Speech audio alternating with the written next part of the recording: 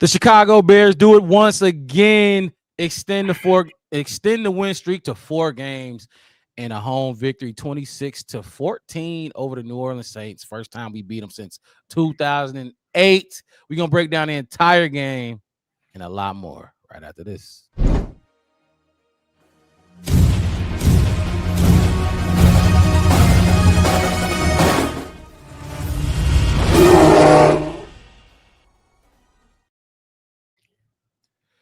Fellas, another victory. It's going to be a victory Monday for us tomorrow. Start the week off great. We got comments coming in already. Crooked Commish jumping in there said, let's fucking go. That's 4 in a row, baby. One of Caleb Williams' worst games, but the running game is clicking and our defense is looking much better. Granted, it's the Aints, but still, and of course, right on fucking time. Marcus mixed it. I'm at work with it today. But you're 4-2 feels good. Hey, Marcus mixed it. Hit me up on Twitter. If you ain't got Twitter, hit me up on Facebook. Let's put something together. I know you was asking to be on one of the post-game shows, but let's try to make it happen for one of our Wednesday shows if you could. But back to the game, fellas. Crooked Commish said it. And I'm not even gonna the offense of the passing game. The passing game was a little rough, a little lackluster, but the run game showed up, and what's what we've been asking for. The run game has showed up back-to-back weeks. Don't put it all on this quarterback. Don't put it all on this passing game. And now I think the next step is you got to try to marry the two.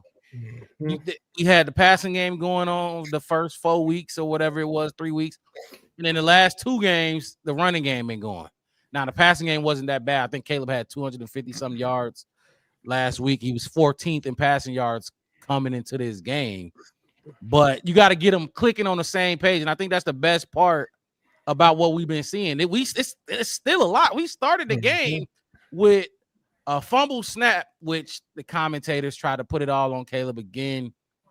I don't know what y'all saw on that play, but I saw the snap out to the left in a play action where Monangai was coming across his chest. So it's like, okay, I got to reach out here to grab a snap, and then my running back is doing his job, play action, coming across my face. So it's like, I can't really bring it in. But then you had a snap that I guess Drew Dahlman never let the ball go or some shit like that, or that shit was weird grab it from him. It was weird. I ain't ever see that before. Before. And the refs suck because they didn't call shit on that play. I don't think the first one they didn't call shit, which that was obviously a flag on us. And I told y'all before we came on air, Ben Johnson told him, I just need a little bit more. Imagine what we gonna look like when we just click. Because even in that Dallas Cowboys game, we wasn't clicking on all cylinders. We wasn't, and we're still winning. We're still winning games. There's another game. This is what? How many games we played? We 4-2, 6 games. All 6 games we scored 20+ points. Right. All 6 games, 21+ points in all 6 games. Even in that ass whooping that Detroit gave us. So, look. Not pretty, but I'm not gonna call it ugly. I can't call it ugly because the defense matters too. I know it's 2025 and they want to see fireworks, 300 yards, but the defense matters too. And them boys showed up again. Hit that like button, subscribe to the channel, the Black Bear Podcast, one word, no spaces. We got it again. I'm your host, Mark Rao, with my co-host in the building, Chef West to the right of me, OG Ronnie B at the bottom of the screen. Fellas, thoughts on the game? I'm loving it. It's a W. How could you not be happy? The Bears showed up and showed out. Maybe not in the fashion that people wanted to see, but the bottom line is we got the W. And like you said, Mark, it wasn't maybe, I don't want to call it ugly either. Wasn't pretty, but we did what we had to do to win. We found some more strengths. We shook off some cobwebs in areas that we needed to, and we're going to move forward. And like you said, if we can marry these two early on passing game, and now it's the running game, get it all work. And you got to know it's not going to all come together at once. It's progressing as the season goes like it should. And I think we're where we're supposed to be right now. So I'm in a good place as the Bears are. Like you said, progressing as it should. And Ben Johnson kept saying it. Even before the season started, Ben Johnson said, we going to be playing our best football. Even, no matter, I don't give a fuck what the announcers say and critique every fucking play. Like everything going to be perfect. Like right.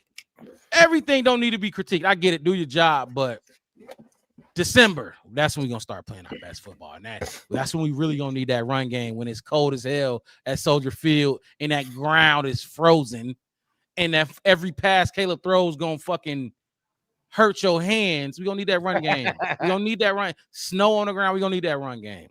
So yeah, Wes, what you thinking? I mean, I'm in 2 weeks in a row, man. More of these running backs. I mean, even with Roschon getting 1 or 2, if his 2 carries, 3 carries a game is for 1 yard on 31, 4th carries though.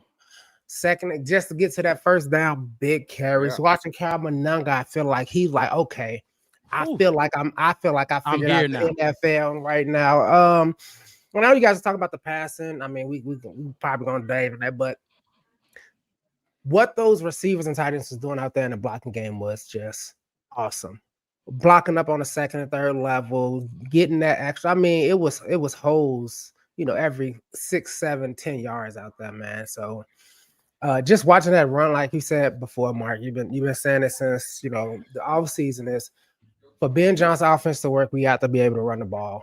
And we are doing that. So I'm not really worried about we seen what we can do in the past. We see what we got as far as pass weapons and things of that nature. We see how we can, we were, I think through 4 or 5 weeks, we was leading the NFL in big plays, 20+ yard plays. So it's okay. We know that. You know what I'm saying? I got that part, kind of getting in your bag. I know I can do that. Now let's try to do that. And we was contemplating the word like, is it possible for us to open up this run game with this expensive interior line and all this other kind of stuff? And my whole thing is playing through the zebras, playing through the yellow flags, playing through all of that. Play through all of that. They gonna call. I mean, it's gonna be atrocious. And playing through these announcers and playing through all these non-actual Bears fans who's gonna say, "Oh, this is lucky. Oh, Caleb has to be this, or they're not going nowhere." Or it was the Saints and it was the this and it was. I don't want to hear none of that. If my team is winning on Thursdays, Fridays, Sundays, and Mondays, that's all that actually matters. Yep, we can win 17-0, 25-24 every game. Yeah. You know what I mean? People win Super Bowls or less. So I don't want to, I'm not going to knock them for that. Defense looks really, really, really good. They buying in. I text you earlier with the first or second quarter. I said, it look like this defense got their number. But that's what coming into the season. Hey, C, appreciate you jumping in the chat. He said, Chef, hey, 100 talk is just that. But look, coming to the season, Wes and Ronnie, that's what we thought. New regime, knew the offense was gonna start off slow, and we was gonna hang our hat on defense and running the ball. Now, it didn't really start off like that. You know what I mean? We run game wasn't really giving us much, and then the defense, quite frankly, we didn't think was going. We was down some guys. And credit to you, Wes, you kept saying Edwards and Kyler, they come back. That is going to shore up this run game. I know for a fact Edwards is helping in that run game for sure. Him coming back and letting Tremaine play the will linebacker. Tremaine is all over the fucking field. And that's what you need to do at the will linebacker. Yeah. That's more important than the Mike linebacker, but that's neither here nor there. We thought that the run game and the defense was going to carry us. It didn't start off like that, but that's what we're seeing now. Yeah, that's what we're seeing now, and it's complimentary as fuck. Yeah, right people coming back, and the next man up, all of that, and seeing that money, we complain. I saw it on Twitter. Somebody told us, so it's like y'all gonna have to start. We might have to start apologizing to Sweat and Tremaine for what we said this offseason. Not yet. I see somebody say that. Yeah, my whole thing is I gotta see this. I need to see this in the playoffs. I need to see this in the NFC Championship game. I need a strip sack in the NFC Championship game against the Eagles, Montez Sweat. That's what I want to see. Then I will gladly. I'm so sorry for saying that he wasn't worth that $90+ million contract. Because if I got to give a player an apology for when he plays good, then when he plays bad, he need to give some of that money back. Shit. It go like so. Wes, I sent you the video. I was at the Badgers versus Ohio State Buckeyes game. The the Badger players kept like doing like this to pump up the crowd, and it's fucking 0-20. I'm like, dude, don't try to pump up this. And I'm not going for the Badgers. I'm like, you trying to pump up give them something to be pumped up for. Y'all getting y'all ass kicked, and you talking about some. No, fuck that. So it's like go back to the Montez. Give me something to be cheerful of you about, Montez. And Montez had a good game today too. He did have another one. Montez had another good game. He's showing up. We ain't no haters. We gonna talk. We gonna, you do something. We gonna call. I gave DJ Moore a game ball last week, and you know how I feel about DJ Moore. Man was blocking his ass off last week. So. I almost feel bad for him sometimes when they line him up because you could tell he's going to be the blocker, and he has to be because of all the wide receivers. He's the biggest, the strongest, most capable. Yep. So he misses out on targets because of it, but he's still very valuable on the team because of that. I mean, you just see a lot of them just buying into it, especially like I said with the wide receivers blocker. Even with look at like DeAndre Swift, like. Even when he's the check down, I mean, all last season, remember how far away from the pocket he used to be, and the ball came try to get it to him, be short. We saw 2 or 3 weeks ago where it was just on the tip of his hand, kind of grazed the ground and took away. Now he's like, I'm going to stay about 5 feet away from the pocket just in case Caleb flipped this thing out and I can turn up. He's not going wide. Like you can see that they're being coached every week. Like, you need to see how you're this far out. When you see Caleb in that struggling, all that, get a little bit closer because he might need you. The pass might be short. So we need you to make that completion on that check downs. Things like that. When I saw that one, and he was right there. This is the second time. He did it last week, too, on a big dump out play where he got it. I think he ran like 15 yards on that one. This one, I forgot how many. I think it was 15, another 15 yards. Like just watching all that, using Loveland and like, okay, we're not using him all game, but we need this first down 2 weeks in a row. Yeah. I know I called it last week. I was like, this first down has to go to Loveland. He ain't really called nothing. He ain't targeted, and he's capable. He's big enough. Let's do it. Plus, special Komet was out at that point in time, too. Same thing again. A pass to Loveland to close out a game. Hey, look, I know a lot of people want to, my tight end is top 5 in the league, and my wide receiver is top this, my quarterback is top. But if my team is winning, I'll take everybody across the board at top 12, top 13, top 11, as long as they play good football and we winning fucking games. And that's a good point because I keep hearing about Tyler Warren, this and that and the third. And remember, our draft night, I keep bringing it up. I gave it a C+. I gave it the Coach and Loveland pick a C+. But look, Tyler Warren ain't got a Rome, a Luther, Zacchaeus, fucking DJ Moore, right? We have weapons and a Cole Komet. Like he don't have all of those weapons. So I keep hearing Bears fans, you got to get Loveland involved. You got to get Loveland. So you got all of those players, right? Yeah, all those talented players, and then on top of that, let's be honest, Caleb don't throw it to the tight ends. He don't. That's not his thing. He likes to go to his wide receivers, the DJ Moore, right? Zacchaeus, Luther Burden. And Rome. He like to and it's that simple. So it's like right now, like if Tyler Warren was here, he would be getting the same treatment that Colston Loveland is getting right now. It's too many weapons, man. And your quarterback don't like. That's not a luxury. You don't look at those tight ends. That's a luxury for us that we have those weapons. We can allow Loveland to sit back and develop. It's no pressure on him. We don't really have to use him. He can sit back, develop your skills, hone your skills. And when we need you, we can call on you. We can call on you. It's not like he's not filling a void right now. He's doing what we're asking of him, but he's able to develop and take his time because of the weapons that we have. And that's a luxury that we have as Chicago Bears. Last week. Go ahead, Wes. No, I was just going to say, you're right about Loveland. Like, even like some of the penalties on him, you look at him like, man, we were talking about that before we came out, Wes. That was a like flop. That one, I mean, even over the previous, I think I've seen one actual false start that he actually did. The other one that was just like, oh yeah, he did. He had one today. He had one today that I'm like, I saw that one. Yeah, like okay, all right, yeah, I saw that one. But he has like 8 penalties this season, and he only out there for like 15% of the snaps. It's like a lot of them is just bad calls against him. Like he's, all of it. It reminds me of, remember that what was that, 2 seasons ago? I forgot the guy's name. It was a linebacker. He got a big sack. He got up, did the kick, turned around. The referee walked into him. Shaw or something like that. Yeah, when Cassius Marsh or something like that. Yeah, something like that. No, ref walked into him and threw a flag. It's like, makes you wonder. I'm not a conspiracy theorist, but it kind of just makes you wonder sometimes when it comes to the Bears and what referees. You call type shit. Yeah. Tremaine Edmonds pass interference, like it's Tremaine, Jaquan, roughing the passer on 3rd and 100. It does feel like the deck is stacked against us as Bears fans a little bit with the refs. It just feels like that. And it's unfortunate, but like you was just saying early, Wes, and my brother keep trying to drill this in my head.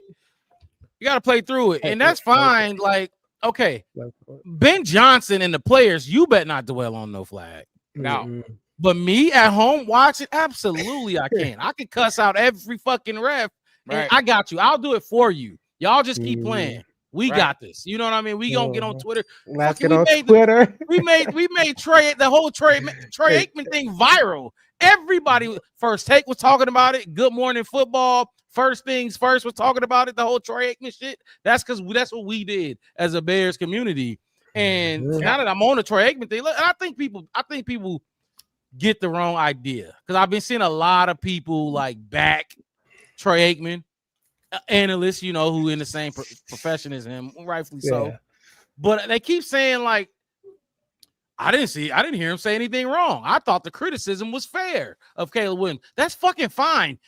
Caleb been getting criticized all last season and now. We don't care if you criticize Caleb. The issue was, and I seen a lot of it today. Wes, I kept texting you.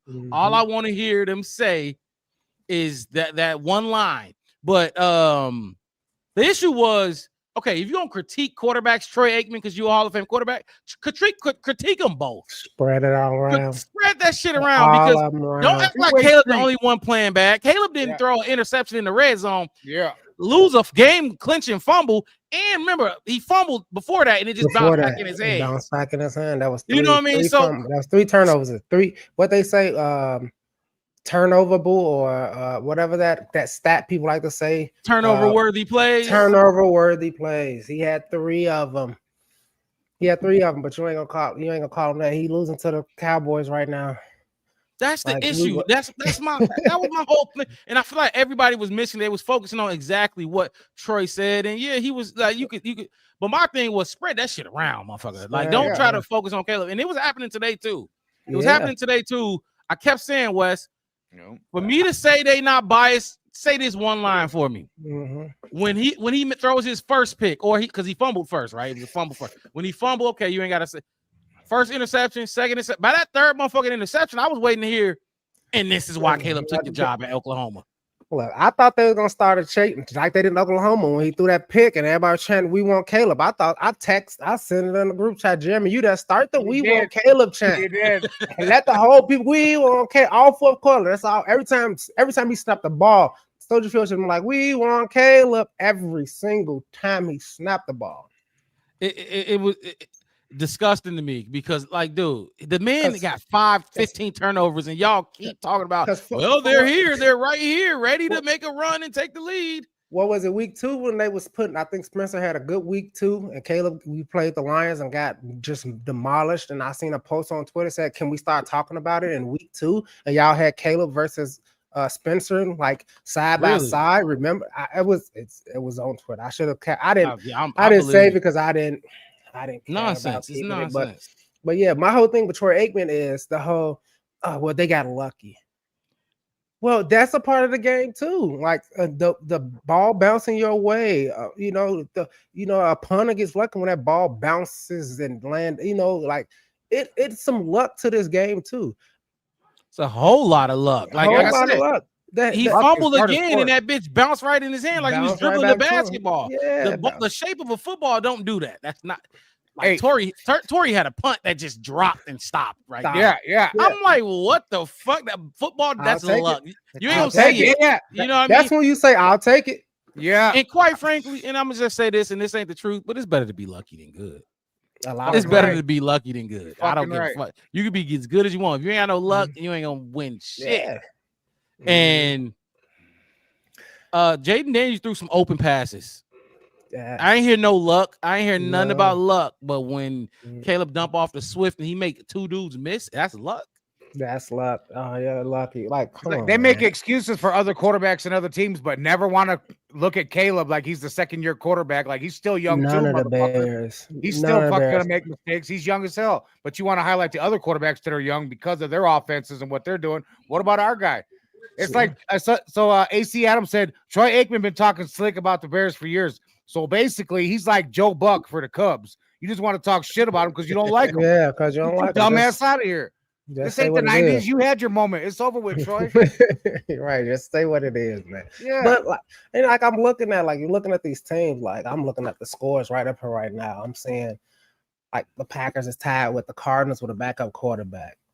Commanders is losing to the Cowboys right now. Like, and you start watching all this, but I guarantee you the commentators, I can't hear them right now, but you're gonna hear the grace they give other teams. You know what I mean? Like, they're going to come back out. They're going to come back and turn that around. They have a good head coach and a quarterback and left. They're going to start bringing up this, and then they're going to throw some PFF stat on the screen or some weird stat from some dude who just make images and, you know, figure out how to calculate in the last 17 and a half minutes of his life after going to the bathroom twice. He's leading the NFL in completion rate, like all kind of craziness. And it's like, statistician, you know what I mean?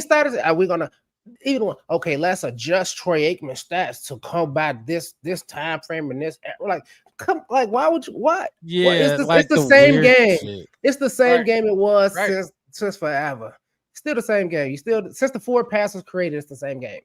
Right. You dominate your area, you'll be talked about. People that adjusted for that shit. Comparing Caleb and Troy Aikman for what? Like, I don't even. Why? It's about what, and I'm telling Troy Aikman, he wish he was as talented as Caleb is. As talented as Caleb is. Caleb is a very talented quarterback. Now he got you know, some shit to figure out, but it's still year one, and y'all thought it was gonna look a lot worse, especially after the Lions game. Y'all was like, oh yeah, they struggle this season. Ben Johnson might not be the answer. Maybe it's Caleb, and then we start actually winning games. And then they gonna find something else, like Caleb was saying. The post press conference it's always gonna be said. They're gonna say something gonna be said. Win, lose, draw, interception, touchdown, throw. It's gonna be something. My only thing is spread it around because ain't nobody perfect. Justin Herbert, he getting dogged right now. Talk about him. I guarantee they not talking shit about Justin Herbert. Bo Nick's getting dogged. I get Jaden Daniels getting fucked up again. Jordan Love getting dogged. I guarantee these quarterbacks aren't getting. They're not getting criticized as much. It's gonna be finding other issues with the team on why they're not winning. Right? Yeah, they ain't gonna say, "Oh man, he shouldn't have wore those socks." I can go a week. Look, I can go another week by week. Oh, he should have never wore that T-shirt thing he had on that game. Yeah, that's probably why. I don't remember another quarterback getting talked about on two different occasions. They was talking about Caleb's socks and then his fucking undershirt. His undershirt the next week. He's so scrutinized. So scrutinized. Oh man. Then they tried to say, oh man, they couldn't get the ball off because his mic went out of his helmet, so he had to run back and get a new helmet and put it on. That shows how unorganized the Bears is. It was an equipment failure, dude. You know what's crazy about that though? I'm glad you brought that up because it wasn't even he got a new helmet because of the visor. His new helmet. It was raining. You know what I mean? And he didn't. It was it was no visor there on the new helmet. That's what it was. The new helmet that's crazy. But you find these things out. Local media knows it. The national media don't know. They just look at what happened and they gonna say what they. It ain't no different with the cleats. You know what I'm saying? On certain terrain, you go change your cleats later on. They might have to make adjustments. You might be slipping all over in the first half. Then you make that adjustment. Get different cleats. We don't have that. We don't have, especially at Soldier Field. We know how the side of shit is there. It's always coming up. I've heard players say it's the worst field to play on. It's always fucked up. Yeah. There's divots everywhere. Bet it Nobody is. Playing golf. That's why we got to get to Arlington Heights fast. AC said the league has been trying to keep the Bears down at the bottom of the league for a long time. And like I said, we made Troy Aikman viral. This is what we do. This is why they pick on us. And they you know what I mean? It gets them views. It get them clicks. People tune in to their shit when they talking about the Bears. It is what it is. We got a massive fan base, but yeah. Okay. That was a nice long initial thought segment of the lot to be said though, a lot to be talked about. We didn't get to talk about the whole Troy Aikman shit that was going on all week long and all the slander that was getting put out there. The tomfoolery. Great and not so great. Great and not so fucking great. Anything, refs, fans, it could have been a sign you saw that you thought was great. It could have been anything that you thought was not so great. Don't got to be a specific player, don't got to be a specific play, a unit. It could be anything. I'm not going to go first this time. I'll make it hard on myself. And if y'all take the chalk, let's see if y'all leave me some chalk to take. You want to go first, Ronnie? Because you know me, I always have a few cards left. I keep a couple spades for the game. So that leaves me out in the front. Then I'll go first. Got to stick with the obvious, I guess, since I'm the first one. I'll go with the first. So obviously, the great is the running game. Okay. The running game. I'm not gonna say no specific players because we had a two-headed monster today, and both of them guys did phenomenal. They were hitting them gaps hard. And you know what I liked also is while I was watching the game, I saw Eric Bieniemy sitting on the bench with Monangai and Swift, both on each side with the iPad, looking at it like you were saying, Wes, coaching.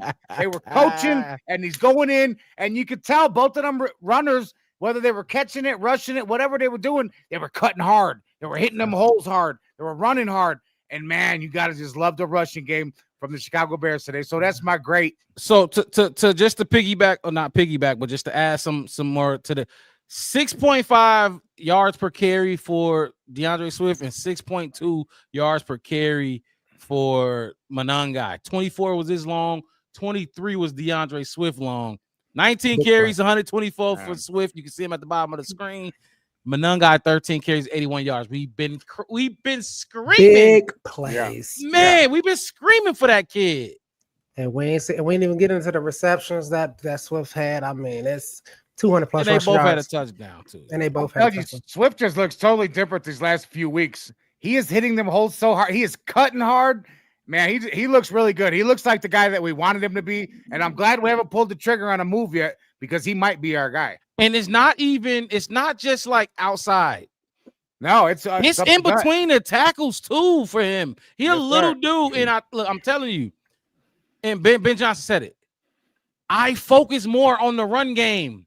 I focus more on the run game than the pass game. So when we were struggling in the run game, it was rubbing him the wrong way. They went into that fucking bye week and they took it out. Okay, look, take this out, take this out. But what we were saying all training camp, fellas, they throwing shit at the wall and see what sticks, see what they do well. Because I don't know these players. These are players that came in when Flukes was here and Poles was here. I don't know. I played against them, but I don't really know them. So let me see what y'all can do. Call this, do this. They struggling. Everybody kept saying we were struggling. Offense was struggling in training camp. This and that and the third. And what we kept saying, they don't have a game plan. He just calling shit. Not game planning for Dennis Allen defense. They just calling shit to see what they do well. Yeah. The bye week came and it gave them an extra week. Take this out. Take that out. Take this out. Darnell Wright is good at this. Drew Dalman can actually reach block here. Braxton got to go entirely. And you know what I mean? The bye week helped them actually. Okay, but they planned it this way. Yeah. And that's why I love this coaching staff. But they planned it this way. And I don't mean to derail your point, but they planned it this way to get to the bye week. We ain't gonna pull. Well, they pulled Braxton a week before in mid game, but we gonna wait to the bye week and we gonna address it. Wes, I kept saying I didn't like that early bye. I told you I did. It was perfect. It was. And Ben Johnson used it perfect. That is a maniacal head coach, man. We needed one. We always needed one. My bad, Ronnie. That was. You good? You good? That's all. This Ron. Appreciate you jumping in, man. So that was the great. Was my Russian? The Russian game was great. Am I doing my not so great now? Sure. Jump into it. Okay, my not so great. I'm gonna be a little picky. The fucking special teams. He kicked a couple balls into the end zone, and I'm just like, what are you doing? I can't stand that shit. Fucking kick it in the landing zone, man. Don't That's give an them automatic the ball 35. 35, man. He did it a couple times, and I was like, I know he's the guy we just signed or whatever, but you're still an NFL place kicker. You know what you're supposed to be doing. You practice it every week, whether you're playing or not. So I mean, I just ticky tack with that. Just the special teams harping on that shit, man. That's all. I'm shocked. I'm actually shocked by that one. I didn't see that one coming, but I've heard it though. Like that's the sick part. I ain't hear this. Obviously, the game just ended, but I heard it last week. We gotta remember Jake Moody got a bigger leg than Cairo. Cairo can't really. We needed him. We needed him that one day when we couldn't get it out the back of the end zone. We couldn't get it out the back of the end zone. Right? Yeah, we Moody, did that day. Like you say, you an NFL kicker. You're not just an NFL kicker. I get on Tory Taylor for being picked in. This was a 3rd round pick. He was in the 3rd. Now he scores points. Tory Taylor don't score points. This man scores points. So but you're not just NFL kicker. You're a 3rd round kicker. You should be able to. Okay, y'all don't want me to kick it in the zone. Kick it in this big gap right here. Okay, bet I got you. I'll do it. Right. Ron said the Vikings lost. Yes. We hoping the Packers lose and then the Lions lose, but I doubt that's gonna happen. We ain't playing good. It's 6-3 right now, going into halftime with a minute to go in the second. Cardinals ball. But anyway, what you was about to say, Ron? You was finna jump in? No, I just said that we ain't in last no more. We ain't sitting at the bottom right now. I don't give a fuck what happens. We ain't at the bottom. To be 4-2 and be last, that would have been sick. That's last year it was like that. That's this division, though. That's this division. That's this division. Yeah, we're the best division of football. Everybody's 500 or better, easily. Everybody do have a winning record, but I want to look at just real quick, and then Wes, you could take it with your great. The Rams are 5-2, 49ers are 4-2, the Seahawks are 4-2, and then you got the Cardinals 2-4. That's a good division too. Yes, that's a good division too. I just want to say that real quick. But anyway, what's up, Wes? Talk to us. Wes is great of the day.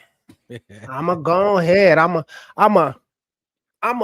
give y'all a package deal. This is like a 2 for $1 special. Oh yeah, I'ma give lucky it to people.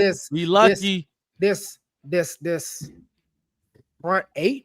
Front 7, I'm talking about the defensive line, those linebackers, and the twin Rockets. As I text when I said the Twins back. The Twins back. 6 and 9 is back. They together. They back.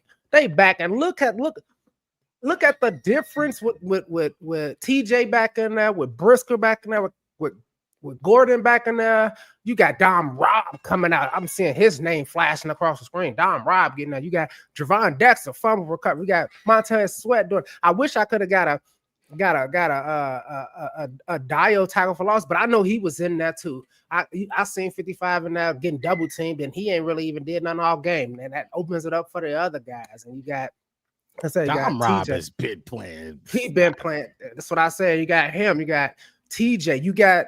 Because remember, I said like early on, like we got to find like when those guys come back, because the people who was out there was the other people, like offensive line is like if you got somebody just stepping in, that chemistry and that, now they know, now they trust in each other. Like I know Gordon's gonna get to the quarterback on this one, so I can focus on bringing pressure at this spot, that spot, and you just see. I mean, what they have 42. What the how many rushing yards they had total?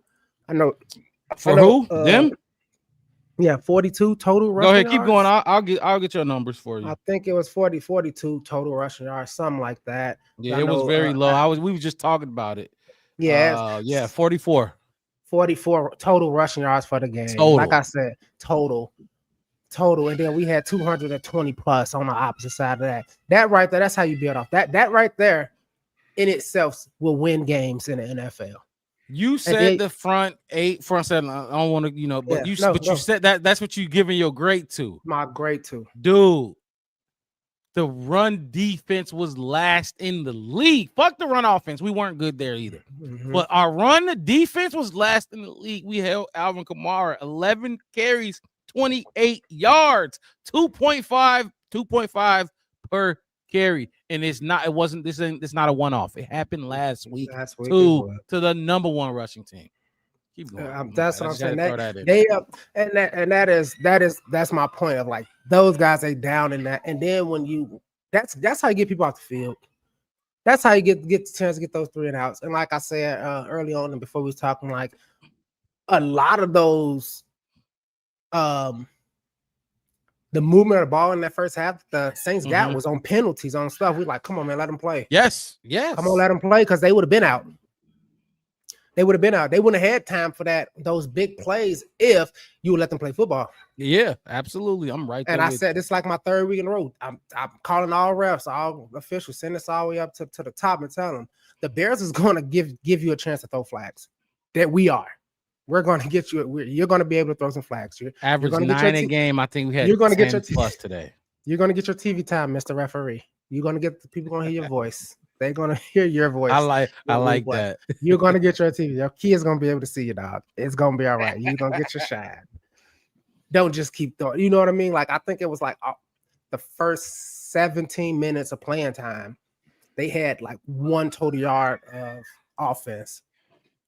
And most of that movement that they had, I think it was like 5 penalties, and like 3 of them was like a roughing the passer, personal foul, the pass interference, and the other the one with Colson Loveland.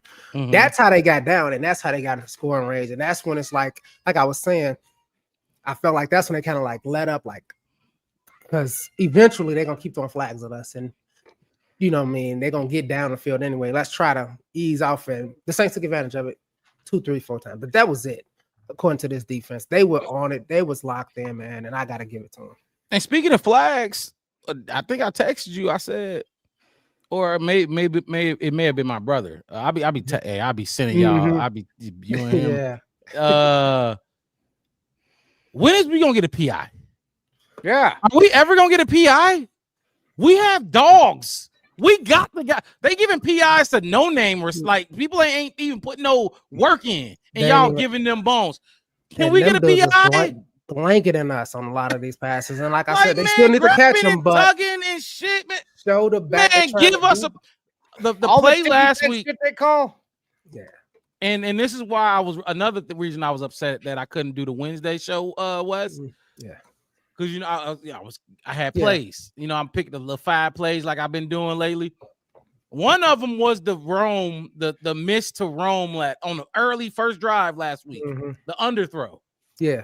That was a PI. It was underthrown, just like they got Nahshon Wright in week 1 against the Vikings. It was underthrown, and Nahshon, underthrow, so you're gonna run into the wide receiver, because the wide receiver coming back to try to, that was a play, a pass interference, and they did not call it. And I'm like, looking back when I was rewatching, I'm like, wow, this is a great play to talk about this Wednesday.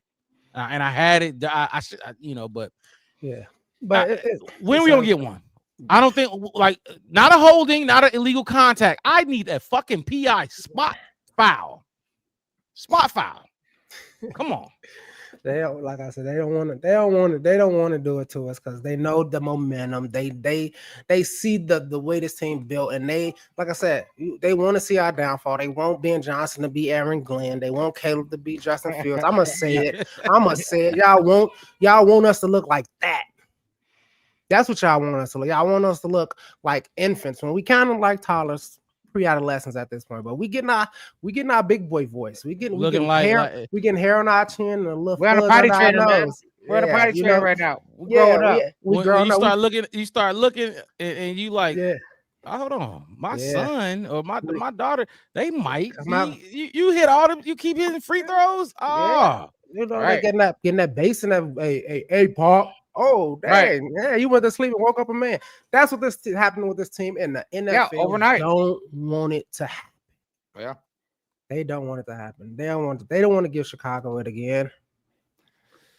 AC Adam right there with you, Chef Wes. Hey, I don't know if you guys noticed, that's why I throw this in there real quick. You know how bad we were beating up? We were dominating on defense in the first half. And a couple of times they showed this Burger King commercial where the mummies roll up to the drive-thru or whatever. And I was like, they were all bandaged up and everything. And I was like, is that the Saints offense at the Burger King drive-thru? I don't think I saw that one. No, you didn't see that? That's the first thing I thought was like, oh, there goes the Saints getting something to eat. They fucked up. Yeah. Austin is the worst QB in the NFL. Like, I don't. Yeah, That's fine. I don't get into fine. that type of stuff because it's all. Like I said, I'm gonna keep saying I use the context. Circumstance. Look at Baker Mayfield. Look at Sam Darnold. Like, got to shake and bake and get into a good situation. Anyway, so I just want to recap. Look. Go ahead. Oh no, you want to recap my grade that front. Yeah, I was gonna recap. So let me just recap real quick. So we went. Your great was. I was it a rushing game? Mine was. Go ahead. Ronnie's was the rushing game. Yeah, Ronnie, you went rushing game. Then you went special teams. Great, not so great. Right. Wes, you went for a great. What was it? My grade is the front 7, front 8. I don't know how you want to add them in there. And then you're not so great. I could say my not so great is Devin Duvernay. Oh my God. Okay, Devin Duvernay. Okay, hold on. Devin. That's how we got to your. Okay. Devin Duvernay. Devin Duvernay. I'm gonna keep saying it because I don't know if he know he in the NFL. Hey, Devin Duvernay, you have to do something. I think we were talking about him last week too. Like, you got to do something. First of all, he looks a little heavy. He looks heavy. He can't cut. He has no wiggle. He can't. He do not got wiggle. I wouldn't know. He is not agile at all. He goes straight and he gonna run right into you if he's not running out of bounds. Yeah, it's like what are you trying? You're not gonna try. You don't see all this. You don't see Calvin got taking contact trying to spin. You don't see Caleb doing pivot move, swing like he in a post in the NBA. He tried to do a sky hook to get out away from sacks. You got, you know what I'm saying? You got all these other players on the team like giving a DJ. You seen DJ trying to get it. You see Rome jumping up, extending, get blown up. You see all these players, and you like, okay. Look at his contract because I think we giving him $3 million. Let me look at his contract. Keep going. Give it to me. I can catch the ball and just run out of bounds. Devin to ever suit up in a Bears uniform. Golly, like some effort, like some cut back. Like, God, I don't want you to go backwards, but I feel like even on the initial start of his when he catch the ball and he take off, it doesn't look like he's trying to run. There's no burst. Yeah, it's like no burst, no speed. It never seems like he gets through there to make a move. It never happens. Like God, the day you don't cut, it's just like, man, it's like because I can go from the last 6 games, 7 weeks that we don't play. I can be like, this was what was good for Kokomet this game. This was good for Love in this game. This game, I can Dio had this good game. Then we see Dom Rob. These 2 weeks right here was his best 2 weeks. Devin Duvernay, it's like you didn't muff the ball. You secure the ball every single time. I give you that. But no, that my whole thing is like, but that is your job. Is to and your job is to actually go and get some more yards. Because without turnovers, our field position would be trash all year. Horrible, absolutely horrible. Because he can't. He said he's better than that. 12 is just on the downside of. Downside. It is what it is. Don't do that here. If you're on the downside, you are what you are, right? Mm-hmm. You know what I mean? So I don't know what you mean by he's better than when we side tag again. Look, like I said, he just looks chunky. He looks too big. He ain't got no wiggle to him. I know for a fact. When we kick it off to other people, and you see these little speed, flying, and they shifty a little bit. And did you not see fucking? And they try the other McCaffrey. When we last week, did you see the other McCaffrey? Luke. Yeah, right. Luke, 40-yard return. Luke, I'd almost rather have Felix Jones out there. Shit. Nah. Oh, that's a stretch. Nah, and I was just finna. That's crazy. I was just finna say that. If you start fumbling, like I think he tried to fumble last week, but I think he was down or something. Down. Yeah. When you start doing that now, you because right now you're securing the ball, right? You're just going and you're a safe option, whatever. Mm-hmm. You're safe. Not I like that. You're safe. But if you start doing that shit, kicking the ball and shit that Velus was doing, that's how I ain't saying he bad. My segment says not so great, and he has not been great. That's a good one. That's actually I didn't see that. He's been safe. I talk shit about him all game. And I didn't think about picking that one as my every single time. Every single time. that. Like I was waiting for it. It's like a lot of time I look and I see him coming and I don't see nobody in the screen yet. And I'm like, okay, it has to be space. Like I can't see the whole field. I'm watching from the TV, right? Right. But I can assume that if the ball hits you and 2 seconds later it's not the defending player, the opposite team player in the screen yet, you got 5-10 yards to try to get somewhere, to try to make something happen. It's just been no vision. He has no vision. I don't know. But that's my not so great. I think, all in all, everything was football. It was a football game. Yeah, maybe. I mean, obviously, I would like to see a lot of better things out there. I would like to see them kind of, go our way. So happy being challenged that call. Yeah, fuck yeah. Oh, I almost forgot about that. Yeah, I almost forgot about it because that was a real good challenge. Initially, I'm like, that was clean. That was clean. Now my lady was like, no, that's like she said it right away. I'm like, that was clean. Now I saw the replay and I seen like he threw it when he was behind, but when he caught that bitch, it was a forward pass. And I'm like, fucking challenge. I text my brother, I'm like, they losing this challenge. Yeah, I seen it. I said that ball went in front. Like he ran, it was like a quarterback leading a receiver. You led him up the field. Yeah, that's what it was. Yep. Mm-hmm. I get it, you're a quarterback. We still know Tyson Mill, you play quarterback too. I know. And so that natural instinct to lead the receiver probably kicked in. Right. I just knew. I'm like, nah, bring that back. That's when they was like, it's good. I'm like, come on, man. That was obvious this. And then they was like, I just heard it wouldn't even own the flag or nothing. I just heard the conversation like Ben Johnson just threw a flag halfway across the field. He threw the chop. When I heard that, I'm like, okay, so whoever gave Ben Johnson info upstairs, they told him to throw that flag with some conviction. Yeah, right. Hurry up. You know for a fact this is an illegal play. Yeah. And I'm like, okay, that gave me some more hope. Don't drop it by your shoe. Don't be. That was like a big 3rd and 20 that they negated because of that. So that was a good challenge. Hell yeah. It was. I think it was still like 12 minutes left in the that kind of changed the game a little bit. Changed the course of the game. Absolutely, because they was 3rd and 30, 50 again. So yeah. They were. So that's my 2 takes on it. I like y'all options. I really like that Duvernay one because it's an issue. It's not an issue, but it's not helping the team. You're not giving us good field position. Yeah, exactly. And then you went great with the front 7. Yeah. Okay.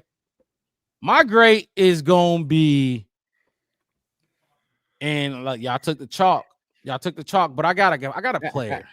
I got a player. Tremaine Edmonds. Look. We've been dogging Tremaine. That's another player. I don't know at first the top 2, Montez and Tremaine. Over 300 plus days of what the fuck are you doing? About 400 days of what? No, what? We could have went and got why we let her what's his name? Roquan. See, we could have got Roquan. We could have kept Roquan for this. Yeah. We could have kept man. Like yes. I said, what have you done for me lately is how sports goes, holding it down. Now this don't go into the great, but holding it down when TJ was gone. Yeah, you got to coach up. Make sure this young guy, what's the guy? Noah Sewell. Noah Sewell out with a concussion today, but you got to hold it down while he in there. You know what I mean? And make sure he on his P's and Q's. And you're getting 13 tackles in this game, 11 tackles this game, 14 tackles this. You fly, and then you get 2 interceptions against the Cow. You know what I mean? And you get another interception today. Yeah, good one too.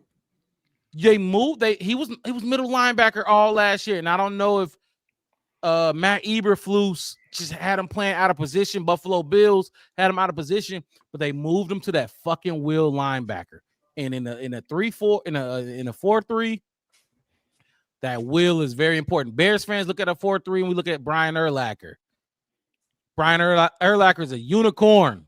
You ain't getting another one of those in the middle of the field. You're not getting it. He was big, tall, long, and fast. Yeah. Very fast. But guess who was next to him? Lance fucking Briggs, who was really good in his own right. That is the most important linebacker in a 4-3 defense. And they moved our speedster. Man, I think Spencer Rattler did a read option, or was it a play action? He ran his ass down. All the way down. Shot through. You ain't tricking.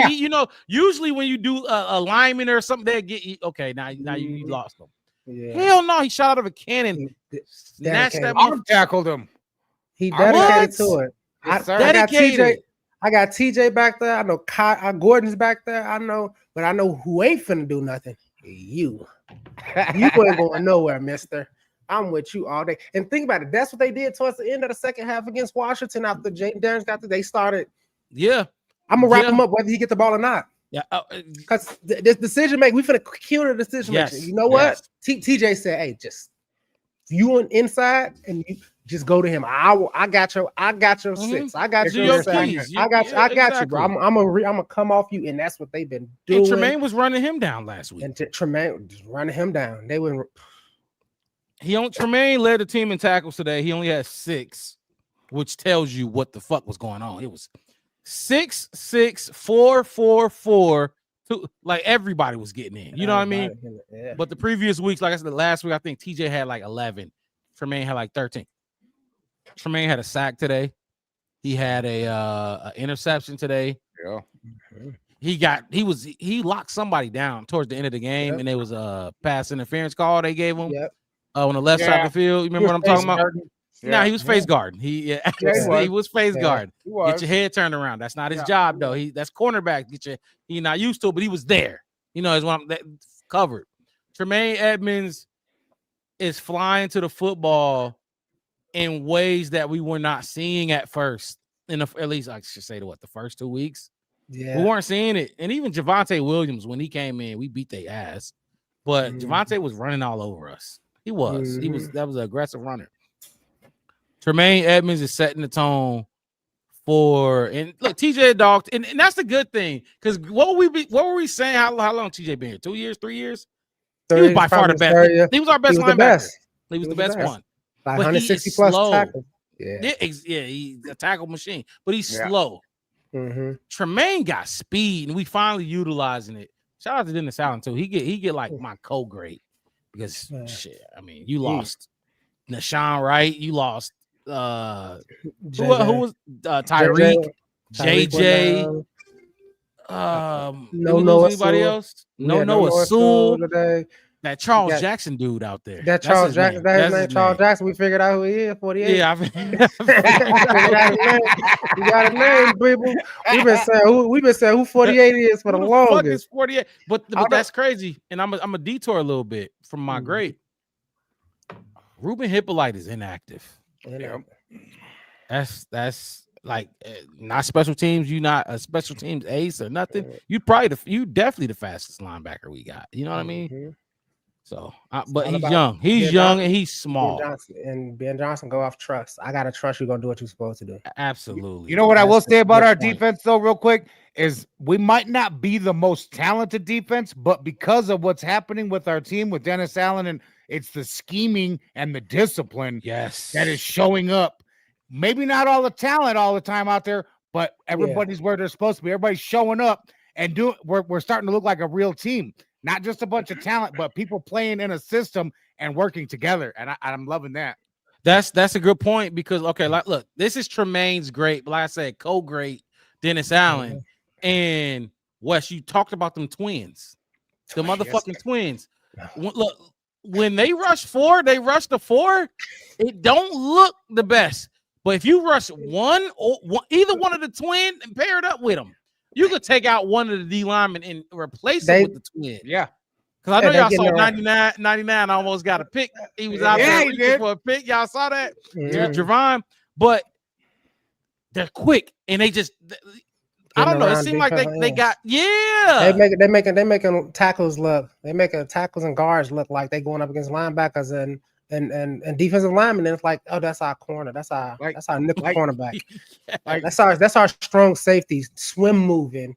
Your left tackle, your right tackle. And he before this game, we were 31st against the run, and I think 15th against the pass, 27th overall. If you look at our team the last 2 weeks, we don't look like that at all. Oh my God. Hell we're no. making the conversion now. We're making the switch. It's going to look different. The numbers are going to come down and be a lot better as the season moves on. Guaranteed. If you scout this team and you look at now, they're not going to just look at the number, but there's a lot of fans who going to do it. A lot of podcasters out there, media members they're going to just look at the number. If you don't look at the fucking film, you are going to get bamboozled. You're going to lose on your bets, your FanDuel bets that you put in because you saw these stats and you're going to lose. You're going to lose. Right. We're trending up now. Know that. The Bears Den podcast. Appreciate you jumping in here. He said Jared and Booker will help too. Was Booker inactive? I thought he was. No, he was active. He was active. They was like, hey, if it ain't broke, slow grind. We're not throwing everything out there. Let these guys look. Dom Wright was out there. Yeah, those guys is out there. Sweat is out there. Those guys. All right, cool. Let's do this for 17 weeks. And I'm not mad at it when we talk about that because again, when it comes to the quarterback, who else was we talking about when it came to like Loveland and so quarterback Loveland and Austin Booker, just these young guys that you don't have to try to force it and let them grow. Them grow. Yeah. And Austin Booker coming off an injury that was clearly severe. Right. That he had to get put on IR and he still ain't he wasn't back. He got off IR last week, but he was inactive. So you know what I mean? Now it's wet out there. I think that's why Grady Jarrett didn't play because they told us Grady Jarrett was gonna play, and then it fucking rained. It's like why?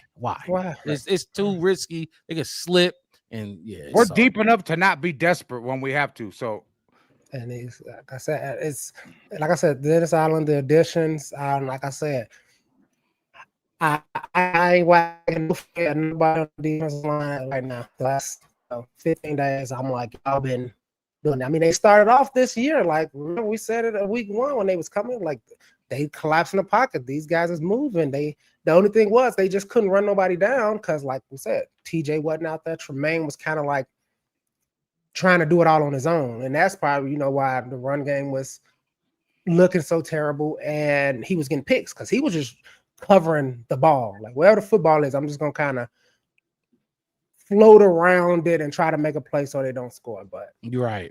You know what I mean? Now he can be direct. Now he can be intentional in his play. You see, like that Will linebacker spot is doing him a lot of justice. And he we'll see if he's still here. They might keep him around, man. That last interception tells you how him and tip drill. They was in the same. They had the same mindset. Both of them flinched at the ball the same way. He missed it with his hand, and he said, I thought he hit it with his hand, and it went across, and I just saw his hand, so I didn't see the ball come past his hand. And he said, "It hit me in the face." Okay, hold on. So let's because this play confused me and my lady. We was talking. Yeah. So did Tremaine pop it up first, or no? Tremaine went past Tremaine. Tremaine missed it. It hit TJ in the face because it looked like he hit the ball. TJ mistracked it and it just slapped him in the face. Tremaine thought he missed the ball, turns around, he saw it hit him in the face, and then he looked up and it literally just came right back down to him. And they was talking about it after the game. You could tell he was like, "What?" He was like, "Swung." He was like, and I was like, "Wow." Speaking of hit it in the face, I think Caleb smoked one of them dudes in the helmet and the red zone. And it ran up like his shit ringing. Yeah, he hit. It was right, but neither DJ Moore nor the defender looked. They hit the defender right in the head. I ain't gonna lie, I was glad he threw that behind him because it probably would have been a pick. And then, but okay, look, Tremaine and then Cole, great. Dennis Allen, like I said, you lost some guys. You lost Nishan. Nishan right out there, I believe, for a little bit, and Stevenson too. Stevenson out the half after he got his ass smoked, he got his ass torched going into the halftime. Now I ain't gonna get down too much on Tyreek because he made the tackle, but oh my god, that tackle was that they still scored, but that tackle was I'm like, okay, they gonna get 3 points, but the tackle was great. He definitely made a tackle. I'm glad you put that in there. I want to answer this question as well. If If you're tuning in right now to the Black Bear Podcast, hit that like button, subscribe to the channel, the Black Bear Podcast. One word, no spaces. We go live twice a week, Wednesday nights. Post-game shows after every single game.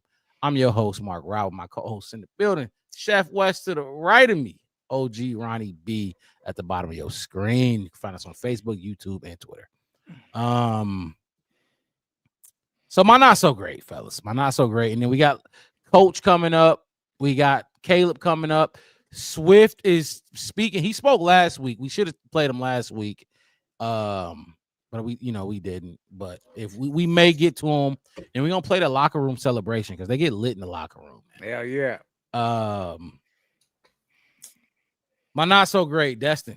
Appreciate you jumping in. He said 4 straight games with 3 plus turnovers. Defense wins championships. Bear down, big. Look, a lot of people keep saying, and I don't know if y'all watch Dennis Allen talk about this, but before I get to my not so great, don't call them turnovers. Don't call them turnovers. Those are takeaways. And the shit we're doing, those are takeaways. Nation Wright diving for that bitch. Kevin Byard coming out of nowhere. Those are takeaways. These ain't turnovers. Ain't no luck. Ain't no fucking luck in that. The media, these oh man, y'all gotta listen to people who know what they're talking about. He got 33 since he's been in the league. Yeah, most since 2016, they said. But most by any Byard.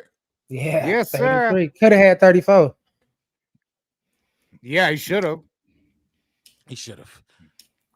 It's not luck, people. Dennis Allen putting them in a position to succeed. And these are diving interceptions. Nashawn had a diving one. Stevenson had a diving one against the Cowboys. Like they laying out for that ball. Brisker reading the quarterback last week against Washington in the red zone. He watched the tape. He walked Debo all the way across the field, walked him up the field. Yeah, anticipation is not luck. Anticipated. Oh, y'all moving on to the Ravens already. We'll talk a little bit about that Ravens and Lamar probably gonna be back, and Big D Hen who ain't been playing too well, but that's a big body. So we'll talk a little bit about that. He might cough it up, hopefully. Byard could have had 2 picks. Okay, so let me get into my not so great, and then I'll bring up Coach, and we'll listen to Caleb as well. My not so great of the day. And I don't know, y'all might know what I'm going with this, or y'all might not. Ben Johnson. And it's not the overall. But I'm tired. I'm not mad at you going for it on 4th down. That's what you do, especially on 4th and 1. But it's the situation that you're in. They got momentum, right? They got all the momentum. It's 14-20. Yeah. They've scored 14 straight unanswered points. You 4th and 1. I get it. Pride, ego. Who the fuck want a field goal at the 2-yard, 1-yard line? Even the 5-yard. Who the fuck want to do that? Nobody. You have to go up 2 possessions when they got that momentum like that. I think it was the 4th quarter too, early 4th or late 3rd, late 3rd. You cannot. You ran it 3 times. That was that was our bread and butter, right? That was what we were doing well all day, running the football. You ran it 3 times and it didn't work. Okay, I can see if you went. I would have went run, 3rd down, Caleb. You went run. Kick the field goal. Make it a 2-possession game. You were going to make it a 1-possession game, not even 1 possession. They were going to take the lead if they scored on us. Yeah. Mm-hmm. Touchdown and extra point. They want to take the lead, kind of like last week. You have to go up 2. Anytime you can go up 2 possessions, you got to go up 2 possessions, especially late in the game. Especially late in the game. Don't think about the score. Fuck the score. The actual numbers. Fuck that. 2 possessions. They need the ball twice before they can take the lead from you. We got lucky. Bleeding. We got lucky as a bitch. Oh, we got lucky. Drew Dahman, whatever the fuck you did, put that in your arsenal. Put that in your motherfucking What is arsenal. that all about? That exchange between him and Caleb's horrible right now. What the fuck's happening? Wes, I told you after the first drive, if you go sit your, and I'm sure they didn't do it because Caleb was just sitting there stone faced on the bench, and I don't know what's his name was. And I'm gonna get you up in here, Bears Den and Destin, but I'm ranting right now.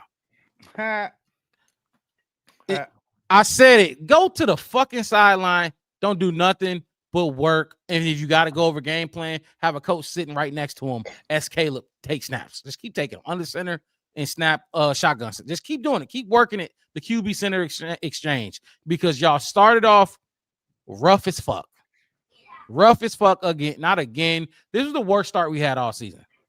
Mm-hmm. We usually score on our first drive. Yeah, especially between those two. That was weird. Not so great. I did not like Ben Johnson calling that play on 4th and 1 or whatever the fuck it was. Because what was you gonna do? You was gonna then put it in Caleb's hands on 4th down after you ran it 3 times, or was you gonna try to run it 4 times in a row? Like, what the if you gonna? I don't know what he was gonna do, but if you don't give it to Caleb, don't give it to him on 4th and 1. Give it to him on the 3rd down. You run it twice, and then 3rd down is for Caleb. Mm-hmm. Now, if you was gonna run that bitch 4 times in a row, why not Rojo? Yeah. Let him put his fucking helmet in there 4 times in a fucking row. Mm-hmm. You know what I mean? Like, that's where you put him at. I mean, at that point, Swift had one already. Kyle had one already. Yeah. Get Rojo one. It's the same thing that happened last season with the whole handing it off to the lineman thing. It's like, that was the Washington game. That was horrible. Yeah, it's like a why? Yeah. And you just the last 2 weeks when you did give it to Roschon Johnson for short yardage, he got you +5, I think, on every single one of the runs he did over the last 2 weeks. It was only 2 or 3, maybe. I think it was like 2. He had 1 last week, maybe 2 last week, and then 1 this week. Mm-hmm. They were all big 1 runs. for 11. Yeah, that's what I said. 1 for 11. He just did 1 for 11. Mm-hmm. On 3rd down, give it to him. Go 1 for 11. Go just run to the bathroom, straight to the back of the end zone, and just run into the bathroom, my guy. Like, that's what you should have been doing, man. And hated it. And not only that, you're not built. I love this team, fellas. We ain't built like that. Not yet. Not quarterback we ain't built like that yet. I don't think we should quarterback sneak it out. Leave that up to let the Eagles hold on to that. They can have that. I think Caleb pissed Ben off when he did back-to-back QB sneaks. He did one since. I think Caleb pissed him off with that because apparently there was an open gap that Caleb missed. That's missed. On those. So yeah, I was waiting for the fake handoff and Caleb just walk it in, the little rollout, walk in. And I think that's what it was supposed to be. That's why Caleb jerked back so hard, and if you look at it again, you see he like leans back jerked, before he has jerked the ball hard, like he didn't know where he was. Yep. Need some milk. Kick the field goal. Kick the field. 2 possessions. Anytime you can go up 2 possessions, kick the fucking field goal. Not just that, Mark. Like you said just a few minutes ago, they were on a run. Basically, unanswered points. Stop the bleeding. Stop the bleeding. Score. You're gonna fucking bleed out. 2 possession lead. And if you don't get that, granted, they own the 1. And the way our defense was playing, we probably I think we was gonna do something pretty good. But you're going for it because you don't trust your defense at this point. That's rightfully so. Like. They scored 14 straight on y'all, but that's the only thing. That's the only reason I can see you going for it. That's my not so great. My great. Tremaine Edmonds, Cole, Dennis Allen, not so great.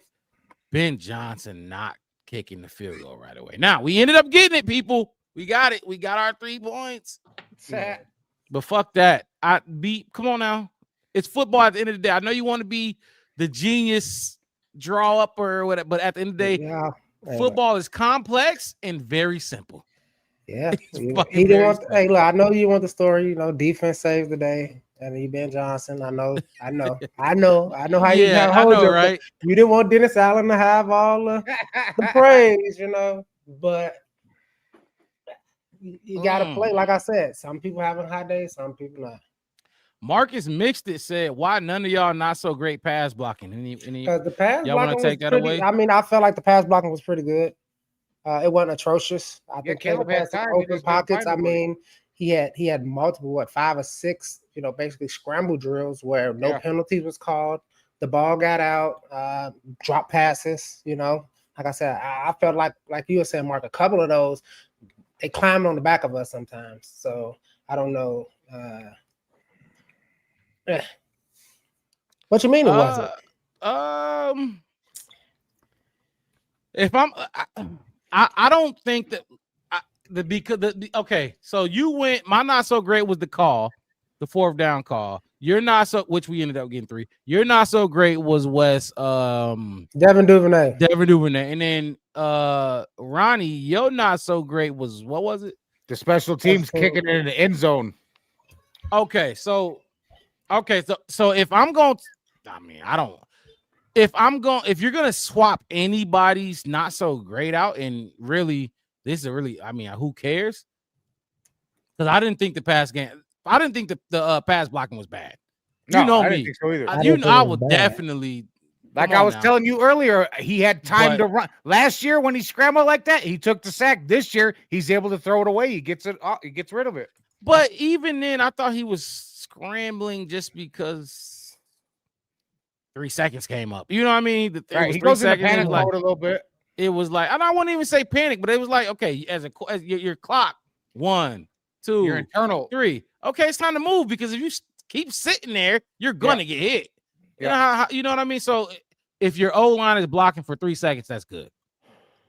That's all I'm saying. He 1, 2, 3. Now he's starting to Houdini, which he was Houdini and the fuck out of it. But I don't know. I didn't think it was a big issue. Like I said, if anything, I would have, like I said, I would have did them not catching it over the pass blocking. Like, you can catch the ball still, you know. And like I said, and even not catching it, I really it just seemed like nobody was getting open, or you know what I mean. After it's like, okay, it's backyard football time now. This when all the plays get all the big, you know. Let's get open. Somebody get open or whatever. Maybe Caleb missed on his TV copy. We don't know what the fuck was going on.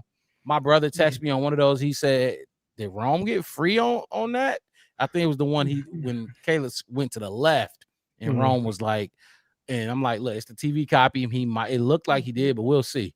So I don't know. I would look into it, but it wasn't as bad as those things to me. Like I said. Oh my God. Mama Blues, welcome to the show. Rome not catching passes. Wes, I'll let you.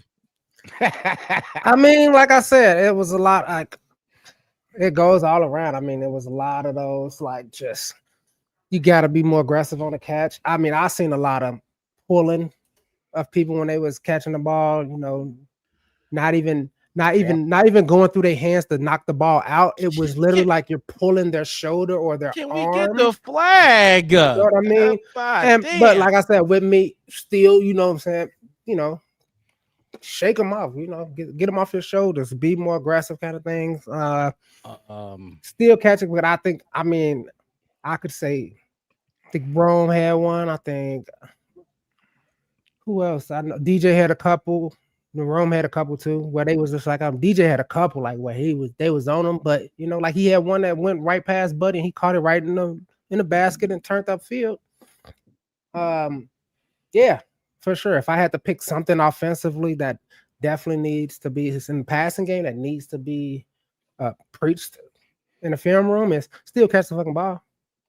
Exaggerate. If he grab your arm, throw your arm out like this and make it look like he was holding you. Flop a little bit. Huh? Yes, flop a little. I mean, make a call. Yes, make a call. I guess. Absolutely. I seen a lot of it, and it's, you know. Bear down, J2K. Marcus Mixter said, I guess maybe he got to read faster. I just seen a lot of rollouts. I wasn't a fan, and maybe he do got to read faster, but. Now, you got to remember, Caleb is special when rolling out, and lately he hasn't been. He's been off target rolling out. He said in the press conference one time earlier last week, I want to say, I normally hit these throws. I'm not hitting the throws on target when I'm rolling on the move like that. And he you know, he's just not hitting them. And it's normal. It's quarterback play, ups and downs. Right. Mama Blues coming back in, man, not catching, getting beat, etc. Our wide receiver needs to improve at the rate of the rest of the team is growing. I assume you talking about Rome. I wouldn't look. I wouldn't go that far. I think Rome was still by far the number one wide receiver. He would have had every game. Now, not this game. But if you want to go back to last week when they took his touchdown away, that would have been every fucking 5 games, right? That's 5 straight games with a touchdown.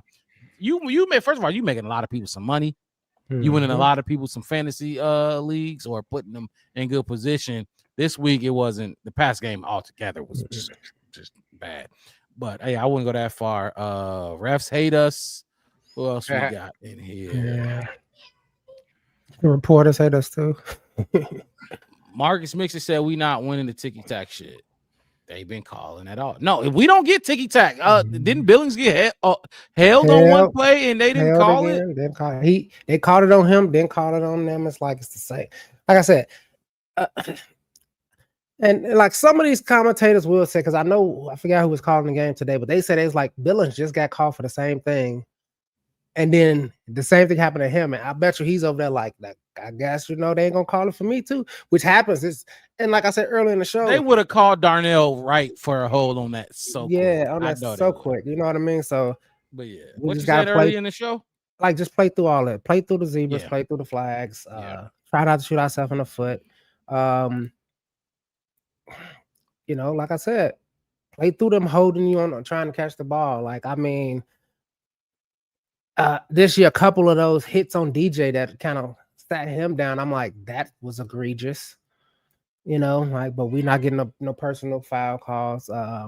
Caleb getting hit on some. We don't get no roughings, no roughings and PI calls. No, none of that. We're not getting none of that. I guess they expect us to be, football players. Everybody else can play flag. It's fine. So I'm okay with it. I think Caleb Williams' only issue is looking for a deep ball when a close, safe, open option is right there. I guess Mama Blues. Look, yeah, Caleb seems like, first of all, I know he definitely looks for the deep ball. I ain't even gonna sugarcoat it. He definitely wants the big shot over the check down or anything short, but I think he definitely been getting better at checking the ball down. He was finna get sacked. He was going sideways and he dumped that bitch off to DeAndre Swift, and DeAndre Swift got a first down. So 15 yards. 15 yards on that play. 15 yards.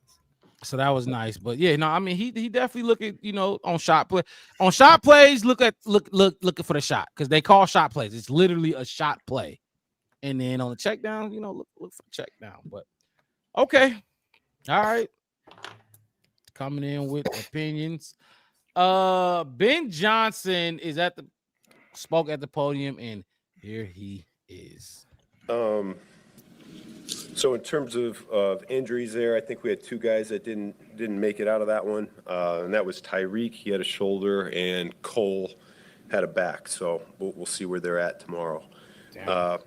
I think this game really started and finished there with our defense. They just did a phenomenal job throughout. When you look at those critical numbers, it was 44 yards rushing. I saw 4 sacks and 4 turnovers, and I just thought, credit to Dennis Allen and his crew one more time. They're doing a great job getting us the ball on offense with great field position, and it certainly gives us a ton of momentum in games like that.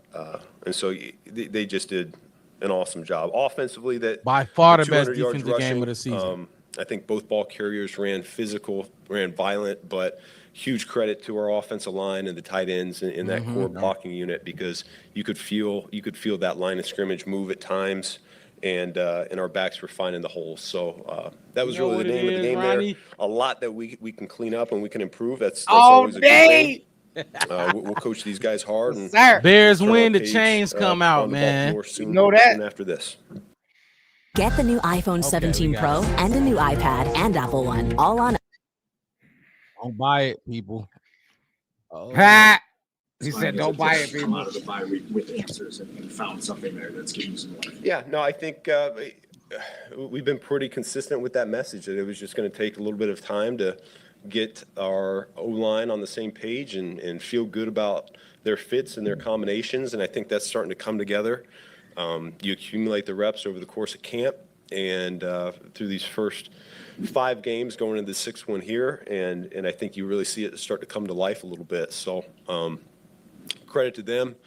I feel really good. They're really well coached. Dan Rochar, Kyle Devan, they do phenomenal jobs, and they've been very consistent with that crew. It's a prideful group. Obviously, they want to protect the quarterback in the passing game, and they want to be able to run for 200 every week in the running game. So really proud of what that looked like today.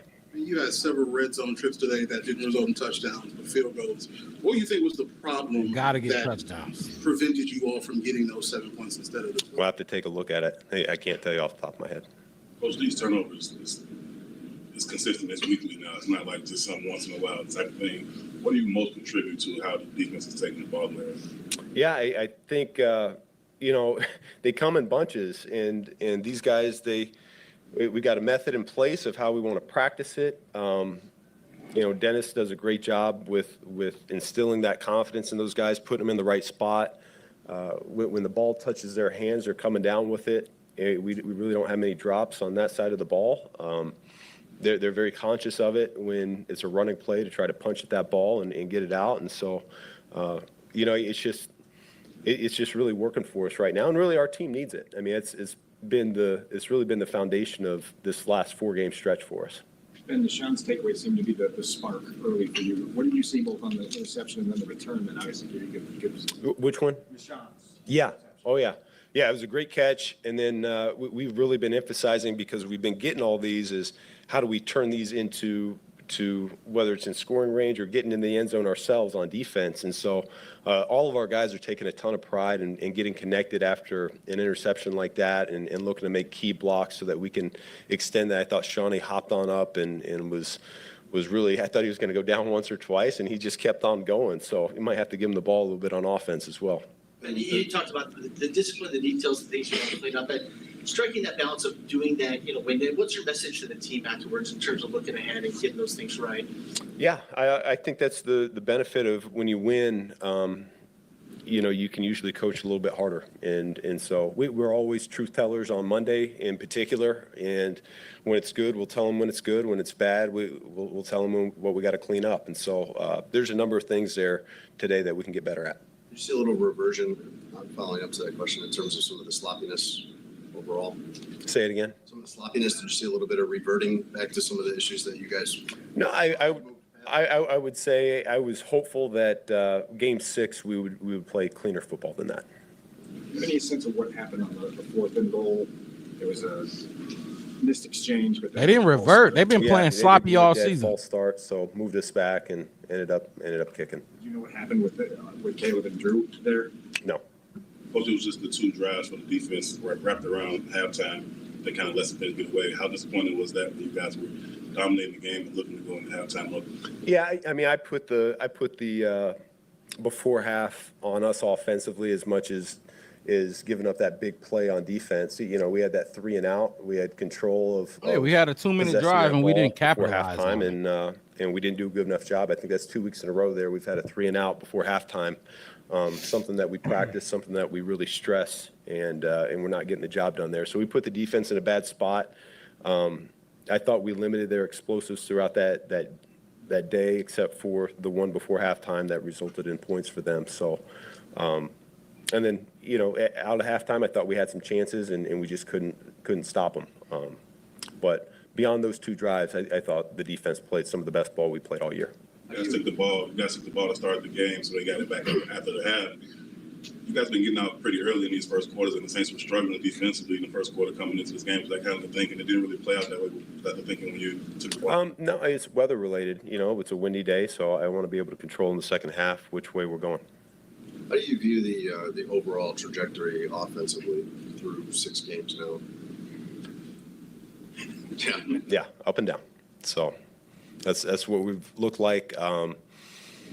We haven't hit our stride yet offensively. We're capable of a lot more. We have very talented individuals. I feel strongly in our coaching staff, but we're not complimenting our defense on a regular basis. With the number of turnovers we've had over the last 4 games, we should be able to turn those into more points. What has to click? What are you seeing that if this clicks, it'll level out? It'll be a lot smoother? Yeah, I think it's a lot of things, and And so that's something we'll look at on the tape and see what we got to clean up. You know, we still have the false starts. You know, the good thing was the running game was working. The passing game wasn't nearly efficient enough for us here today. And Dennis downplayed the significance of facing his former team today. But from your perspective, what's your appreciation for he wasn't thinking about it. He didn't downplay it. It is what it is. Yeah, I mean, he certainly led the charge there. We don't win that game if they don't play that well. They just did an outstanding job, and you know, I kind of felt it over the course of the week there with the 2 practices that we were able to get in. That schematically, he had some really good thoughts that we're going to put some stress there on the offense, and you know, I thought that the defense, they knew where to be, they knew what they were looking for, and it was huge. Then before seeing the tape, how do you sense that Caleb played just from experiencing out there today? Yeah, hard to say off the cuff. You know, you just go off the numbers, and you know, like I said, we weren't efficient enough in the passing game, so we'll see why that was. Go ahead, Jason. When you see him scrambling around quite a bit in the pocket, is that what you want him doing in those situations, those 10 to 12 second plays, or do you need something more decisive, quicker than that? No, we design a play to work through the progression, and if he feels pressured, then that's when he looks to move on from there. And so, you know, I'll go back, I'll look at that. I don't feel like we've had a ton of those up until today. I know we had maybe 2 or 3 more of those today than what I've normally felt. So we'll see what was the reason why and what can we do better. But, you know, the broken down plays in general through 6 games, I don't think it's given us the yardage that we would like. Had a pretty significant challenge that you won there. What was the process of? What is that? Do y'all hear that? Like, squeaking? Yeah, what is that? Hey, we got a good replay. It's like a ball letting air out or something. And so they're getting. That's the video. It was doing that when I listened to it earlier. Really, really close. Okay. We felt like it was close enough to be forward from the couple of angles that we got. Really good communication on the headset with that, and the fact that their offense wasn't going super fast gave us plenty of time to make sure we were exhausting all avenues. And we've talked about DeAndre in recent weeks. As a coach, how satisfying is it for you to see a guy like that be rewarded for kind of his head down effort that he gives you? Yeah, I think that's all of our guys. You just keep going back to work. When things go your way, you go back to work. When things are hard, you go back to work. That's really the answer for everything, and that's what we're going to continue to do as a team. But to your point, Swifty has done a great job here these last 2 weeks. You know, we're at the point of the season now where no one feels 100% anymore. You know, and that's what it's going to be the rest of the way. None of those guys feel great. Their bodies don't feel good, and yet you still show up and you find a way to be there for your teammate next to you, and Swifty certainly exemplifies that. And was Grady Jarrett close today, or what went into that decision? We'll see. You know, we got him back there in practice. That was Friday, right? And so we'll see what it looks like next week in terms of his availability for next Sunday. But why not today? Because he wasn't ready. Thanks. Yep. Thank you. The fuck do you mean? But why not today? Yeah. What Obviously. the fuck? If he was available, if he was ready, I would have played him. Duh. Yeah. If he's ready to play, he's ready to play. Oh shit! Hold on. Exactly. Look, you got another task, Ben Johnson. This is how this goes. You're not new to this. You've watched what's his name in Detroit for however long you've been the offensive coordinator. You've seen it. Now you got to get the pass game in the running game on the same page now. Now you got to get on the same page. Maybe that's you talking to Caleb one-on-one. Y'all spend a little bit more extra time with each other. Maybe you get with the quarterback and the wide receivers at the same time. Whatever you got to do to figure it out. Maybe you call some different concepts.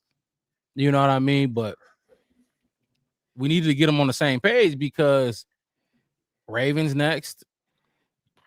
And Ravens, Bengals, Giants. That Ravens game gonna be an interesting game.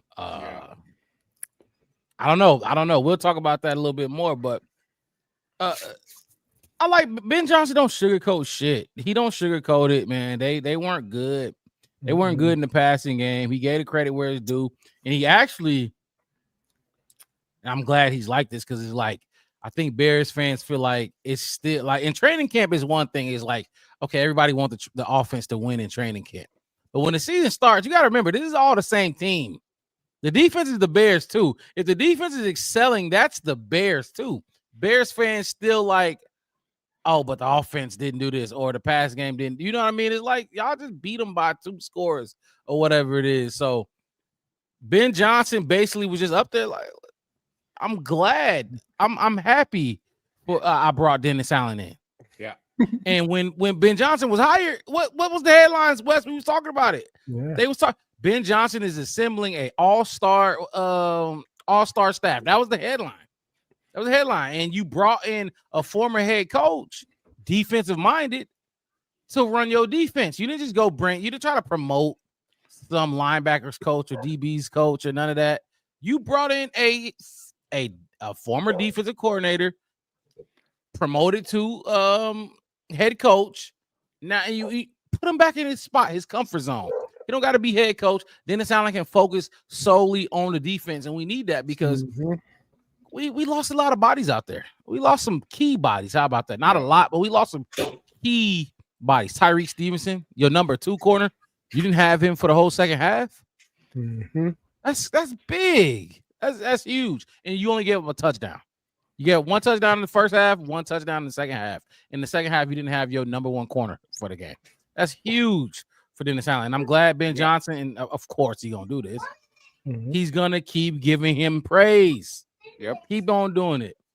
Marcus Mix said he brought in a proven commodity. Exactly. Proven commodity. Boy, I fuck with you, Marcus Mix. I fuck with you. Fellas, what y'all thinking on what we heard from Ben Johnson or anything related to Ben Johnson? And then we got Caleb coming up now. Go West, go ahead. Yeah, I'll go. Just Ben Johnson being Ben Johnson, like we know he's gonna be, like he been since he got here. The truth teller. The truth shall set you free. The no naysayer. The reason these persons ain't gonna be out here or ain't gonna play is because they ain't ready. Or they ain't ready to do what I'll need them to do. And if I have to have 1 wide receiver because the other 5 ain't gonna be what I need them out on the field, I'm not putting you out there. I don't look.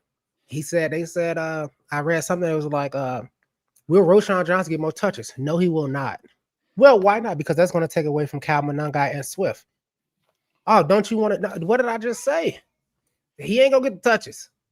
All right, I'm over it. Look, when I read that, I'm like, all right, cool. If he just get 3 touches a game and those 4th and 1s, third and goal on the 1-2 yard line, and that's his 1-2. That's it. Fine. Especially for what I just saw today. Because he can come in, he can still come in. Because why would I divide these reps up among all 3 of them and wear all 3 of my running backs down? We've seen that Roschon still can run the ball. And like he said, everybody ain't feeling good right now. So I might need Roschon to be as fresh as possible. Because I might need him on one of these weeks. I might need him to step in one of these days. So why run? We were saying the same thing about like Austin Booker and Grady Jarrett. It's like he wasn't ready. He not ready. I'm not finna wear down people to appease fans, to appease them. So I'm going to use people. I'm going to manage this team to win games. And like you was just saying about the whole, Caleb in the passing game wasn't great. Hey, look, we go through these scenarios. We go through that. Of course, I want it to look better, but I'm very happy at what happened in the run game. Because remember, what was it? Monday, Swift was on the injury report. And then he go run for fucking 100+ yards. That's almost 7 yards a carry for you. Yeah. Big game. Coach me up, coach. You know what I mean? Like a lot of those guys, and then you go down some guys. And he said, I know nobody feels good right now, and they won't feel good the rest of the season. So I need to be able to not only coach them on what they need to do on the field, but manage them off the field as well. Right. Who I'm gonna need to put in, who I might need, because Javon Dexter is good right now, but he might tweak something, and he's at a 55%, and Grady Jarrett is at 76. So I'm gonna go with the guy who's feeling 70% healthy this time, and vice versa. It's all about managing that too. So But yeah, so he's managed the team. He ain't finna sugarcoat nothing. He knows that everybody needs to be coached up. And what I want people to say is, because this is how I feel personally. Every week as a Bears fan, this whole season, it's like commentators, fans, and people I talk to act like every week we play is a season. Like, this is Ben Johnson's 6th season as the Bears, and he still don't got Caleb on there. It's like, no, this is 6th game. Right. This is his 6th game, and y'all still want, oh, well, how's it? It's going up and down. We still figuring it out. I'm still learning how to measure. I'm happy I got Dennis Allen. We couldn't have done it without him. Yeah. We got to reciprocate that to him on offense. What I love about Swifty, hey, he's looking at his next teammates like, I got you this time. I got you on this. You said it already, Ronnie, when they were sitting on the time with EB. You seen EB coaching them up, and you seen Monangai looking behind Eric Bender asking Swift, was that? He like, nah. I don't know what he told him no to. He's no. Should I have went? No, you did exactly what you were supposed to do, Kyle, or you didn't do. You know what I mean? Like this peer coaching, this whole thing, this is going to build. I know everybody wants us to go 17-0 right now, and they want Caleb to throw for 7,000 yards, and they want to shut up people, and they want to feel like they, I want Rome Odunze to have 150 yards and 3 touchdowns every game. No, that's my guy. That's my player, my favorite player, basically, right? So I want to see him look good. I want to see, all these things look good. I want to see 0 penalties in a game, but you got to play through that because there's no team that's out there doing this. You got to do it. And like you said, Mark, right before, you need a little bit of luck. You need the game to go your way, and you need that momentum. And we need Ben Johnson to kind of sort of stop pushing it a little bit too much in the sense of, hey, look, we just getting to know each other too. We're not ready for those. Yep. No, so those run it on 2nd and 1, 3rd and 1, and 4th and 1. Down in there. I don't know what happened to him, but so that's my whole feel on it. I think Ben Johnson is on the trajectory to be exactly what Chicago need. I think this team is on the path to be exactly what we need. Like I said, tweak everything every week, just like everybody else do. So that's my.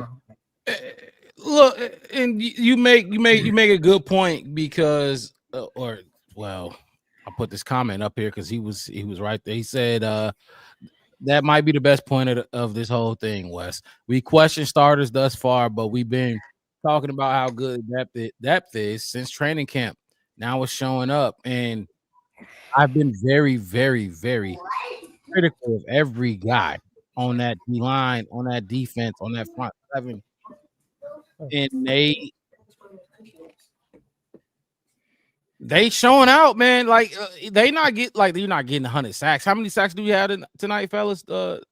Ronnie, do you? I'm not sure, bro. To be honest, numbers I'd have to look. But what happened? I missed the question. How many sacks do we have? How many today? sacks? 4. Like 4 or 5. Yeah, 4 today. 4 okay, sacks. 4 sacks. Getting home today for sure. But 4 sacks. We weren't always getting 4, but they were getting pressure. Like last game, they was putting pressure around Jaden Daniels. He was getting loose or whatever. But they was putting pressure. They was forcing what's the damn thing? 7 QB hits. What's the play called? What's the when you throw it away?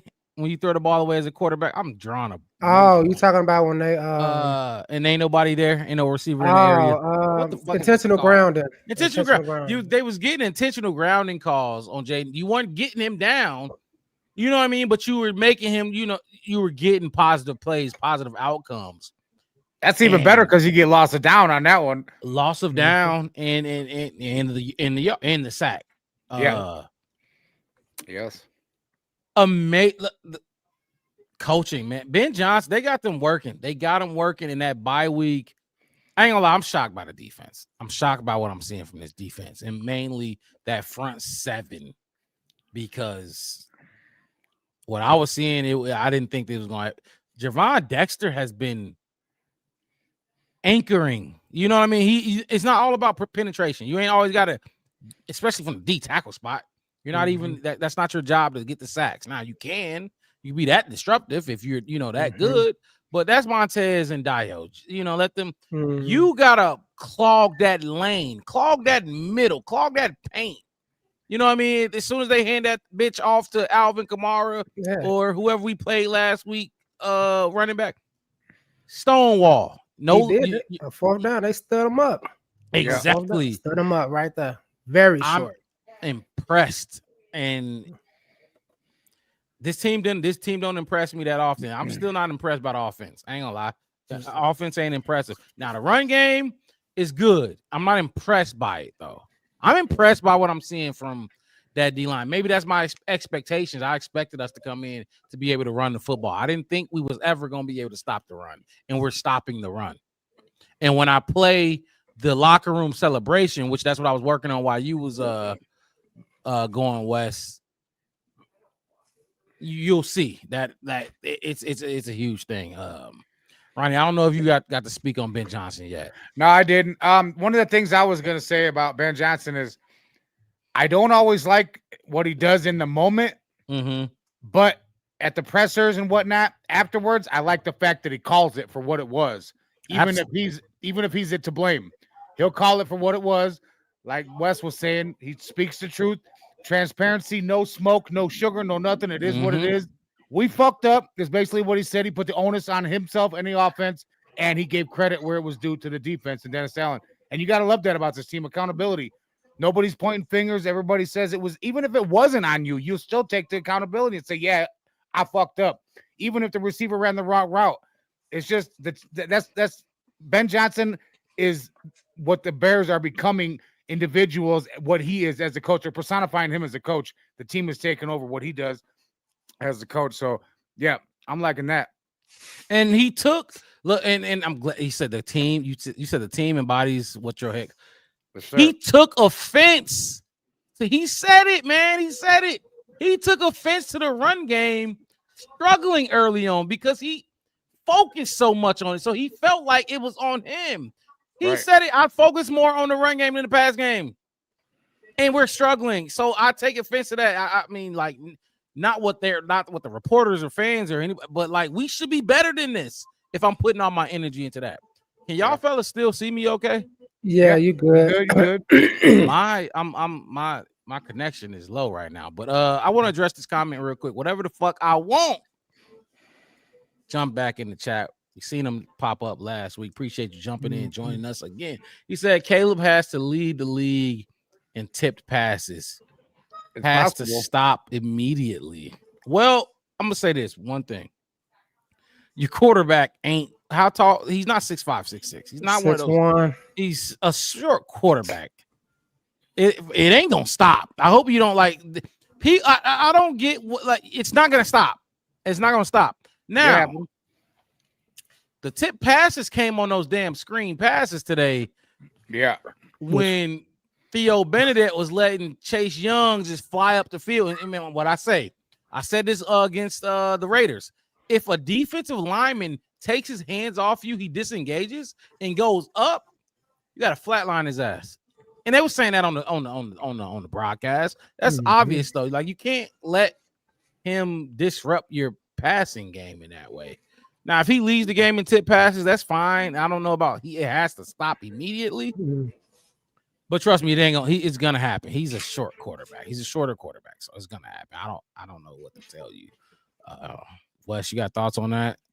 On the Caleb thing, it is what it is. Like I say all the time. What the fuck I want? They get paid money too. Chase Young is good. He get paid money too. It's kind of like I felt about Max Crosby. It was like, I mean, what can you expect though? I mean, they got, Chase Young, and they got what's his name, Jordan, Cam Jordan on their edges. Yep. They got two really, really good dudes on their edges, and they'll make some plays.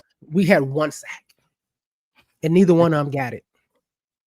We had no, you know what I mean? Like, that line still held up, and I know it's that it make you clench your butthole sometimes when the ball get tipped and you're like, oh my God, I feel you with your heart, my heart. Whew. And I think it fell right. Didn't it fall? Yeah. He tipped it up and then it fell right through Chase Young's hand. Yeah, right through his hand. He almost had it. All that kind of stuff. But like I said, yeah, he can stop it, but we can call it the plays. That's not even like a, like you were saying before, those what you call them, those shot plays, those are the plays we want. That's what we want to happen every drop back. We want the shot play and the go routes to go every single time. We want they're tipping the screens. They're tipping the screen. They're tipping those is to shake up the play calling to kind of get them off edge. As long as, like I said, as long as they not, you know what I'm saying, getting none out of it, calm it down. I don't see it as a major issue. Like I said, already put a petition out to just remove it from the play calling altogether. The wide receiver screen. Yeah, just get rid of it. I'd rather you do a quick short crossing route over the middle instead of doing a wide receiver screen, something like that. But yeah, and then on this other one, how DA is it says one more thing about DA, then I'm done. The way he got them playing is like backups coming in. Like, I want to make a big play too. Secondary hasn't lost a step week to week. Shout out to them. And I said that, remember, I said that, Mark, in the offseason when we was sitting here having to deal with all these other fans. They said when we was going group by group, I'm like, yeah, okay, you got an A+ at your starting position, but what happens when that A+ go down? Your guys turn into D- players. Yep, you definitely. We have an A right here starting, but our guy backing him up is a B-, and the guy backing him up is a C+ or a B. And I think it was when we were talking about TP the way, and it was like, oh well, you know, our one guy, even the Vikes guy, it was like, well, you know, this guy got 6 interceptions. And I'm like, but that was all your defense's interceptions was from that one guy. If he goes out, now you have nobody who's going to get you a turnover. Yes, Look at this. I'm telling you, talking about your safety getting 6 interceptions. Okay, my safety has 2. My other cornerback has 2 over here. He has 1, and then my linebacker has 2, and then my defensive tackle batted 1 in the air. So we have 9 tackles amongst our defense in total, and you have 1 from 1 player. We could probably lose that safety, and we still know we're gonna get turnovers. If you do, the drop off is ridiculous. These guys. Elijah Hicks came in today. Elijah Hicks came in today. Played some cornerback. He played cornerback. You know what I'm saying? Like, what is that? Our 4th, 5th corner? 4th, 5th corner. Yeah. Jalen Johnson, Terrell Smith is gone. Tyreek went out. Yeah. So he's a special teamer. McLeod is already. McLeod wasn't McLeod in? Yeah, Frazier ain't been around. Yeah. No, Frazier's not playing this year. McLeod. Yeah. I don't know. I saw McLeod out. I think he was in 24. A little bit. Yeah, 24. I thought I saw him out there too. Mm-hmm. A little bit, yeah. And nothing changes. The defense is still holding. They're still playing with the same energy, talent. They got the traits, you know, all that other kind of stuff to keep this defense afloat, and they keep showing it. So big up to the Bears. Like I said, that depth is showing that on the defensive line. Remember, we was like, oh, this guy, they cutting people and bringing it on the practice squad, Capana, and then you got Chris coming up, and then, you know what I'm saying, next, like I said, out of nowhere the last 3 weeks, I'm texting Rob like, your cousin out there, man. Your boy, your cousin out there, man. I see another one I didn't really like. He been showing up. I ain't mad at him. I ain't mad. I ain't gonna tell you go sit down. Stay up. Keep it up. Absolutely. Keep doing y'all thing. So, all right, we got QB1 at the podium. Hit that like button. Subscribe to the channel if you're still watching. We got 75 people in here. Let's try to get that up to 100. Subscribe to the channel, the Black Bear Podcast. One word, no spaces. You can find us on Facebook, YouTube, and Twitter. We go live twice a week, Wednesday nights. Post-game shows after every single game. I'm your host, Mark Rob, with my co-host in the building, Chef West, riding me, OG Ronnie B, at the bottom of the screen. What happened was? Man, why? Jay Daniels threw a pick six. Jay Daniels threw a pick 6 and hurt his hamstring. He is out for basically the rest of the game. They're down 41-15. The Commanders are getting routed by the Cowboys right now. You know what they gonna say? Nice. He don't got Terry McLaurin. He don't got whoever, Debo Samuel. Like these weak ass wide receivers. That's not really. That's not that. They're not changing that. I don't think so. But okay, we got. And the Packers are tied with the Cardinals right now. Damn, I was just finna go look at that score. Yeah, I know they was up. Yeah, Cardinals was up, but they was up. It's asking for a lot for the Cardinals to beat that team. Hopefully they do it though. It's possible. They can pull it off. It ain't. Here is Caleb Williams. What's up, everybody? The Amy jacket. The Amy jacket. Times when plays were breaking down, you rode outside the and there seemed like there was room in front of you. For you or your vantage point, what determines whether you take off and run or try to find someone open downfield? I think it just comes down to understanding the situation. I think it also comes down to being able to get our players an explosive ball. If we complete the passes that I missed about 5 or 6, I think, on the run, which is extremely frustrating for me. Especially just kind of how, my nature's been for past couple years of my career. And, I think if I hit those, nothing said, but, it's just being able to understand in those situations that even if I'm not hitting or anything like that, how a QB run in those situations where maybe, the defense calls a good call or a perfect call or whatever the case may be, the QB takes off and gets positive yards. I think I've done a good job with that so far this year. I think today I did not. And so just being able to learn from it and move on. Do you have any sense for why you didn't do a good job with that today? Any reason that? I think guys got open. And I think I missed. I think that's what it boils down to. And then, other than that, it's just being able to have have it on my conscience that, I can help this team, not only by scrambling and delivering a good ball to, receivers, which I didn't do that well, today. And is also understanding that I can run and, hurt a team with my legs. Team in the last season is a great place to be at 4-2. Yes.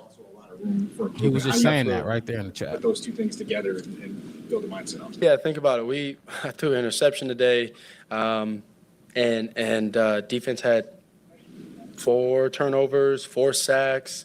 I threw an interception. I didn't play well today. And then the offensive line, pushes us through. DeAndre Swift and the backs push us through for 200-plus yards on ground. And so it's being able to find ways to win is what we've been able to do, and we're going to keep doing that. But it's also being able to find ways to come together as one, that when defense has a turnover, we go down and put 7 on the board, not a field goal.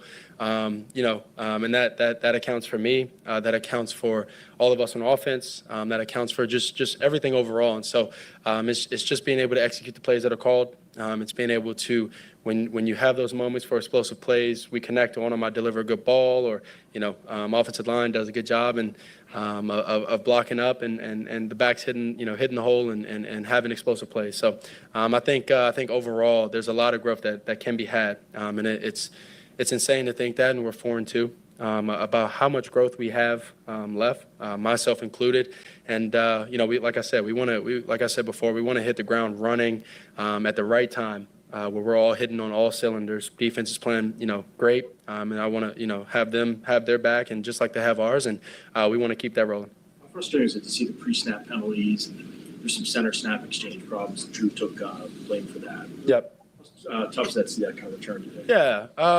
It's frustrating because it's the pre-snap stuff, the center QC exchange. It is frustrating just because we put so much time and energy into it.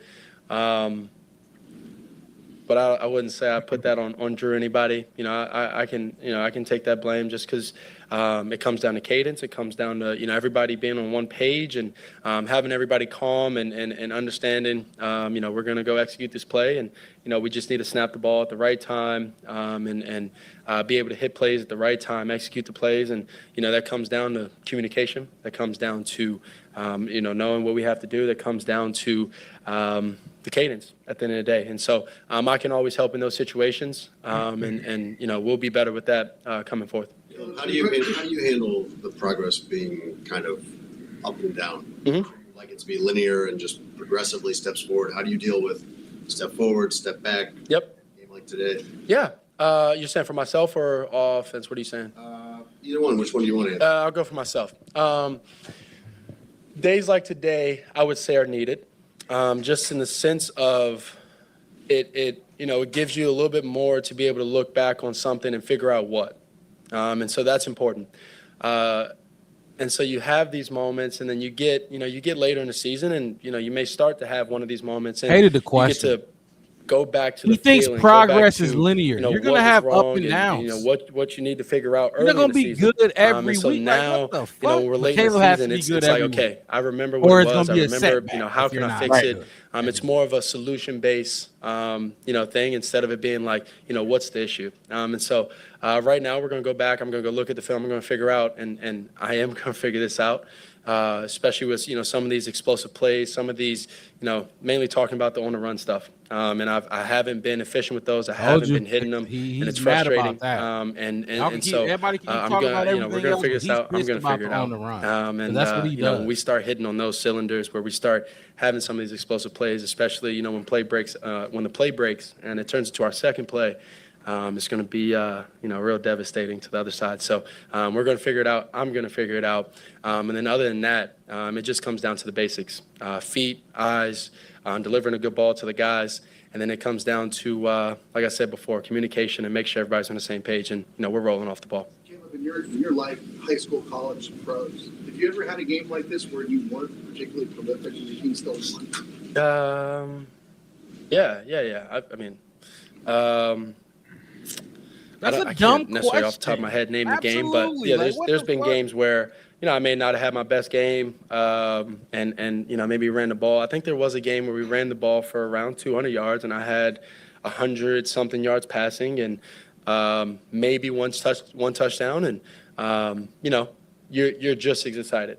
I mean the progress that we've had overall on offense, especially coming off these past 2 weeks of being able to run the damn ball. As every offensive line wants to do and says. And so there are things that I can be better at. There are things that I'm going to be better at. There are things that, weren't hitting a day. And you just have those days sometime. And it's nice that we have a defense, we have a special teams, a punter, or whatever you want to say, kicker, that can put us ahead, that can help us win games, a run game that can, control the game.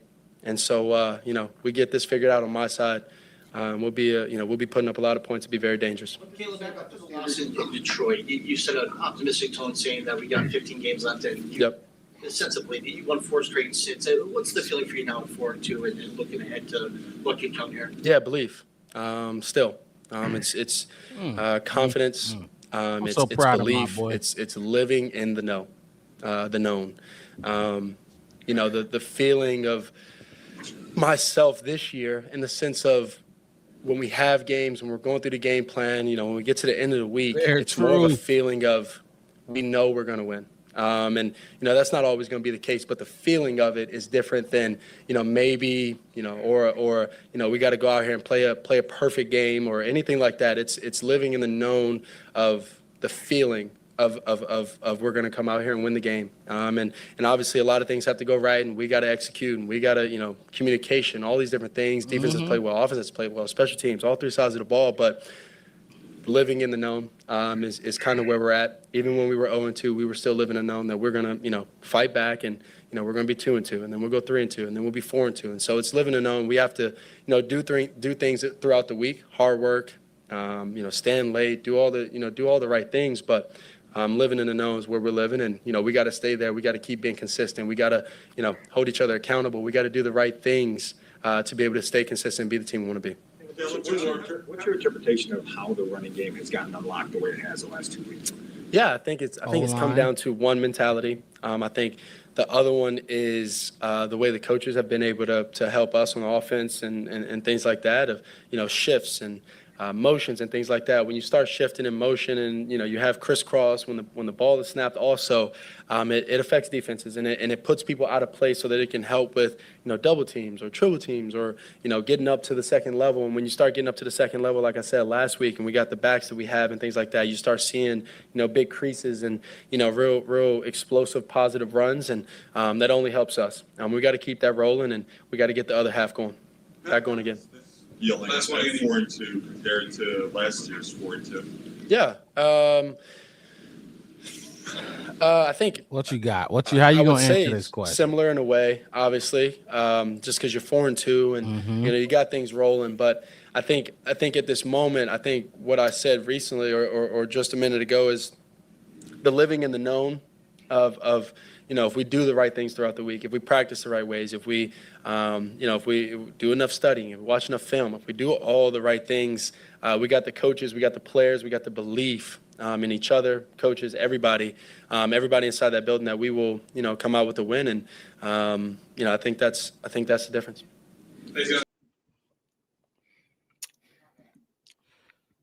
Caleb Williams, look, and I'm gonna put this comment up here because it's kind of gonna tie into what I'm about to say. First of all, Bear Truth, I disagree with you. He said he sounds apologetic in his tone. He didn't play well at all and wasn't locked in today with the rest of the offense. Well, look, this is what I'll say.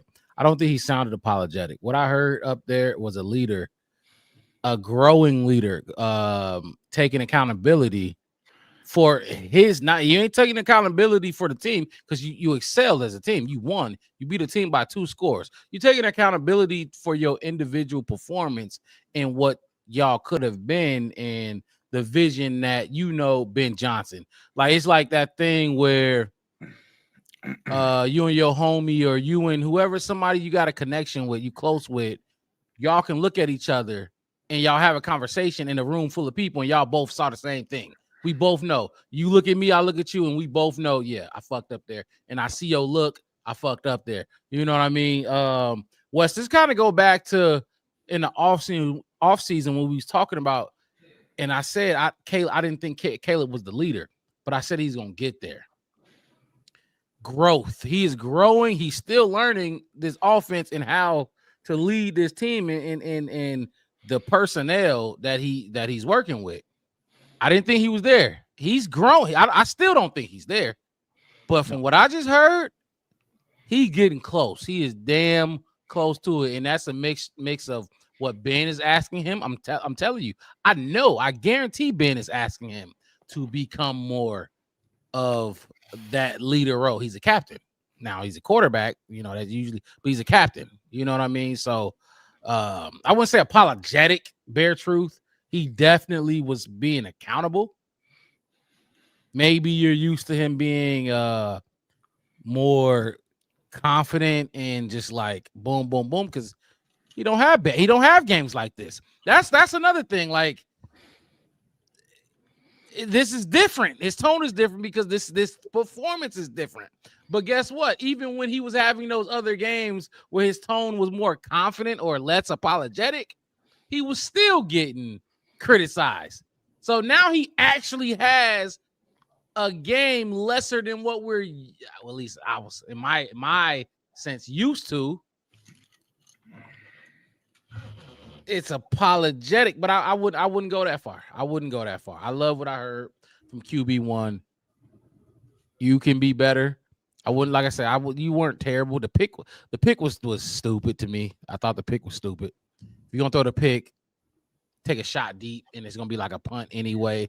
Let him pick it off. But anyway, took a shot to his guy, and it didn't happen. You stared him down. You didn't look at nobody else. Bad mechanics, bad read. I like what I heard from QB1. I wouldn't say apologetic or at all. Bear Truth said Ben too. I know they working more on the run right now, and that's taking reps away from the pass and practice, and that's what it looked like. But no. He's always done that. He's always done that. At some point, they got to marry to run and pass together. We've said that early on in the show. We've been beating that horse all game. It's next step. Let me get through these comments, and then I want one of y'all to take it away. Accountability don't always sound angry. Absolutely. Take accountability for what happened, because you can't lie to us. We ain't stupid. We saw it, Caleb. You know what I mean? It wasn't your best performance, not even close. Even the games that people was hating on you was before. If they thought those were bad, this was even worse than those ones. Whatever exactly. That's exactly what a QB1 is supposed to get on the podium and say. Maybe apologetic is the wrong word. Let me look up a word to describe it. Get a thesaurus. Thesaurus. Then he goes and says in Rome, God damn it, catch those balls if you want to be the elite wide receiver. Fellas, thoughts on any comments and what Caleb had to say? And then I want to play the locker room response. It was good. And then we go get it to Chef Wes grades. You want to go, Wes, or you want me to go? It don't matter, man. Okay, I'll go real quick. It got to be flow. We can't be asking who gonna jump in there when it's time to go. So anybody. So on the Caleb thing, once again, the accountability on everybody on this team always is great, right? Okay, so Caleb, I feel like he's understanding or starting to realize the same way, and I'm not comparing him to Michael Jordan, but I will say that he's understanding that it's not on him, all of it. You have teammates, other people in college and high school. You are the star. It is on you. But when you make it to this level, there are other players that are also elite that can help you. You don't have to be Superman every night. And I think the running game these last couple of weeks, he's not used to it so far this season. The passing game has been carrying us a little bit. So now the running game shows up, and it's not like he's not ready for it, but he's experiencing something that his best friend now showed up, because the running game is the quarterback's best friend. Yes, it is. Your best friend just showed up, so now you're not alone. So now you got the Bears, Ben Johnson and Caleb Williams, they got to figure out, how do we make this marriage, like we were talking earlier? How do we make this mix work where everything's great and everything's clicking on all cylinders and going towards the victories that we need every week in and week out? And I just see that in Caleb, the growth. I love when he talks.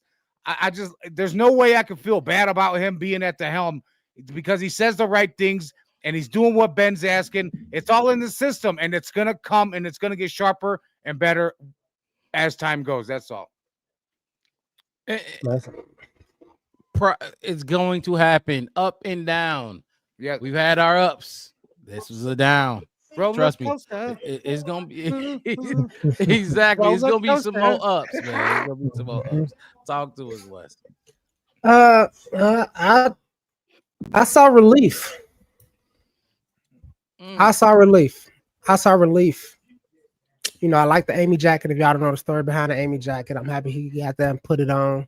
Y'all don't know. That was a good storytelling. But I saw relief from Caleb in the sense of, he's like, I know what I did. I know I was lacking. And he said, I'm going to put it on me. I'm going to give y'all me. I know what I can do. I know I need to hit those passes on the run, those big plays. I know I need to start killing some of these defenses with my legs and scrambling a little more and trying to get those positive yards. I know all this. But if y'all looking at this team and saying the only person that need to get their shit together is me, right, then we in a good spot. Because I know how to turn it up. So if our defense is doing that and we're running the ball like that, and all y'all is waiting on me is to make some plays, right? I know I could do that. You saying 30-some other people are right? I got you, bro. I got you. What he say? He said, you know, we'll figure out. Actually, you know what he said? He said, actually, you know what? I am gonna fix this. Yeah. This is not a it's not a need. It's not going to be a question of, is it going to get corrected, or we have to go see, or I got to look at film. I'm telling you, as the captain of this team and the leader of this offense, that I'm going to get it together. Right. I'm going to fix this. Those guys deserve me to be better, given what they did to me. And you want to throw out, oh, you ain't never been carried in a game before. I don't know. If that's the issue with me, and like Rob said, like with his talent level, if I'm the reason that we're looking so bad, then that's easy. It's like you was talking about, like, I didn't want to bring up, I mean, I'm just going to piggyback off kind of what you said, like the Michael Jordan thing. Like, if you got this Bulls team and a person that is not stepping up is Michael Jordan, everybody else is great and doing well. Right. Oh, you're 99.9% there, because it's almost guaranteed after that. If it's just him need to step up. Wes, you on point right now. You know what I mean? If it's just me need to get out there and do my job, we finna put points up. And I'm pretty sure that's what he said. He said, don't worry, we're gonna put points up. Wait, you saw the smoke? I'm not even gonna talk about my teammates. I'm not gonna talk about this great coaching staff and these coaches, because they're doing great. So if you're saying that it's because of me, I'm being carried, oh, this is easy. This is going to be easy. I just need to do what I do all the time. Hit those on the run throws, kill defenses with my legs, be a little bit more accurate. We got the run now. The defense is shining. If y'all saying, and if y'all looking at this game and saying Caleb Williams needs to be better, I can do that for you any given Sunday. Don't even worry about it.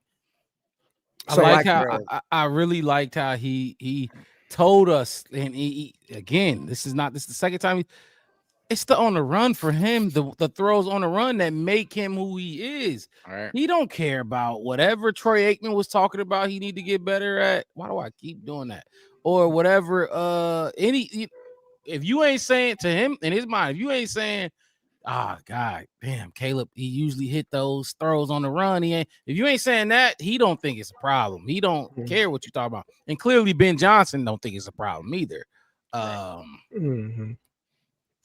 Bear Truth still trying to figure out the word. He said, how about he seemed displeased? Sure. I guess I like that. Displeased. He ain't apologizing. If he gonna apologize, he did it in the locker room. But okay, quick. Let's go around and let's just give another just say what we thought about the performance in general, and then do a quick grade to close it out. The Caleb guide. Who was that? I was looking at the highlights. That's we can hear it. The Broncos is I should mute. The Broncos is in they're gonna tie the game basically. I was hoping so. I was looking at that score, but I'll kick it off.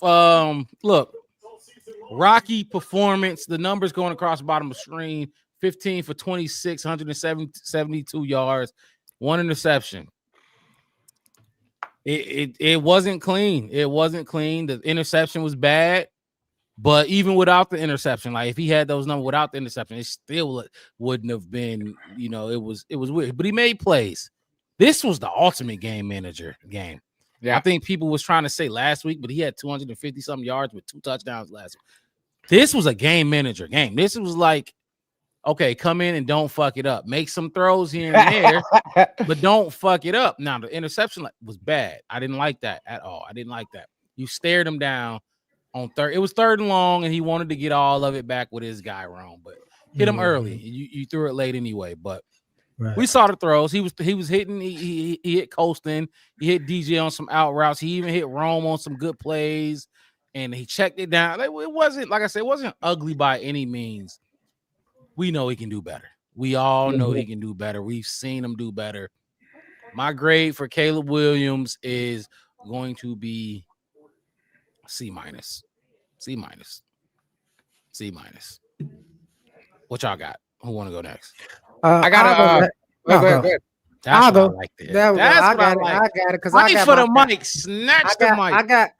I was waiting on this because I got my voice on it. So do you got a card or no? You gonna just talk it? Oh, I got a card. You want me to get my card? I got my card right here. I got my card. I just wanted to, because I wasn't ready last week for it. But. I got a card. I had to pull up another screen. I had to make sure it was on it, but I got a card for him right here. Official. You ready for it? Official. You ready for him? The Caleb Williams grade for this game is a. I'm gonna give him a B. Wow, I can't wait to hear this one.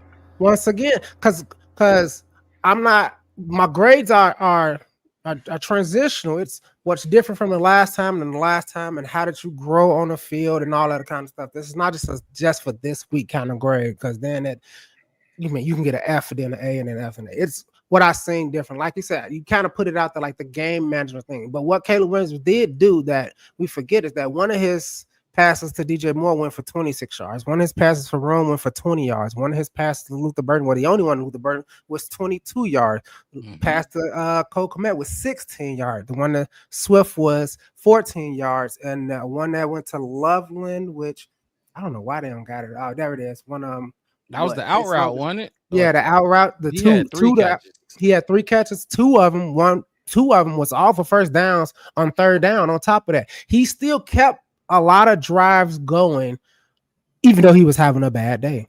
He could have had a much worse day. He could have had what people called him out for last year of pouting and all that kind of stuff. He still stayed solid in there.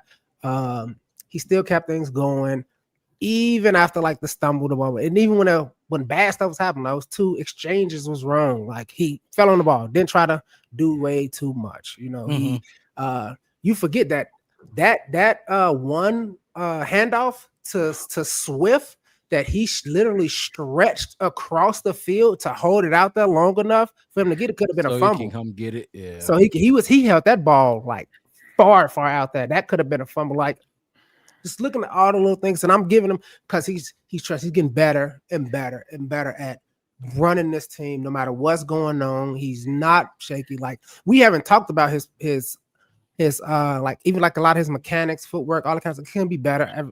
Everybody could be better each play, but I don't see that, you know, that fidgety, shaky, like even when he's scrambling, he's not running with like this anxiety kind of feel. He's making definite turns to get away from people. He's like, I'm gonna wait for you to try to touch me, and then he spins away from him, and then he goes look back, and I'm waiting, and I'm like, he looks like he's in control of disaster a lot of the time. Yeah, because he could have been sacked more than one time. More than one time. You know what I mean? And like I said, the pick was just stupid. You stare any quarterback that stare down their first read and throw it, Yeah, you're gonna get picked off.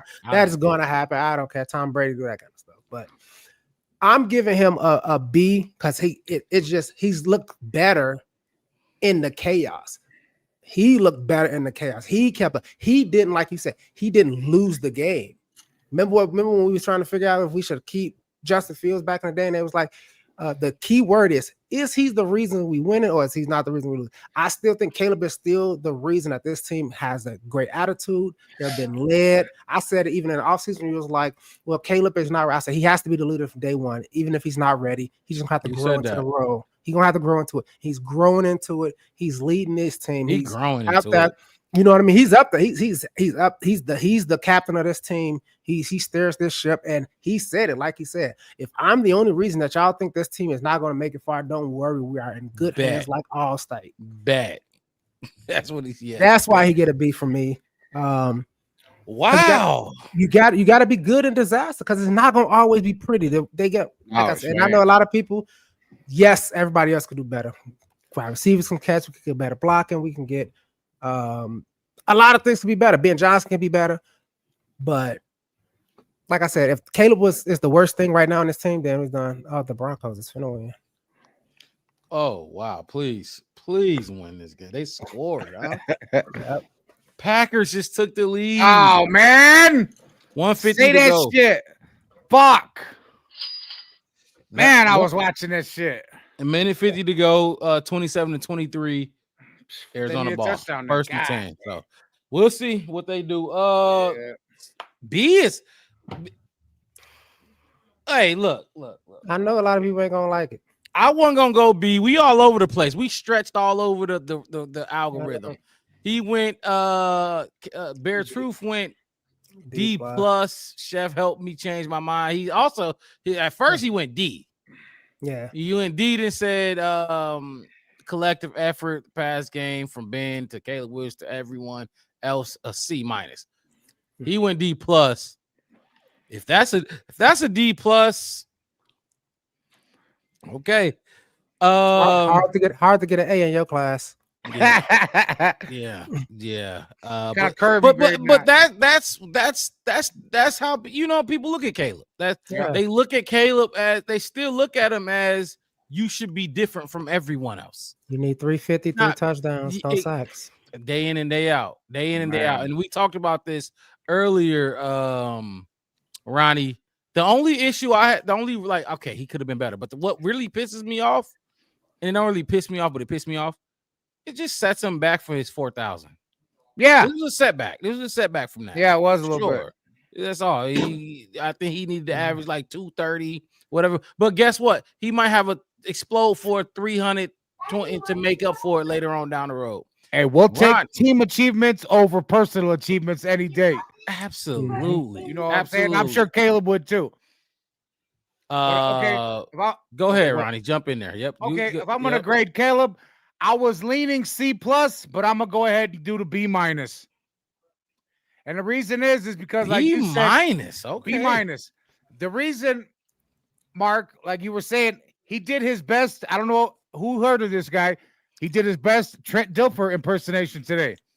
He managed the game. Baltimore. Managed the game. Mm-hmm. He likes to take his shots. We all know that. He wants the big play. It's obvious. We all know that. But today, as a jump shooter, when you're off, you pump fake, take a dribble, you find somebody. And I felt like he did that more today than he took the big shots today. He played a little more safe within the system and did what we had to do to win. Sometimes you can't go for 30. You got to just put up 15. Yeah, sometimes you got to take. I'll take the 12 and 11 assists, whatever. Like you take what you help your team win. That's what a leader does. You help your team win no matter the circumstances. Get the W and get out of there. Everything else is irrelevant.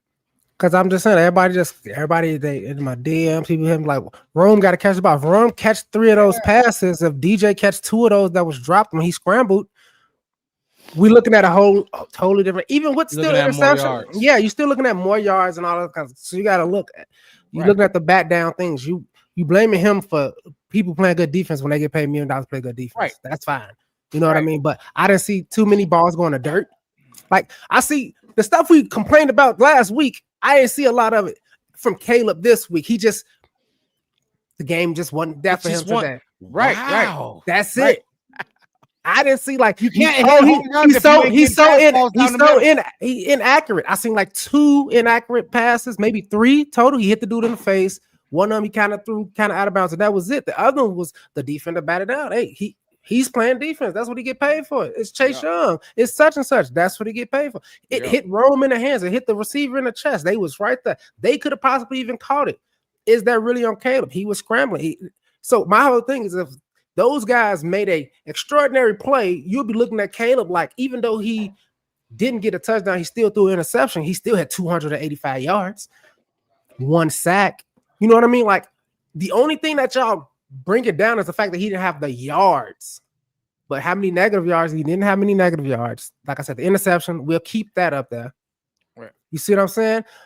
We bit 69 sacks. Remember, everybody a month and a half ago, what he gonna have? He gonna have 65 more sacks again. He gonna have 60. I mean, what he had by now last season? Like 20 something plus sacks probably by now last year. Bears fans are hyper focused on the wrong shit all the time. You know what I'm saying? Look, you see him moving out the way, like he not even barely even getting touched some of the times. Yeah. What does Preston make you feel like? Mixed it. What it make you feel like? Keep going. Well, hey, I'm shocked right now, but keep going. I'm just saying it's like everybody is saying like, oh well, it wasn't just his missed opportunities. Like I said, if those drops happen, that's fine. But I didn't see no selling balls. No. I didn't see no balls in the dirt. I didn't see him doing a run and jump when he put the ball out, and do a little pump thing trying to get through. Like I didn't see. I see him poised. I see him spinning. See him stopping, trying to deliver, trying to direct, and it just wasn't going his way today for whatever reason. Maybe they weren't getting the call. The flags that wasn't him. Drew Dalman wouldn't even hike him the ball. Man. You know what I mean? Like, so 2 of those he wouldn't even hike him the ball. So that brings out Caleb's grade. Like, no. What I see no matter what was going on, Caleb still was like, all right, cool. I got this. And if things would have just went his way, people would have called balls, none of those penalties that happened, all that kind of stuff. Can't blame him for the 2 big plays on defense that caused 14 points. Can't blame that on him. So let's talk about what he did do. They did score almost 30 points. Like, that's what he did. He led that team out there. He called the play. He got it in. Remember, he been getting out the huddle all season for the most part. With what you say, Mark, 20-some seconds on the clock, getting a call in. Then, like, a lot of the little stuff that y'all was kiki and cacaing about all year, you know what I mean, from the beginning of what's going to look like, it looks like they're getting it and they're there. Now, like I said, just, you know what I'm saying, get some spick and span spray, polish it up and keep going. Like no negative plays. I mean, there was some, like the sack, obviously negative, and the interception is negative. I'm shocked. I expected C's and D's, just like Bear Truth went straight to the D. But like you said, Wes, like this game, he wasn't like sailing balls or open guys and you just throwing it in the dirt or I'll say the check now because he's not just seeing open wide receivers and throwing it at their feet. Yeah, I know Green Bay. Yeah, I know. He was going down. His body was at a 45-degree angle when he dumped it off to DeAndre Swift and got 15, right? Something like that. Mm-hmm. It was this game, like I said, like I called it a game manager type game. He did what we needed him to do. It was nothing spectacular by any means, but the way I'm telling you, in the past, when they snuck up on us at 14-20, we lose this game. And you know why? Because he's a threat. You know, they snuck up on us 14-20. All we had to do, all we could do was run the ball, right? So what you gonna do as a defensive coordinator? You're gonna stack the box, right? You cannot do that because regardless of what his numbers look like, you know he's a threat. He's still a threat. So you still gotta rush 4 and have 3 in the box, 7 in the box. You can't put 8, 9. You can't do that because of the threat of who he truly is and what he actually has on the perimeter. DJ Moore, Rome Odunze. He's still a threat, even if he's not making plays, if that makes sense. Like when KD joined the Warriors. Yeah. Who you gonna guard?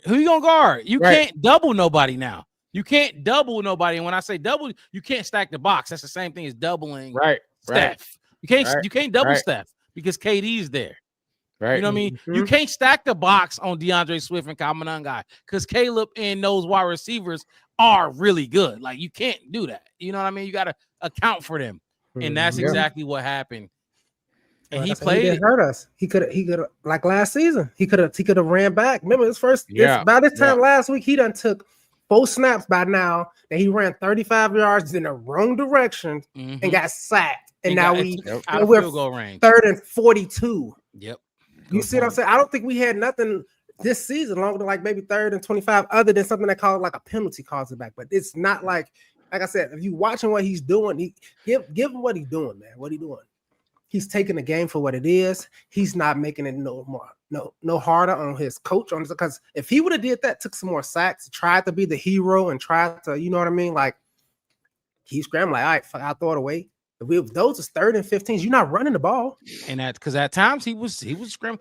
He slipped at one point and got the fuck up. I'm like, okay, got back up. Ain't nothing there. Just chuck that bitch at the back of the end zone. He's not going more than 4-5 yards behind the line of scrimmage. If it ain't there, he's keeping this team in a winning position every single play, no matter what's happening.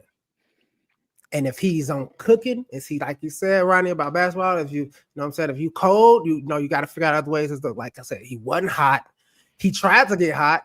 Right. You know what I'm saying? He did a heat check and threw an interception. Right? He tried to heat check that bad boy. He tried to heat check it. Like, I'm going to beam it to him and see if he get to it. But, and then, like I said, you can see just the development of growth of him, even on the podium today, when it's the, it was I have answers for you. And like you said, if these guys keep playing like this around me, we're going to be just fine. Right. Like Ben Johnson said, come week 10, come week 11, Caleb's going to know how to navigate through a tough NFL game. This is the kind of game that you win this is a playoff kind of game win where you're just not cooking everything is just sewn and you just finding a way to win, running the ball, beating the trenches, playing the clock, all these other kind of stuff. It's easy to, you know what I'm saying, have a high flying, 52-point game in week 3 against a team you only see once every 5 years who probably stink anyway. Yeah. And then claim that you're going to go to the playoffs. You're going to do this in the playoffs, but you're not going to do it in the playoffs. Right. You know what I mean? Right. Just like Mark said, you have to – Caleb Williams, you got to account for him regardless. It's like you compared him to the Warriors. If Steph Curry's 0 for 10 and you're up 2, you going to leave him open? I fucking doubt it. Fuck you going to run out there that line. You going to run the fuck out there. Promise you. I promise you running as hard as you can. I don't care how many shots he missed. You running as hard as you can. Because you have to account for him. He will bust your motherfucking ass. And Caleb will do the same thing if you do not fucking cross your T's and dot your I's. He will do the same thing. Marcus Mixed it coming in. He said he don't usually turn over the ball. So if today is the worst game of the season, Caleb need to be in a conversation with the new group of QBs next year. No more Johnny Mills. Whoa. Who the fuck compared him to him? It was said. God. This is what I'm talking about. We gotta watch what we compare him to Johnny Football. I heard it. He wish he had 34-41 as a rookie. I'm trying to tell you, man. Look, fucking shit. Where'd that come from? But no, somebody said that. I heard it. Somebody said it. Remember they put the comps up there for all 6 of them, and like somebody got like Jordan Love and the Loves was Baker, and Caleb's was like, was it like Jordan Love and Bust? Jordan Love, yeah. Yeah, it's like, come on now. That's goofy. Look, Caleb don't turn over the ball. So when he threw that interception, I was shocked. Not gonna lie. I thought it was gonna be the tip again. Chase Young catch it. Oh, another one of those type of interceptions. But when he threw that interception, I'm like, yeah. Heat check. You wanted to make a play so bad, and it was like, okay, it was unnecessary. But Johnny Manziel comp is wild. That just tells you, like, it just tells you the narrative that these pundits and these people want to put on this team when they talk about us. They want to put that out there. I was like, well, they say his comp is either Jordan Love or Johnny Manziel, when it ain't neither one of those. And JJ McCarthy, I think JJ McCarthy floor was better than both of them, and his ceiling was even fucking better. I don't know exactly, but he ain't playing. Jaden ain't playing. I mean, besides, it's Knicks, Mays, and Williams. That's it. That's what I'm calling it. What you mean, Johnny Manziel? Exactly. Say it again. You call it what was it? I said it's Knicks, May, and Williams. I don't think Jaden Daniels is gonna be here. Like I said, he didn't even play the last quarter and a half again. Michael Penix. Jaden Daniels left the game. Yeah, halfway through the third quarter. Yeah, with a hamstring or something. He said, "I'm not comparing my quarterback to a nobody. I'll tell you that much." That motherfucker got ran out the league. Nobody. JJ ain't out there. Like, don't even. Don't do that to my guy. That's my guy. Don't do that to him. He's here to stay, motherfuckers. Wait, so if I look at these stats, there's another quarter. There's Marcus Mariota. Oh my goodness, Washington quarterback. Yep. Oh my gosh. And they was getting blown out while he was out there. Yeah. Why? And then because you know they like to, the excuse gonna be he left the game and he didn't have his wide receivers. Y'all getting y'all ass fucked up. Now look, I was talking to my brother today about the Justin Fields game, the Jets versus Panthers. He said, well, no, Garrett Wilson, the Jets. I'm like, the Jets got a decent roster. Especially a good enough roster to beat the Panthers. That's why you damn sure don't need Garrett Wilson to beat the Panthers. Shouldn't. But wow. What y'all want to say? Giants lost? Giants lost too. I'm just saying, all these people, they want to say, like, who the Saints beat this? I know somebody lost to the Saints that they weren't supposed to lose to. The Giants. The Giants lost to the Saints. Only win. The Giants lost to them, but the Cowboys just 44'd Washington. They 40'd who was that before? Green Bay. What a time. Guess what? Washington gonna be over us in every ranking, and so is Green Bay gonna be over us in every ranking. It's like, come on, man. I'm just putting it out there. Keep it. Like I said, the hate is real. It's real. Yes, sir.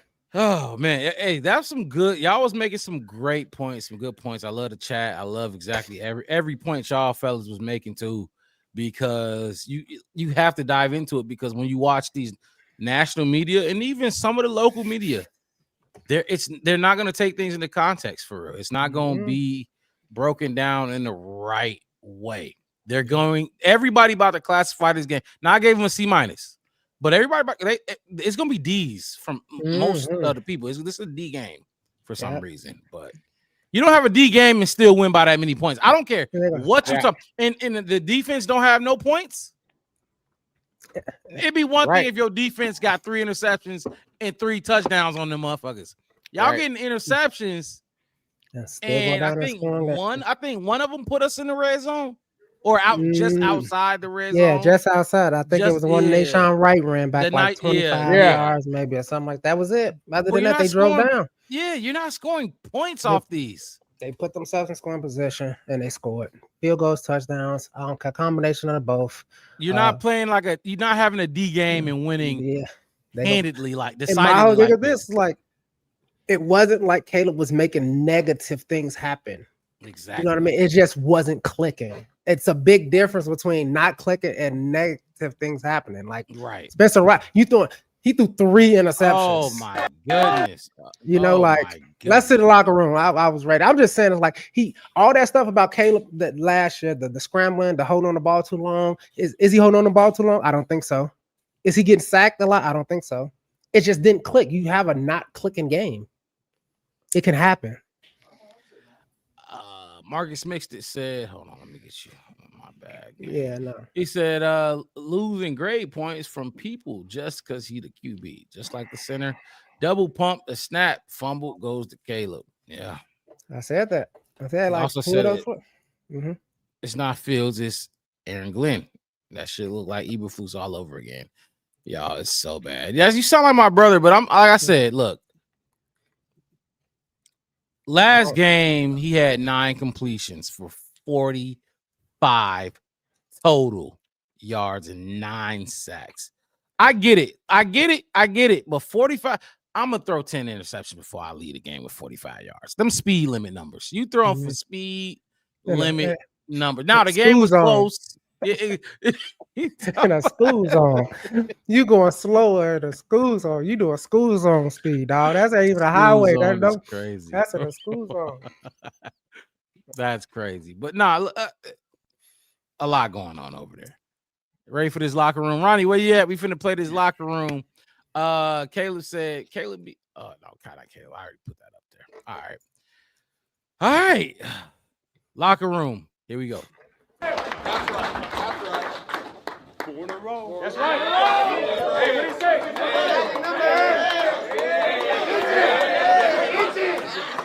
Hey, man, I'm proud of you guys so much. That was a huge week for us, and the reason why we didn't handle the short week well the first go around, so much better this go around. Let me tell you something. Offense, 200 yards on the ground. Defense,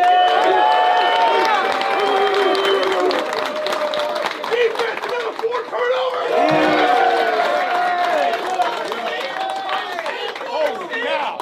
Holy cow. I got 1 game ball for right now. We'll have more tomorrow. I have 1 game ball right now, okay? I already talked about defense, 4 turnovers, okay? Defense, 44 yards on the ground, all right? Defense, 4 sacks. Dennis Allen, come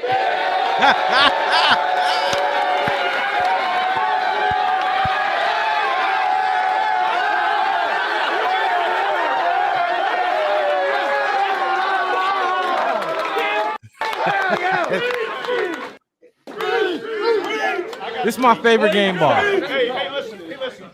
Hey, sometimes the good Lord just has a freaking plan for you that you don't know about. Yes, sir. And sometimes you ain't good enough for somewhere else. That's perfectly fine. Yes, sir. I love being here. I love being with this group of guys. You guys work your damn. Yes, sir. But 4 ain't enough. 4 ain't enough. Next one. Let's go get that.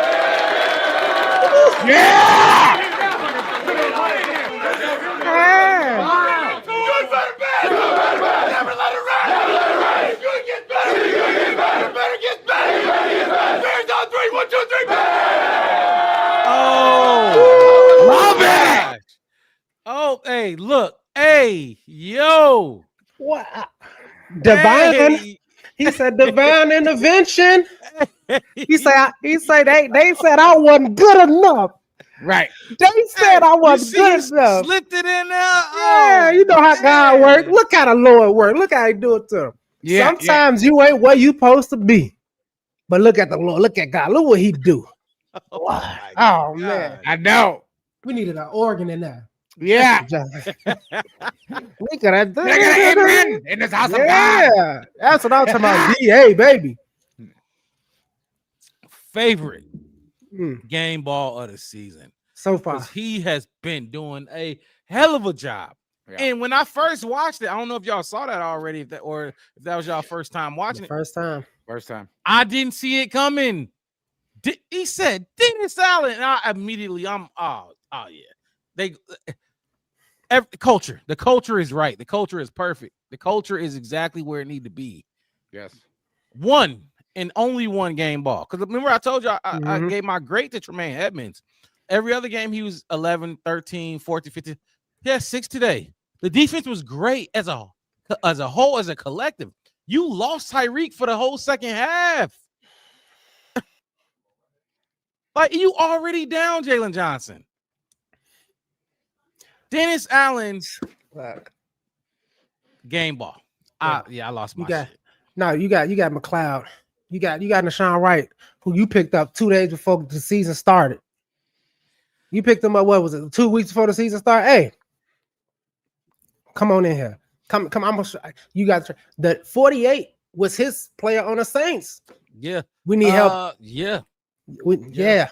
You gonna fit right in. I'm finna come on. This is football. This is a contending team. I'm telling y'all, this is a contending team right here. This team's gonna contend. They're gonna keep getting better. They still gonna He said it. What he said? I think he said I need a little bit more too, right? He said I need more. He said not enough. Four ain't enough. And 4 ain't enough. Yeah, 4 ain't That enough. ain't enough. Yeah. 4 ain't enough, huh? So ain't. You know what these dudes gonna do to this Ravens team? I think. I think this defense. You do this. Look, Chicago beats Baltimore. Nah, but Baltimore, they won game. They only won one.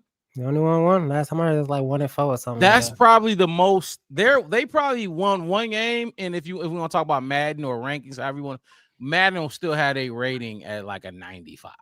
You know, something like that. You know, the rating of each team. If you win this game, and you know it's crazy, you know the haters gonna say that if you beat the rate, they only won one game, so it don't even matter. Right. Fuck that. That's some fucking Ravens. 2-time. They're still well coached, very absolutely. talented. Absolutely. Oh man. Golly, that got me fired up. Yeah, it was. I'm gonna play that one more time, fellas. Go Y'all Go ahead. I'm down. Yeah. That's right. 4 in a row. That's right. Hey, what do you say? That's 4. We can talk over it now. Yeah. Hey, man, I'm proud of you guys so much. That was a huge week for us, and the reason why we didn't handle the short week well the first go-around, so much better this go-around. Let me tell you, love how we better. 200 We were better this time. Everybody credit. Fuck the offense. I'm not Right. running game, but passing game, y'all. I'm not gonna say shit about y'all. Like I said, I got one game ball for right better now. this time around. Better this time around. We didn't handle it right the last time, but we're getting it right now. For turnovers, okay? Defense. Monday night Vikings, short turnaround, got blown out against Lions. Dennis Allen, come here!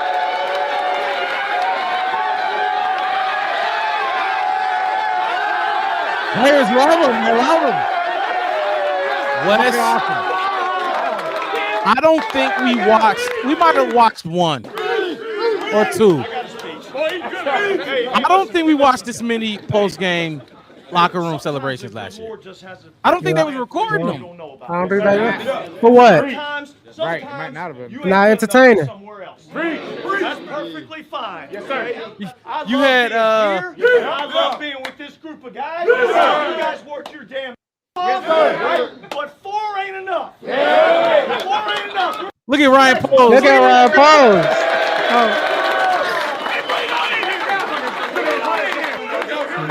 Come on, take us away. Good, better, best. Good, better, best. Good gets better. Better gets better. Bears on 3. 1, 2, 3. And I wanted to play with the kids, Wes. You've seen it. I seen you share. I shared it. Kids. I wanted to play it. I want to do that Wednesday. I had some shit. I got it. Wednesday. I got it. I'll find it. If you don't got it, I'll make sure it happen. Man, they are 7-year-olds. You got 7-year-olds. What? Hyping up his little pee-wee football team out there. And the look. Me. Let's say, oh, me. What? Man, he said it perfect too. Didn't stutter. Didn't stutter, stumble. No. I'm sure he practiced it, but still. Yeah. Man, look. We speaking to the right people. Yeah. We speaking to the right people. How about that? Them young Bear fans right there.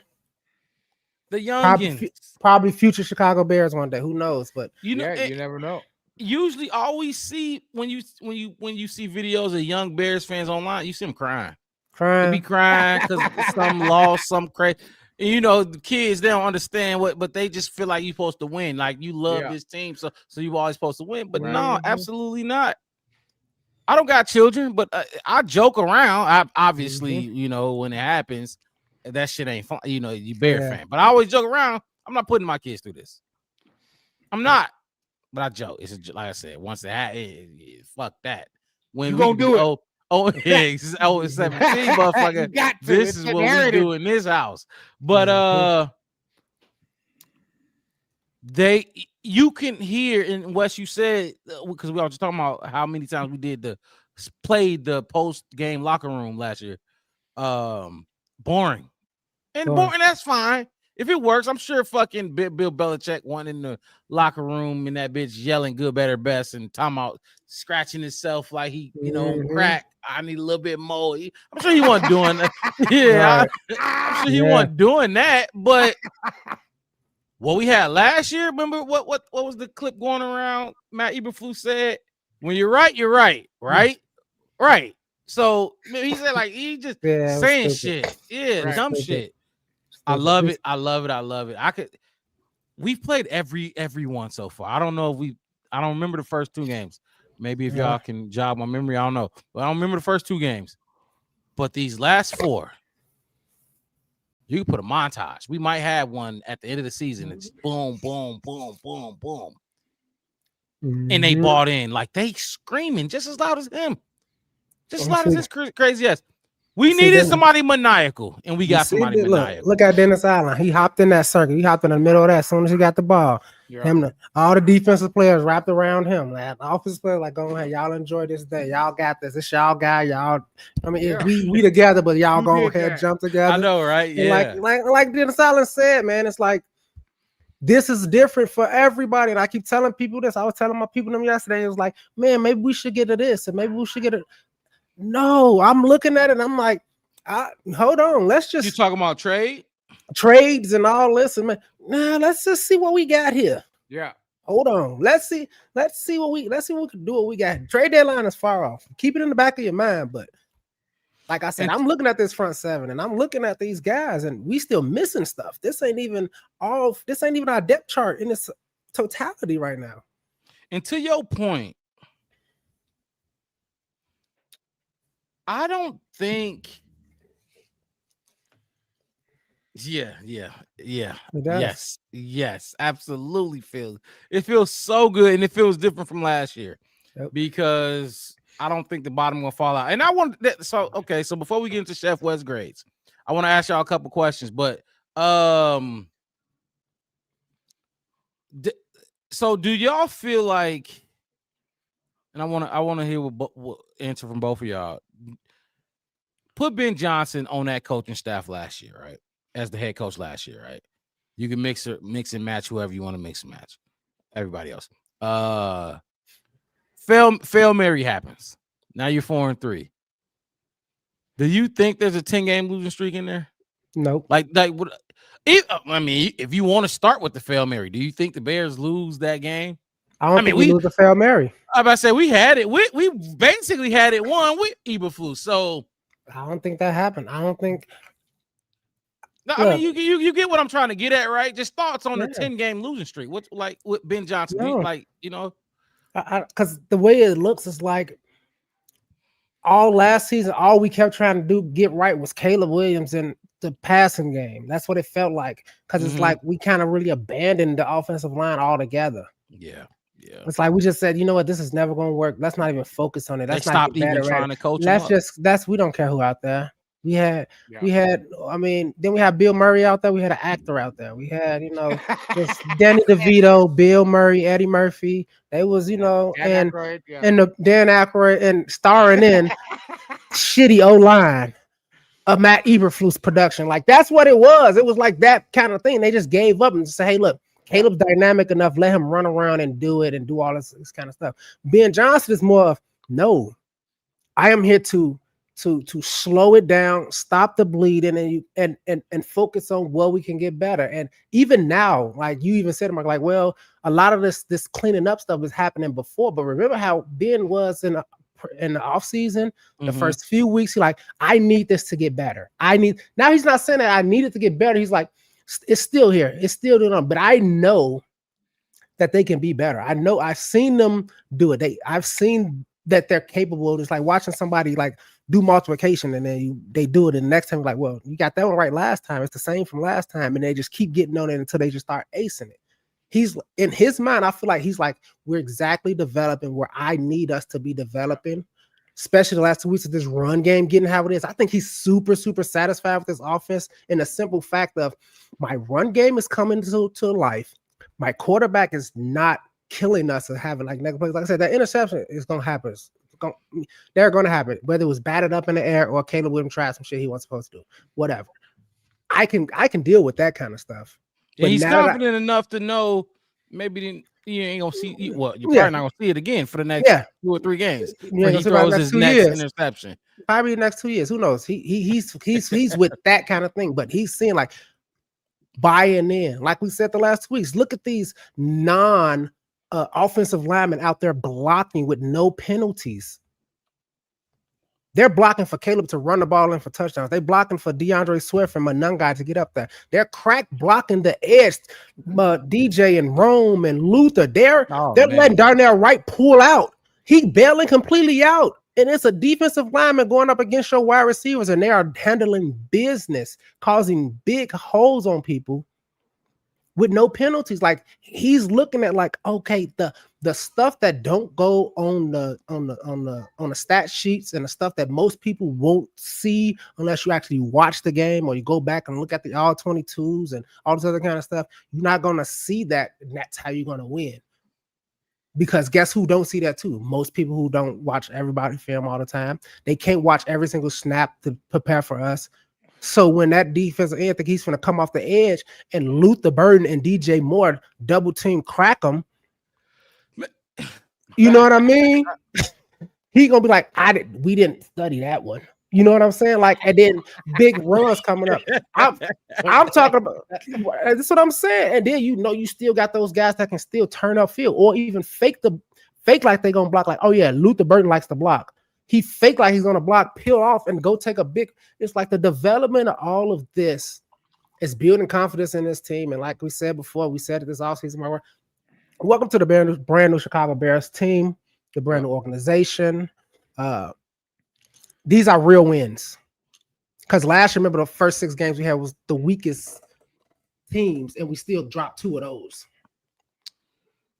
Which was another point I was going to make, and then Ronnie, I'll let you jump in it on the question about Ben Johnson. Too. Yeah, like the schedule was easier last year. Remember, like the question I asked was, do y'all feel like we would, Ben Johnson last year, fail Mary? Do y'all think that was going to happen? And what y'all thought, how you feel about the rest of the 10-game win streak or win streak, 10-game losing streak? Yeah. It was an easier schedule last year. We shouldn't have been losing those games. Like, do you really think Ben Johnson losing to New England, Arizona? Who else we lost to in that span that wasn't up to par?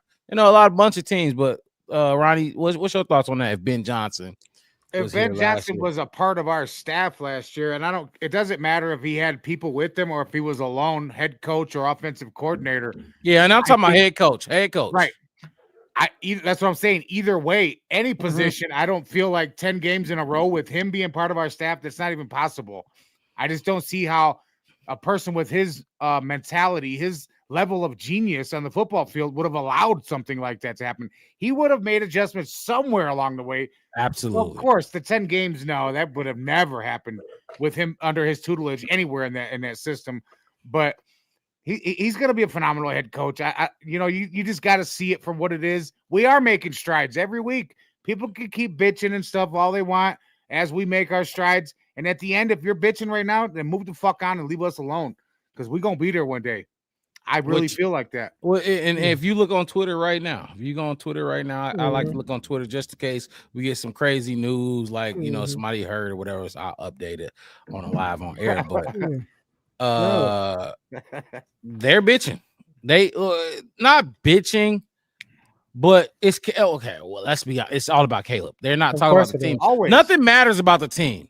Right. No matter how bad the run game was, or no matter how bad anything, it's all about Caleb.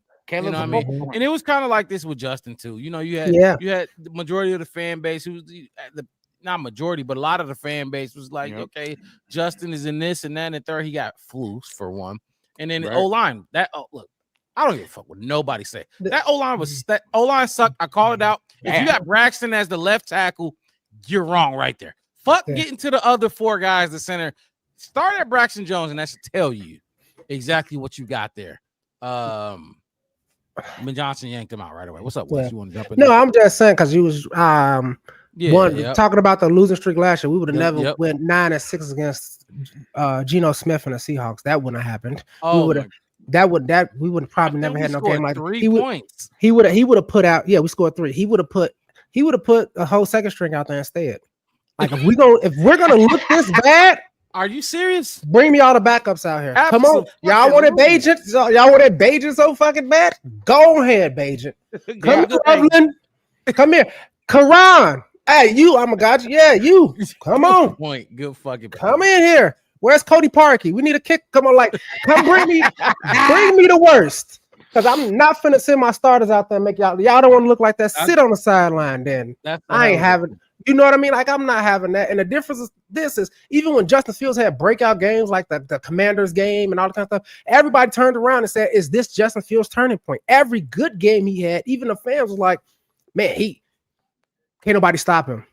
Mm-hmm. He can run for 200 yards. He can throw for 250. He can score 4 touchdowns. This is his breakout game. This is when Justin Fields is finna put the league on notice. I was one of them. But with Caleb, it's like, well, he went crazy against the Cowboys, and can we all agree on this? Caleb was loved more.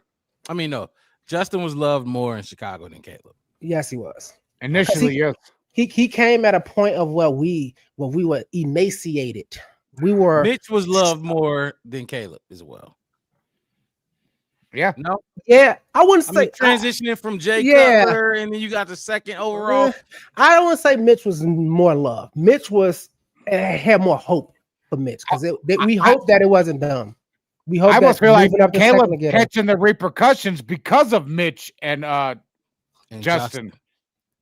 Yeah. I mean, well, that too, but I mean, Caleb, even without that, Caleb was gonna have his own shit to lay in just because of who he is and painting his nails and all of that. Yeah, it's some old world views kind of thing on Caleb. His lips are pink. They're pink. Yeah, and it's the NIL. One day I'll say I'm a diva believer, whatever. Whatever. Yeah. Right, but Caleb ain't no diva now. We ain't gonna do that. I don't believe that. That's what they call him. And Caleb's not. That's he works hard. You know what I'm saying? Like, how could you not see that? Ain't no diva about him. You gotta watch. I've sat here and I made my lady do it too. Caleb was live one day on Instagram. I think I sent it to the group chat. I said Caleb was just live playing basketball with his boys. Yeah. And I'm like, what the fuck? He was, man, I ain't gonna say everything he was going on, but he was regular. He was I don't know where the diva shit come from. Right. He's the guy with his fellas. Yeah, I don't know what the fuck. Anyway. Like I said, NIL, he was rich before he hit the league. It's not like people are coming in and they trying to like, you gotta win for this and then, like I said, like you just don't like it. Like, honestly, it's like, and it's okay. And like, I want people just to say it. Like, I do it all the time. It's people I just don't like. Right. I don't like you. Why? Cool. What did they do? You don't have to do nothing. I got the right to not like you. You got the right to not like me. You only got to rub me the wrong way. I could just look and be like, nah. Right. Some people got that look. You're like, my animal instincts tells me, nah. Right. My not going. Yeah. My parasympathetic system tells me that you are not good for me, so I'm going to stand on that. I know that's right. So I'm trying to. But yeah, I don't think. Like I said, I like dudes that in sport. Nah, actually, not that. Yeah, basketball. When I was hoop. Yeah. Mainly in basketball. Football wasn't. But absolutely, it was just dudes I just didn't like on the court. It was just like never pick you up. I don't like you. Yeah, I don't like you. I would play with an 8th grader. Look, trust me, I played with 8th graders when I was in high school at the court. Like, I'm gonna take my little brother and his friend. Right. You don't want to pick me up? No. Nah, see, I love to win. So I had to like I still won.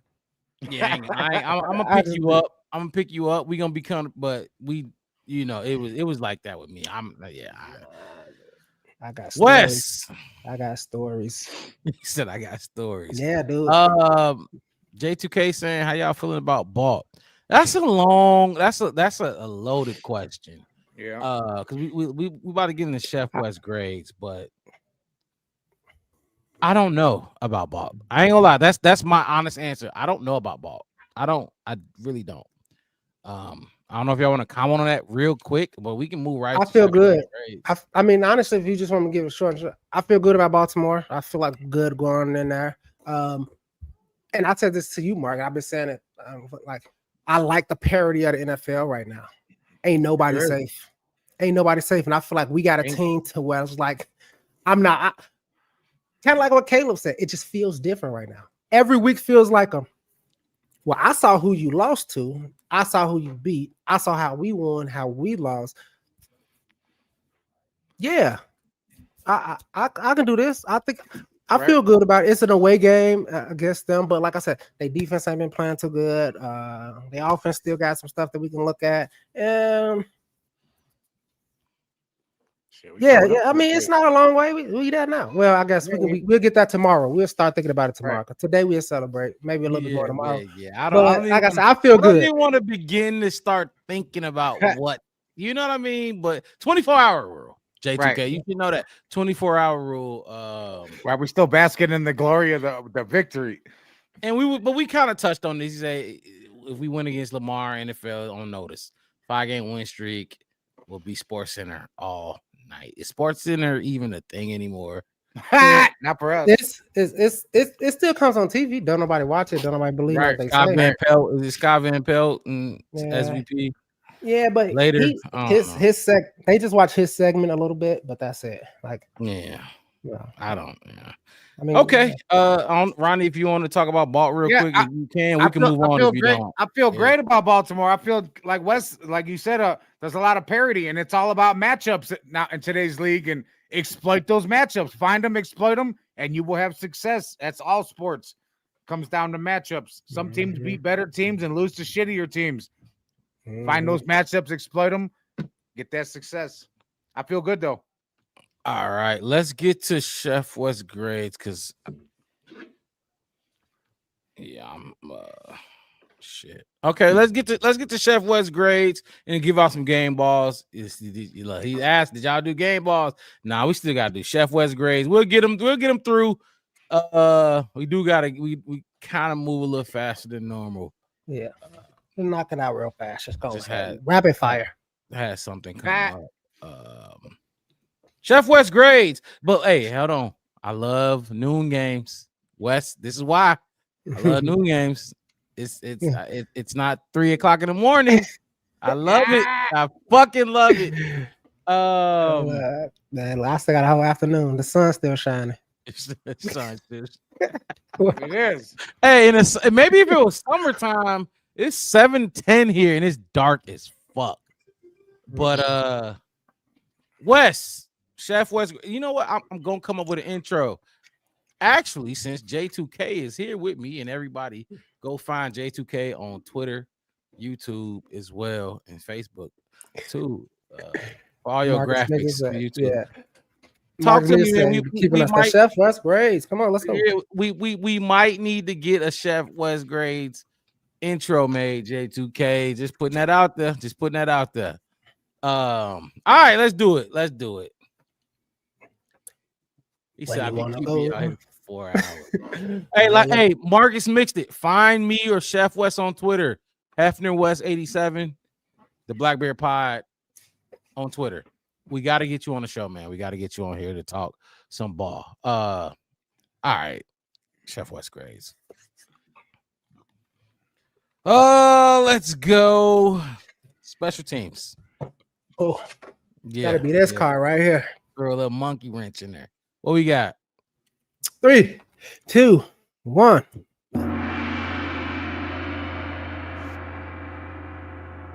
Give him a C. I'm gonna give him a C. Tory Taylor, a couple big punts back there, put him down in the 20. Like I said, there's only one part of special teams I didn't like. Moody, coming in. As a backup, like I said, the depth in this team is just crazy. The people coming in and act like nobody left.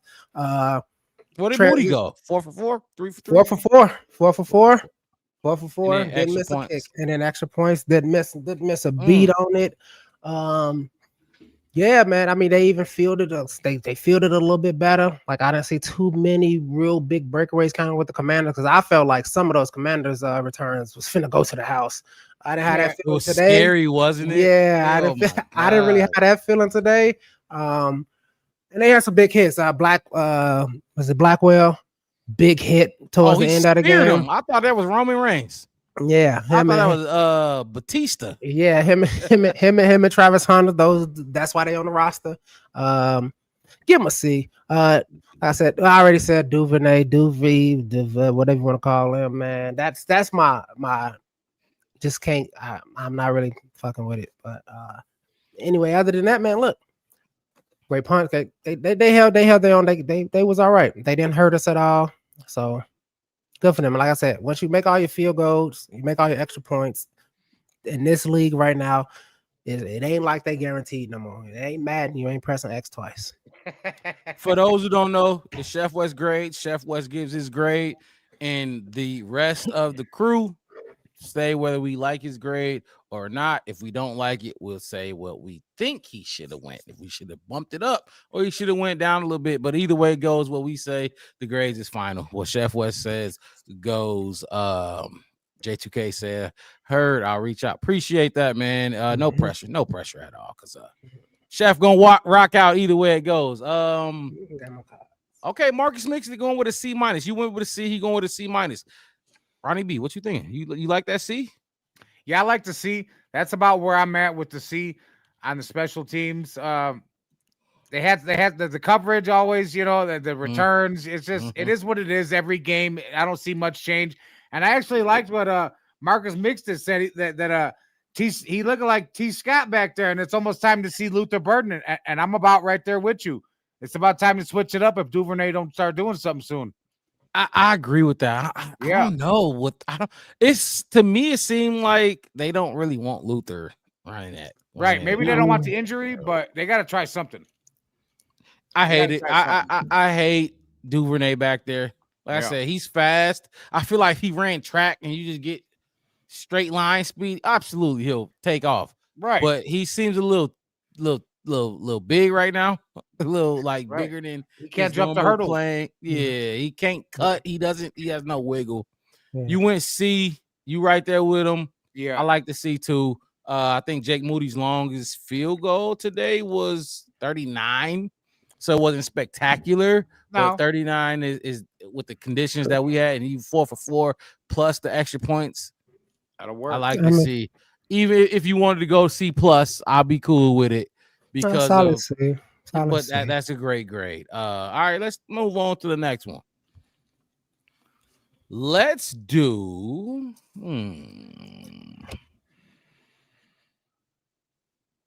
offense.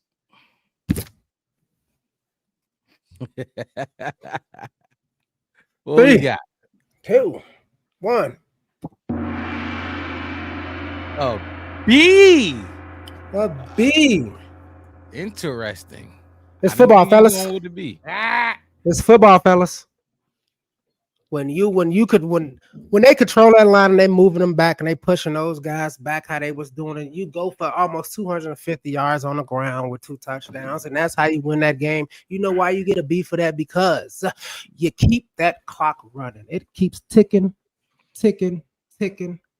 They offenses on the sideline wishing that they could get out there and try to stop you, but they can't. And those guys is coming up there, big holes. Like I said, it's everybody. It's just not like the offensive line is out there. Like I said before, I'm giving some praise to those tight ends, those wide receivers. Swift, even Roshan coming in, taking that one chance. He can that Eminem. He only had one shot. He took it for 11. Lose yourself. That's it. Because you only need 2 or 3 big plays down the field in the passing game to have a good-looking passing game. Remember, the Saints tried to do that, but when they couldn't run the ball, they couldn't keep up. because they couldn't run like we was running the ball. No, absolutely. Because they couldn't stay on the field like we were staying on the field. Then, we'll get on the other side of why they wasn't on the field again when we get to talk about the defense. Hold on. Yes, you can have some. That's why they get a B. We a few tweaks away. Like I said, some of that stuff on offense, the referees are still trying to wear us out and bamboozle us. There you go. Like I said, if we a Caleb good game away from an A+, that's easy. That's easy. He can fix that in a quarter and a half. You got Marcus mixed it with you. He got to be with you. J2K said, I like that Ben has fixed the run game. Even when Caleb isn't playing well, we can still win with a good run game. Then you got Last jumping in. He said, very little passing game today. B-. So from what I'm J2K, put a grade in there for J2K. But from what I'm seeing in the chat, you right there in the ballpark. They like the B. You got to be in there. B-. Marcus Mixter also said, shout out to Manungai. He's made the most of like 90% of his snaps so far. Yeah. I think we all like Manungai. Yes, Manungai. I'm a Manung guy. I like that guy. You a Manung guy. Manung guy, cool. All my Manung guys, we in here. Hey, all the Manung guys in here in the chat. All the Manung guys get in the chat. J2K says C+ run game is an A, passing a D, average C+. Oh, okay. Lower end. Okay. Ronnie, you want me to go? Critique Go ahead. I'll critique him first. B. I cannot go to a B, but I'm not mad at the B. I'm not mad at the B, Wes. I'm not mad. They had 386 total yards. I'm not mad at the B because of the offense was the run game was playing so well. Like J2K just said, A. When you have an A in the run game, the pass game wasn't so bad to tank it. But I wouldn't go 3rd for 12. What I'm looking at is 3rd for 12 on 3rd down. Give me 7 for 12, 6 for 12. You know what I mean? Give me, I'm gonna go see. I like the B. I'm not mad at it. I can't argue with it. But if I were the teacher and I'm not, or if I was Chef West and I'm not, C+. I'll go C+. I'm right there with you, J2K. Ronnie, what you thinking? I was gonna go C+ like you did, Mark, but I changed my mind. Not before you, but I changed my mind to a B-. Okay. Simply because we had the running game was working, the passing game wasn't, but the running game was working well enough to where it boosted our offense. So a C+ was what I was thinking, because one thing's working, one's not, but the one thing is working so well that I'll do the B, but a B-. And I do want to point out half of those completions in the passing game was for first downs, by the way, which reset up the run game again. Yeah, that's a positive for sure. That's why I say on first down. New set of downs. You got to think about. I think about 6 of those was for first downs. So those are big completions. Yeah. Well, earlier I like that you lit. I don't know if you got the list again. If you want to say it again, but the passes, the big passes that Caleb big passes, yeah. The big I don't know if you want to rally them off real quick one more time. So the longest pass, you got DJ longest pass was 26 yards. Rome longest reception was 20. Luther Burdens was 22. Cole Kmet 16. DeAndre Swift 14. And then Colson Lovin is 9. 1, 2, 3, 4, 5, 6. That's 7 out of his 7 teams were all basically first down passes.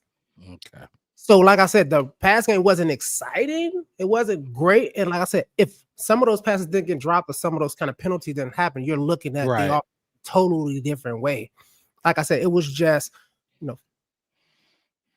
refinement, some coaching stuff. I didn't see, like I said, it wasn't a lot of negative plays other than like I said, the interception and the sack. We know why the interception was there. If you watched the game, you saw, like we said, that was a high school interception that I mean anybody could have watched that and took that was a bad interception. And the sack, the sack was just them being them. They got the pressure, they collapsed the pocket really, really fast. Nothing you can do, take it. Other than that, everything was just ugliness, but it didn't hinder the game to the point where the Saints could pin their ears back and we needed to pass to win. We were still in such a good position the entire game that we could continue to constantly run the ball. Right. Which think about how, that's what I'm saying. Think about how it affects the game. I would love to have a couple big ones down the field. Man, I would love to have a passing touchdown. But you heard the commentators say what the Saints do. They're not letting you take the top off of them. You know what I mean? That's why they were so competitive on a defensive end. They weren't letting you just toss the ball down the field. No, they had guys back there. He said defense better be unanimous. J2K said I can't think of a great pass play all game. There was the pass to DJ Moore that was thrown for some yak, but outside of that, I don't know. I'd have to look at the pass plays. He's only 17 completions, right? And so to me, if he catch it and he goes up 10 more yards, it's still considered the passing yards. That pass caused that. Yeah, and we talked about game managing. Manage the game because it ain't yours right now. So don't try to do too much and try to please people with the stats, but just be what the Bears needed you to be today. Let's move on. He said I talked about that. Defense should be unanimous. All right, Wes. It's only one more. Well, not one more, but grades. Everybody say where we going with this one because we always do head coach. I know this grade is last. Or coaching last. So that's that right. So y'all can know. Defense. What we got? 3, 2, 1.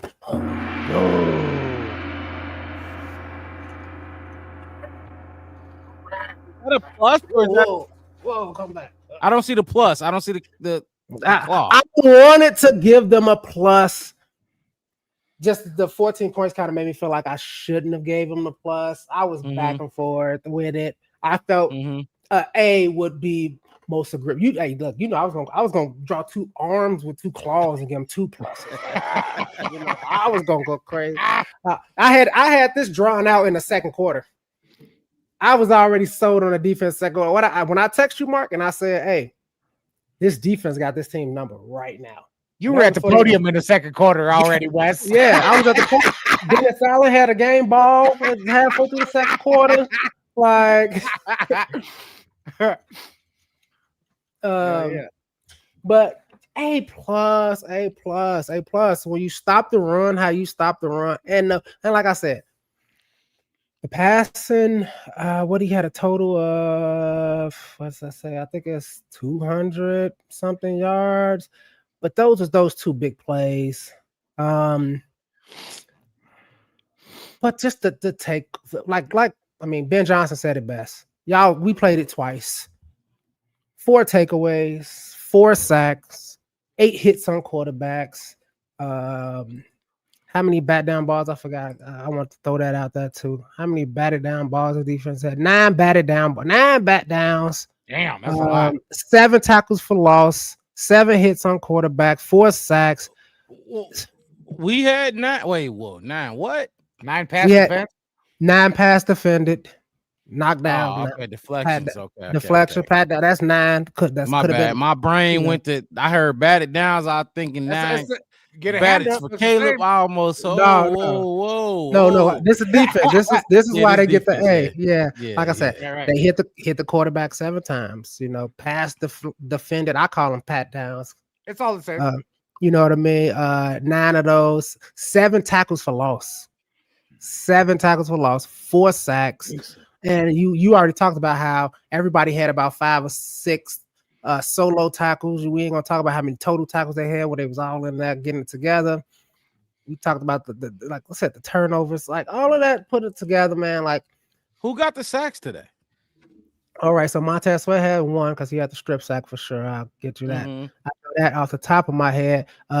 Dom Robb had a sack, I believe. So yeah, Tremaine Edmonds had a sack. Jaquan Brisker had a sack. Montez Sweat had a sack. Kyler Gordon had a sack. That's who. So the Twins each got one in there. Yep. The Twins got a sack. Montez got a strip sack, and Tremaine Edmonds had 1. Got the other one. And I think all of them, if I'm not mistaken, and every single one of them had a tackle for loss on top of that. So that's 4, 5. So that's almost 10 tackles that was behind the line of scrimmage from those 4 players by themselves. Right.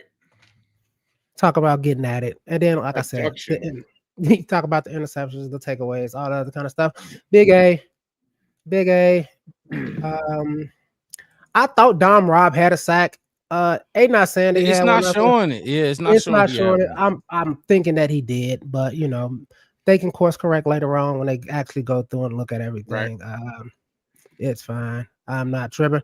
I just know we was all in their backfield, and it was great. And this is huge because top 5 takeaways in the not last season, but just last 2 seasons. Absolute steal. But we was talking about that earlier.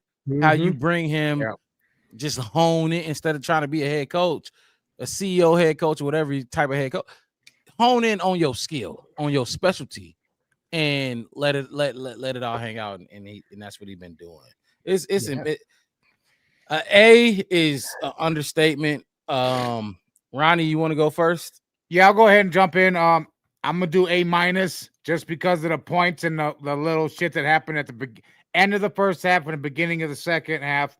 We got a little lackadaisical, we got a little soft, and let them, like Wes was saying, sometimes when you're ahead, you know, you get to give them that cushion and you play that, you know, whatever, and teams come up a little bit. But other than that, yeah, we were phenomenal today. The takeaways, the pressure on the QB, just stop stuff in the run game. We were all over the field. When it counted and it mattered and we were paying attention, we were on our shit. And that's I love that about our Bears today. And A-, Dennis Allen, you guys deserve that A, so enjoy. Let's get ready for next week. He got a game ball. He got the game. He got a non-player got the game ball. And I knew it. That's why I had to give him my grade earlier. Right. I couldn't get stands for something. Yeah, and it stands for a lot. A-. I'm just do it and go A+ because I don't care the play the points. We're gonna talk about the points. The 7 after they did what they're supposed to do. You double dipped. You scored before the half, and then you got the ball right back, and you came out and scored again. Right. After half, I think they scored. Chris Olave. He came from wide receiver. He came from wide receiver. Y'all see the picture. Y'all see the picture up there that be going around all the time. Exactly. With him. He's a dog, and he got the touchdown. And who else got the other touchdown? He got them both. He got them both. That was it. That's what I'm saying. Like, it was Olave, and then on top of that, one of the touchdowns that was on Tyreek. He stopped them from getting it, and then didn't come back into the game. He was backpedaling so much. And remember, he didn't come back into the game after that. That was it for Tyreek. After that play, he was done. So, like I said, A+ for me. They get paid. A+ for me. The A is fine. If you want to go A-, that's fine too. A across the board. That Montez balled. TJ almost snatched him one. Like I said earlier, I saw Javon Dexter drop back coverage, and if he had, he tried to snatch him one, didn't get it, but Byard got tackled by his own teammate. He could have had one. Blackwell came in the game. It was a lot of things. The surprising thing is that we have more people probably from the defense stepping up, making plays that we didn't expect than we were expecting from the offense. We thought we had so many weapons and all these guys on offense that were going to make all these plays, but it's the defense that's showing up. All these no names or people that you didn't think were going to plug in and play, and they're doing their motherfucking thing out there. And that's a good point, except I did. We knew that DB room, at least the DB. Oh, the DBs, yeah. The secondary was deep. The secondary is definitely deep. Secondary is deep, yeah. Like I was saying earlier, Dom Rob catching me. Everything he does from here on out is going. Just know when we come on this show, Rob, they call it out. Rob, your boy, whatever you want to say, he's gonna catch me off guard. I didn't see anything from Dom Rob, and he's. I don't say he exceeded expectations, but I guess he did.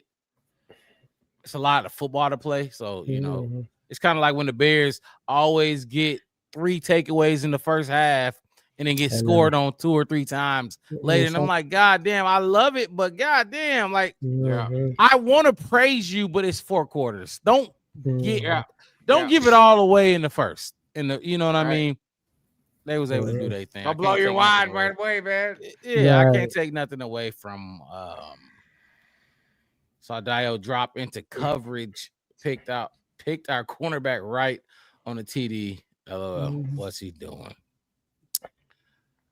That goes back to what we were saying about depth earlier. Yep, the depth. Yeah, absolutely. Edwards for the second week wasn't deep enough in his middle zone and gave up a TD like Edmonds at will linebacker. But those plays don't happen if he's Mike. See, I don't know. I don't know if I'm gonna go that far and say it don't happen if Tremaine was at Mike, because we was getting gashed the same way when Tremaine was at Mike. Now, I do think now, look, even with what happened with Tremaine, Edwards, because it happened last week too, Wes. Ronnie, we talked about this when Jaden Daniels threw the touchdown to Ertz in the back of the end zone. Edwards was in the middle, but he also had Debo Samuel on the other side coming. So it's not Urlacher. You don't have him there. He's not here. He's a fucking unicorn. It's going to be hard for a regular linebacker in today's league to be able to cover both in breaking routes from both sides. You got to pick your poison. Exactly. Hope you pick right, but I don't want to move it. I don't want to change it. Keep Tremaine at the wheel. Let Edwards play the mic. Wes, you was on point with your grades.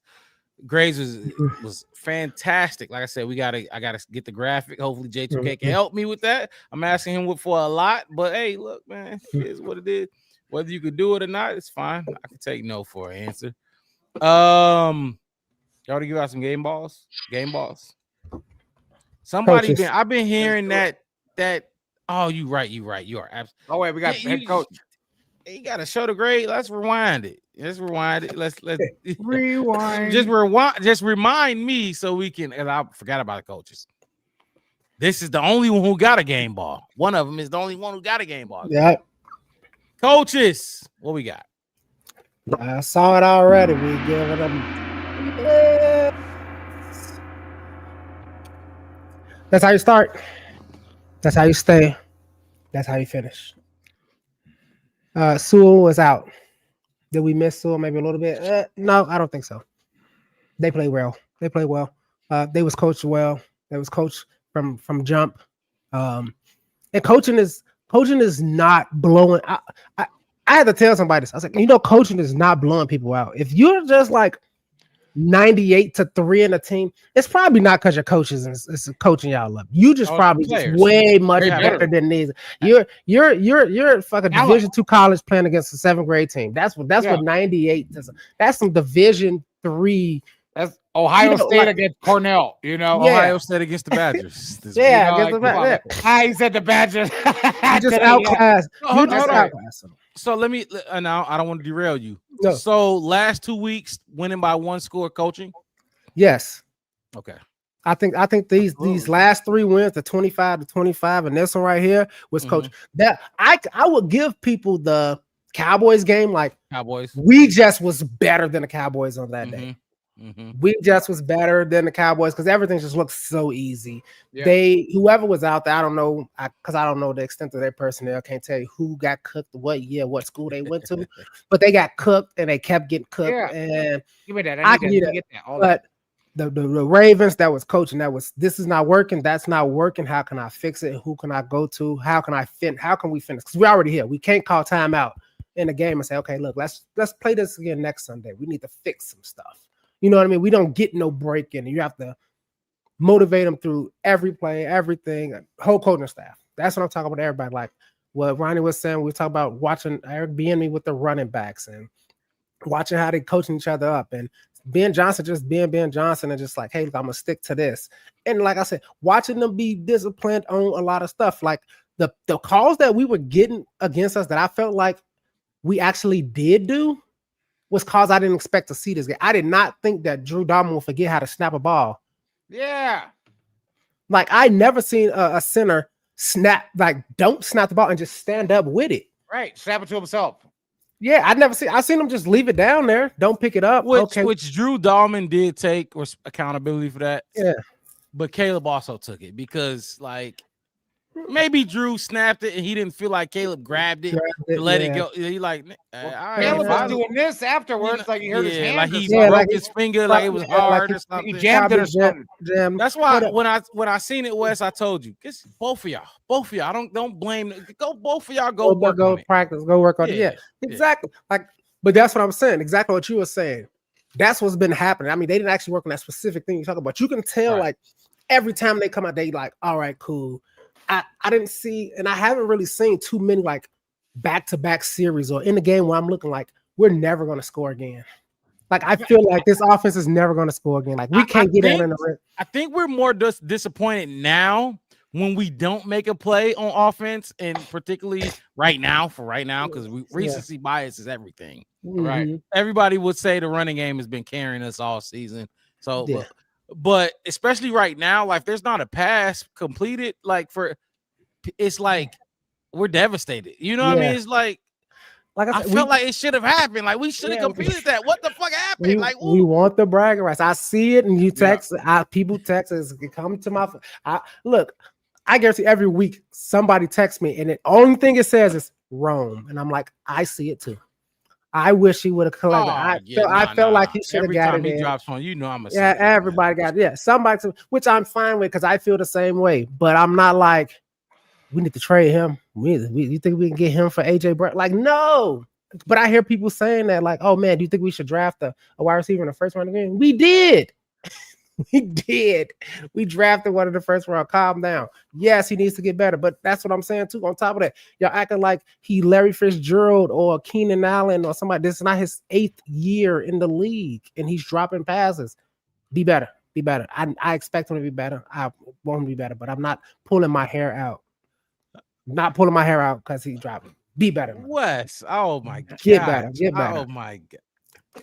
See him out doing it. You got to just be better. Man. I'm not even gonna follow up. I'm gonna leave it at that. I'm not gonna say nothing. That's be better. Coach it up. And like I said, these coaches is doing it. One of them got a game ball today. And the reason I'm keeping the coach grade so high is because every week they say, hey, this has to be better this next coming week, and I see it's better the next week.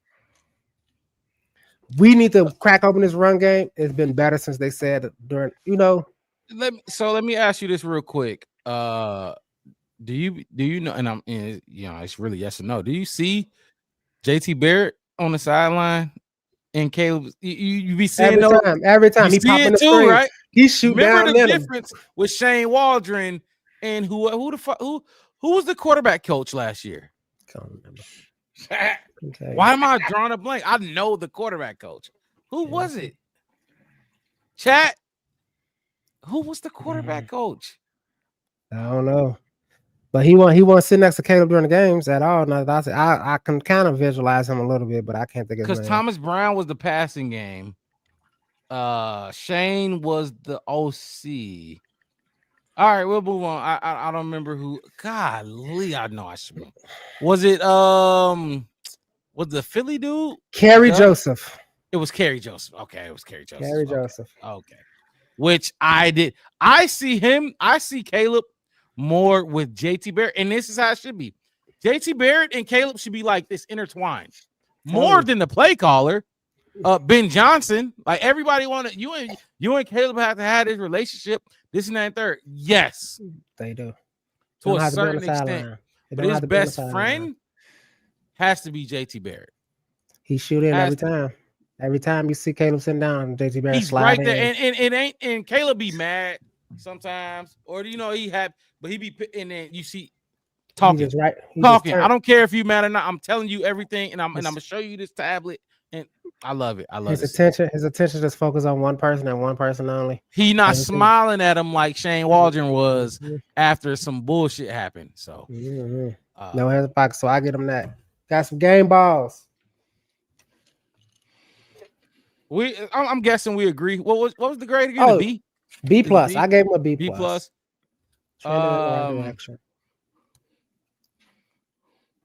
Can't argue with it. No. Wes, you was on point again. I think it's 2 weeks in a row. I like the challenge. Two weeks in a row. You timeout usage. I mean, think about it. We using timeout. The challenge was amazing. The challenge. We using timeouts. We using timeouts to settle ourselves in. You need to stop telling him that he's on point, man. I can barely see his head right now. He getting big as hell over there. Don't just challenge it. Sling that motherfucking red flag to the 50 yard, right to the logo. Yeah. Don't like I said. Don't Pete Carroll. Don't do like Pete Carroll. Don't. I shouldn't. When they do that, I shouldn't have to challenge it. That's what they saying. Yeah, I got to fucking challenge. Shouldn't have to challenge this shit. You should have got the call right on the field. Yeah, you're making a point to that. Love it. Love it. Let's do some game balls, and we got to get up out of here, though. We do got to get up out of here. Wes, you got a ball in your hand. Do you want to go first? Yes, I'm gonna go first. I got a cold Chef West game ball.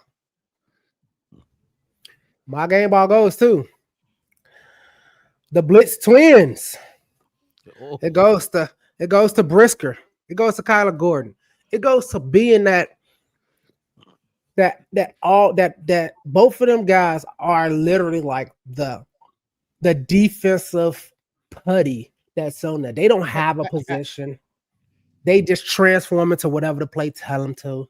You see them on the edge, and I mean on the edge. They don't even take no wide angles half the time. They are right on the edge, and they're both coming hard. They showing you what it is. What's up, Dan Tanner? They showing you what it is. They coming hard. And even when they call some petty stuff for them, you see what they were doing. We know. They don't like us being professionals. We know. And then they coming back harder than they did before. And like I said, Brisker from last week. I can't wait for Kyler Gordon to get his pick probably next week. But yeah, dude, like they back. You can see the difference. You see the difference in this defense when they back. We felt what happened when we lost them last year. Brisker made it to what? Yeah. This week 7. Brisker still here, still healthy. Remember, he didn't make it to week 7 last year. So we could talk about it a little bit. Jaquan Brisker. Like what? Like if the season, and this is very unfair. But if it ended today, it's a contract year for him. It's a contract season for Brisker. Are we re-signing him? Now, obviously, if the price is right, if they're gonna take a 3-year, $5 million deal, they're gonna do it. Yeah. You know, but I'm talking about like for money that his counterpart, because I would love to say they're joint together at the hip. Mm-hmm. You know what I mean? The twins. And you know what I mean? Because they are. And they've been going through this NFL shit together from the start to finish. You know what I mean? Both of them were stars in their own right, especially Brisker at Penn State. Mm-hmm. I would probably say Brisker was more recognized coming out of college. Yep. Are we doing that though? Not what we do it, but organization, Ben Johnson. Ryan Poles, like, do y'all think this? I think you have to consider it right now, given what we've seen right now today. Yes, Brisker has some leverage. He has some, you can say this, but I can say that. Like, I have some pushback right now, how I've been so far in the season, and the change in what the defense looked like, even way back before we even had this amazing coaching staff that you just put together on Ben Dodgers. But before that, remember, I was still Brisker then. I was still a missile or rocket. I was still that same player. I think everybody was until this last year with this last year. Everybody kind of had the injuries and kind of fell out. But you could use like, hey, look, we have to have insurance on you. So giving you so much money is that. But we can probably, like I said, they can probably give him a nice overall looking contract. But saying, hey, these are the things you need to do to hit this top number as insurance for us. Like, the incentives. Like, hey, look, I don't know, let's call it 4 years, $40 million, right? That's pretty much a lot of money for a safety. That's right. You see what I'm saying? I'm just going crazy, right? But you only get, you're getting 20 guaranteed, 18 guaranteed. Right. But if you have 4 forced fumbles, you get another $2.5 million. You have 5 interceptions, you get this. You know what I mean? If you got that, and then we'll start throwing money over that hole for years. But up front. And like I said, this was unfair because it's only game 6 and we got a long season to go. I just wanted to just get test the waters. Ronnie, what you thinking about it? As far as the game ball, I'm giving my game ball. No. I mean, you can go game ball if you want to. But I was just talking about Brisker, like paying him any kind of money. Like, I think what Wes was saying, you have a lot of people. You have to evaluate where he fits in the system and how valuable he is, not for us.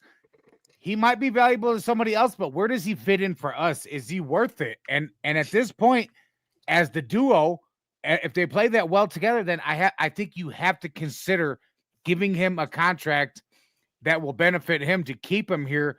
Because why train somebody else and hope that somebody else can be plugged in and play alongside of somebody? If he's already doing it and we can afford it, and that might be the key. Can we afford it? If you can afford it, I definitely think you should do it.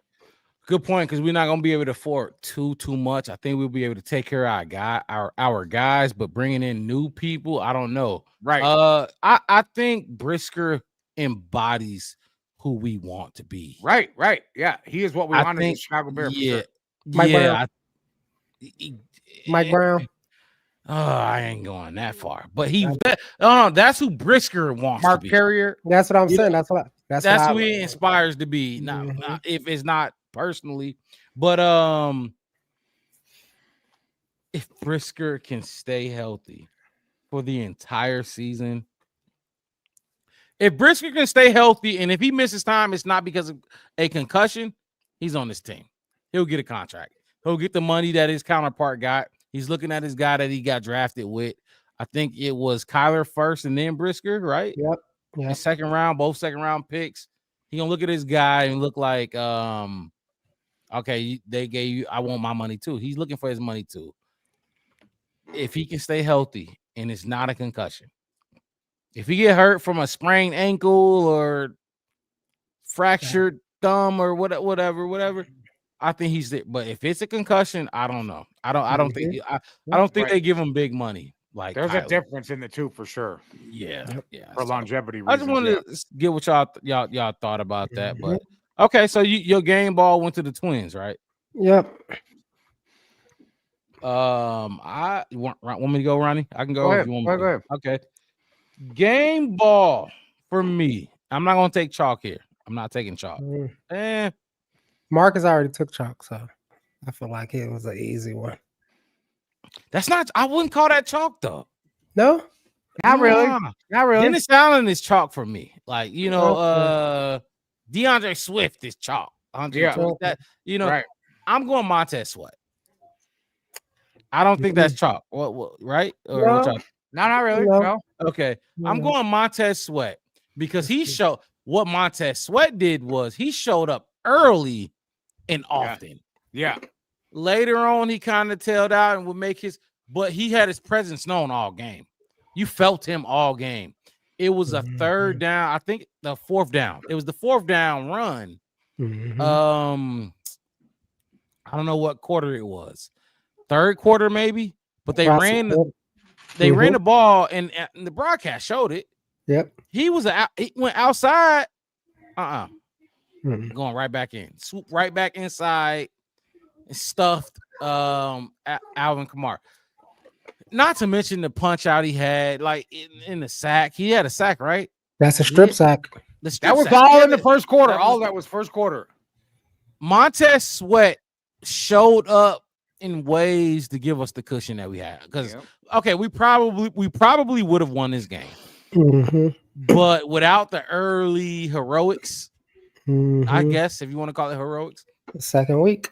It'll be another 25-24. I ain't, 24-20, whatever. 2-point win off a field goal type shit or whatever.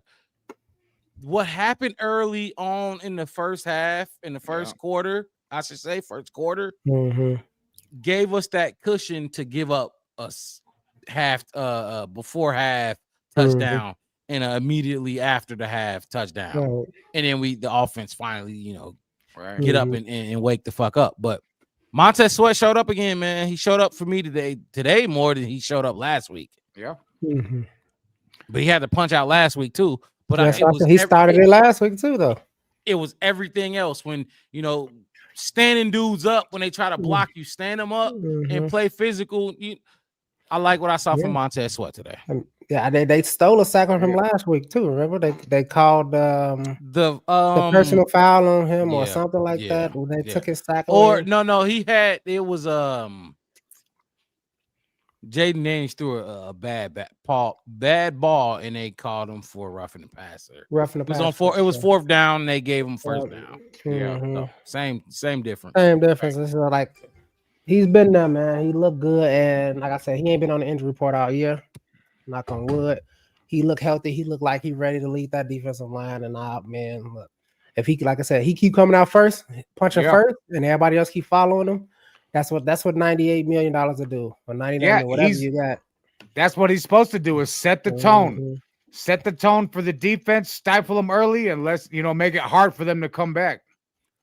But I mean, after the bye, and then Ronnie, you can give your first one. But after the bye, I gave my game ball to Montez because of what he's been through, or how much we've gotten down on him. Right.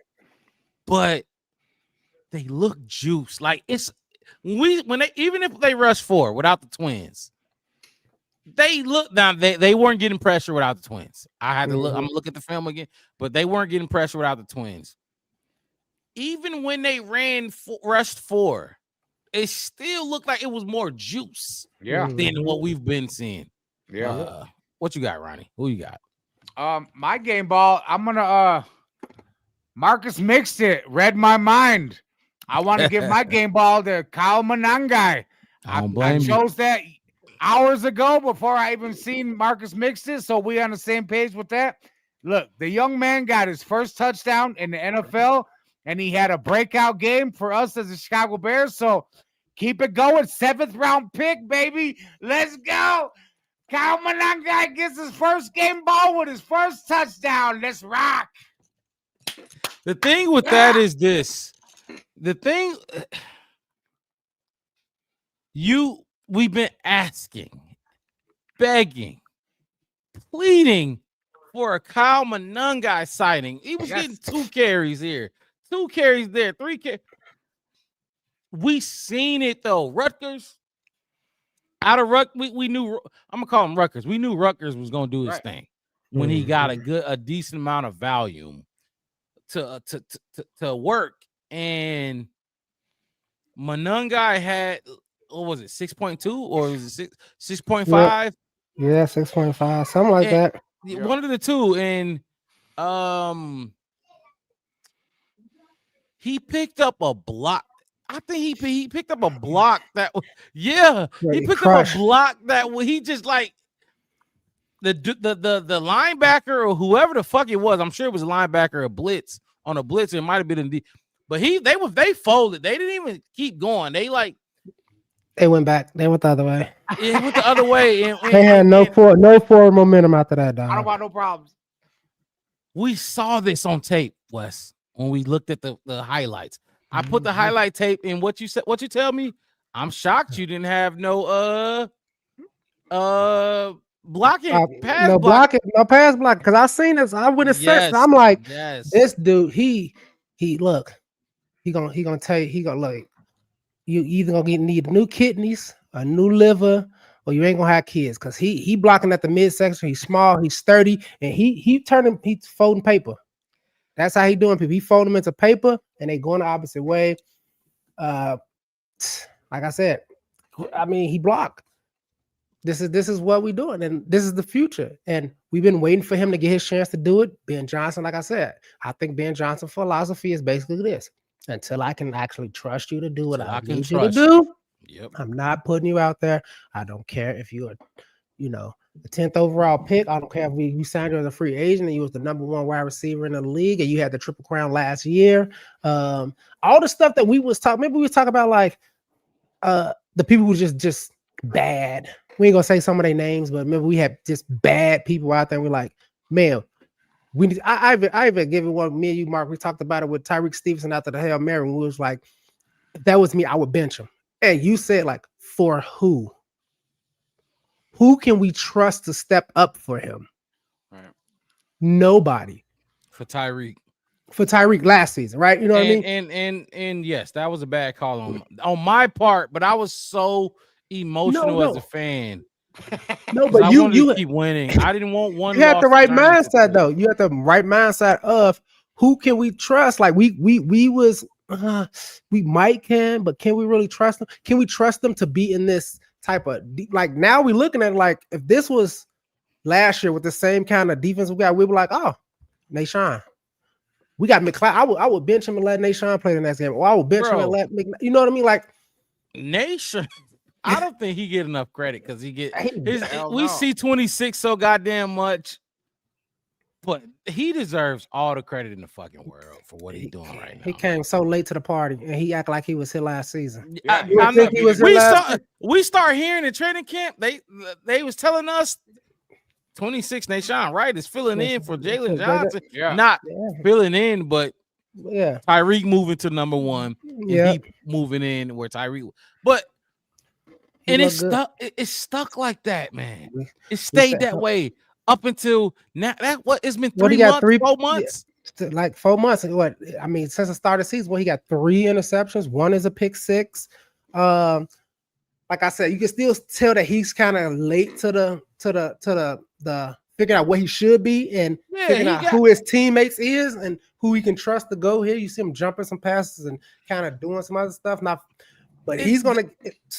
They'll complete passes to him, and then he's right there though. You know, on the ones where it's not blunders, it's like okay, they completed it to you, and it was a good throw and a good route. They was on the same page, but you still brought him down. Like, you was right there. I don't like to see cornerbacks give up pass completions where guys can keep running. Yep. Right. I don't like that. That's even Tyreek tripping them up at the end of that big play that they had. Oh my God! I talked that earlier. Bang play. It's a bang play.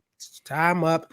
It's not a big play for they down the field. We got a chance to omit that and stop that from being a score. It's in some type of way other than it just be a walk-in kind of touchdown kind of thing. So yeah, like I said, Nashawn, like all those guys is coming in and just like I said, if this was last year, we would have put in Nashawn for Tyreek and probably wouldn't have went on the street or whatever. That's even if Flus and them had the fucking balls to do it anyway. They did some pushovers.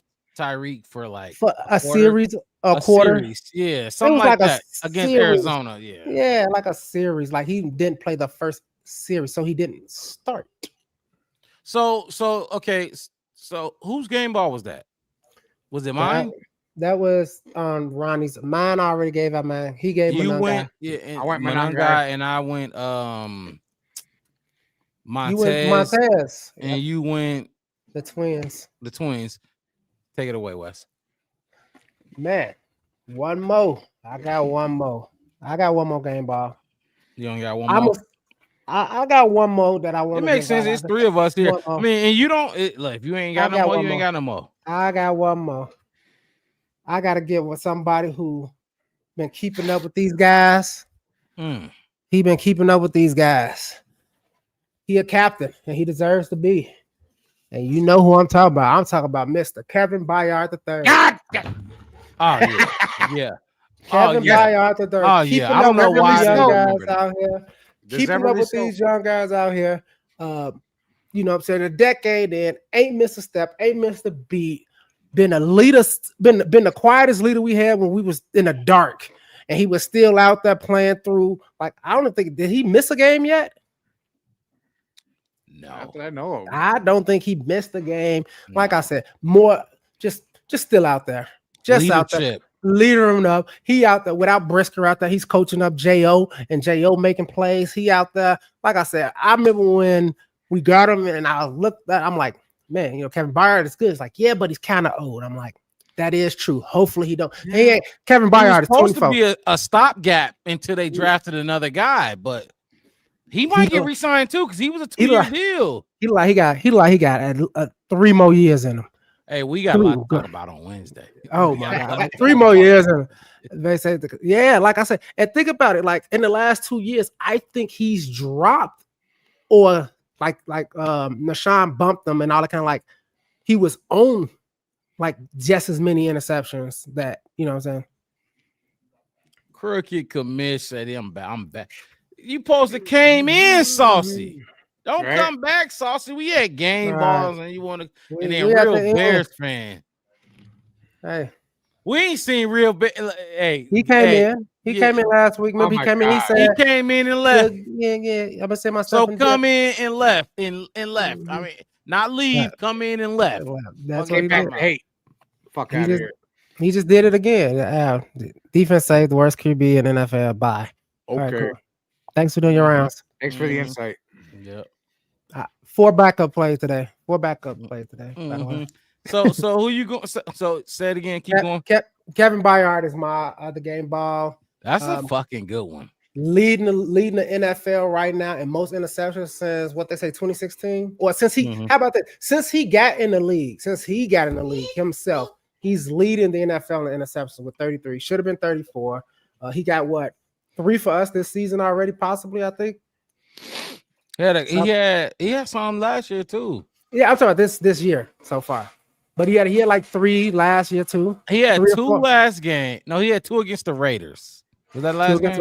Yep, that one last game. That one last game. But he had 2 against the Raiders. Yeah, he had 3. Yeah, he about 3. Yeah, I mean we'll look it up for wins that we'll get into so far kind of stats kind of thing to be more accurate with you guys. But because I think he picked off the Cowboys too. I think he had a pick off, and as I said, I know that backup came in. Yeah, I think he got at least 3. I'm trying to look up. I'm trying to get me one of these because I'm tired of y'all. You see, Ronnie, you see what I said? I'm trying to get me one of these because I'm so tired of y'all. And we gonna be like Run DMC in this bitch if you get one, bro. I'm trying to find out how soon I can get one. I'm trying to get one of these order right now. I'm tired. Come around, bling bling. Wes, you stupid. I was telling him though, they hang low. Yeah, they go all the way to your belly. You gotta pull it up. You want to, you gotta pull it up, but that's fine if you want to. I won't. I don't like being left out. I'm sorry. It's stupid.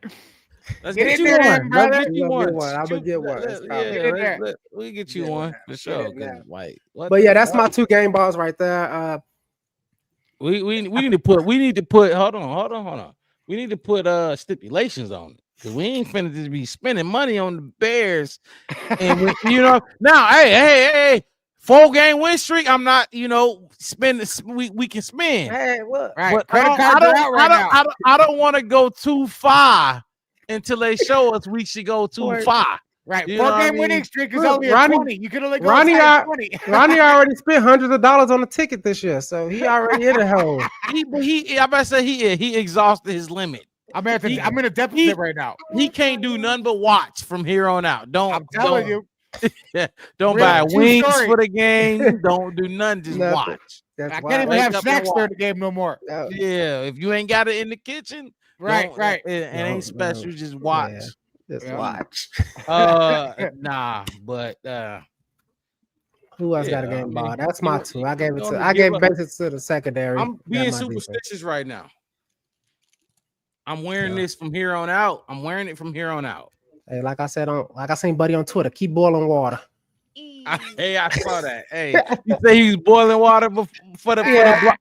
Was that for the block kick? He was boiling water. They said last week he was boiling water when the kick got blocked.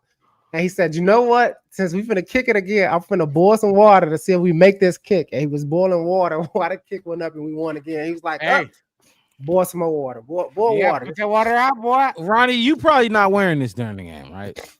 During the game, yeah, I am wearing it. Are you doing the game? Yeah, during the game, yes. Don't be lying on air now. No. Today's the first day that I actually wore it because I knew I was gonna need it because of your ass. How about keeping it real? 100. Yeah.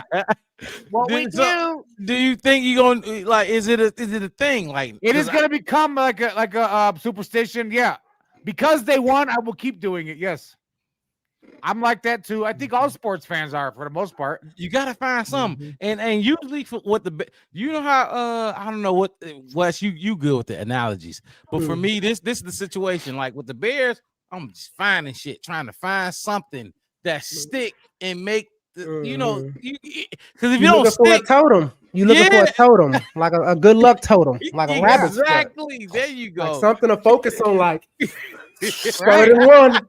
Right. Every time I look at this football on 3rd and 1, we get it. Come on, Caleb. You ain't even looking at the screen. And you hear beep, and you look over, it's like first down. You're like, all right, cool. Don't touch it. Don't nobody touch it. Well, I ain't washing these socks until we lose. My lucky socks. Yeah. I knew you was. Hey, I knew my guy was gonna come through with it. But yeah, that's what this is for me right now. He ain't leave. He say he's gonna buy, but no, he's what he talking about? I call it perfectly so far. He talk about his record. Good. Hey, keep calling them perfectly. 3-8, rough schedule, and our QB sucks. Okay, 3-8. Okay. Now 3-8. What does that mean? That's we're gonna go 3-8 from now on. From the rest of the way, I guess. Yeah, for the rest of the way. Yeah. All right, I'm gonna give my second game ball. I got hold it up. I'll be holding it up, Mark. Like it was. Stupid. Mine's a real ball.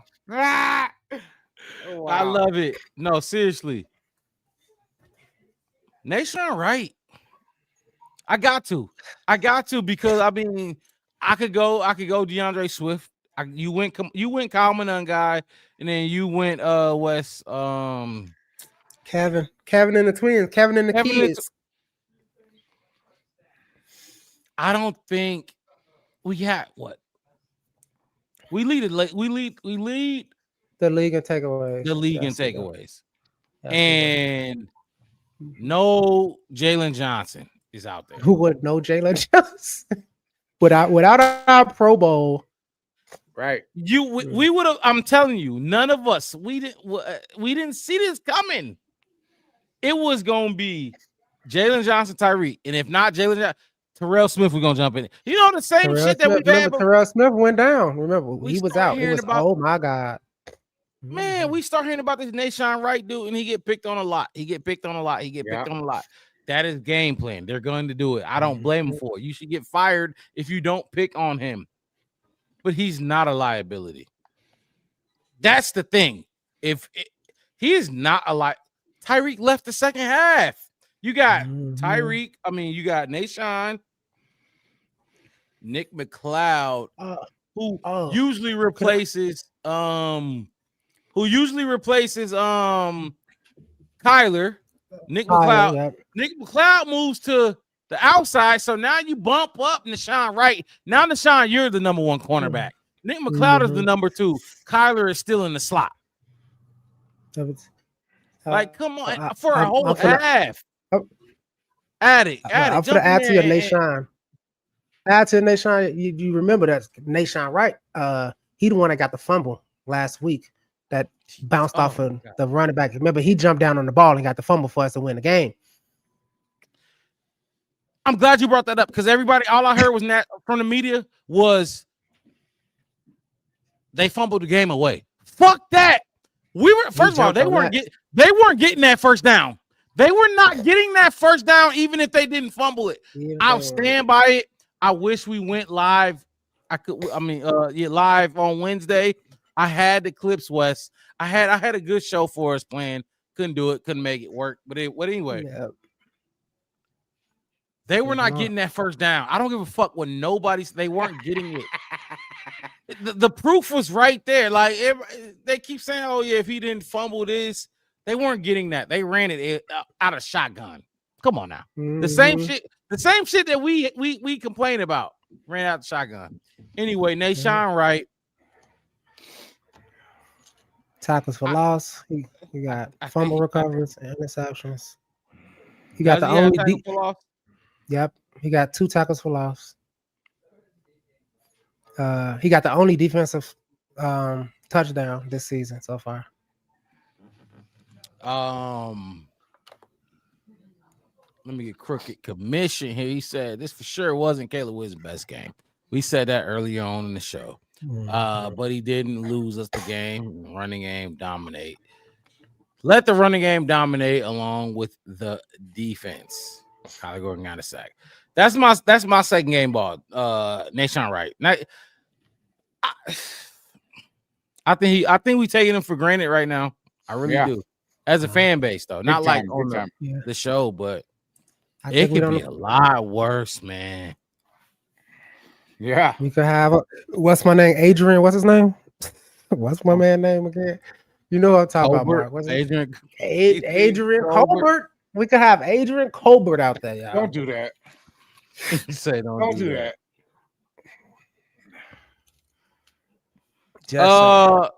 Do you have another game ball? I did have another game ball. Wes took my second game ball, but I like both of your guys' second game balls, and I'm gonna go ahead and give a game ball. I got another option. I don't want to do the same thing as somebody else. Just for the fuck of it. Just for the shits and giggles. Yeah, throw a 50-yard game ball, 50-yard pass. This is my second game ball. From 63 yards out. This is a guy that does the intangibles, the stuff that's not showing up in the stat Hold on. Pause a little bit. Pause. Okay. I just want to intangibles. Soak it in. Yeah. This is a guy that does the intangibles. Someone that people ain't exactly talking about a whole lot, the things that he's producing because of the position he's in. So the guy I'm going to give the game ball to. Hold on.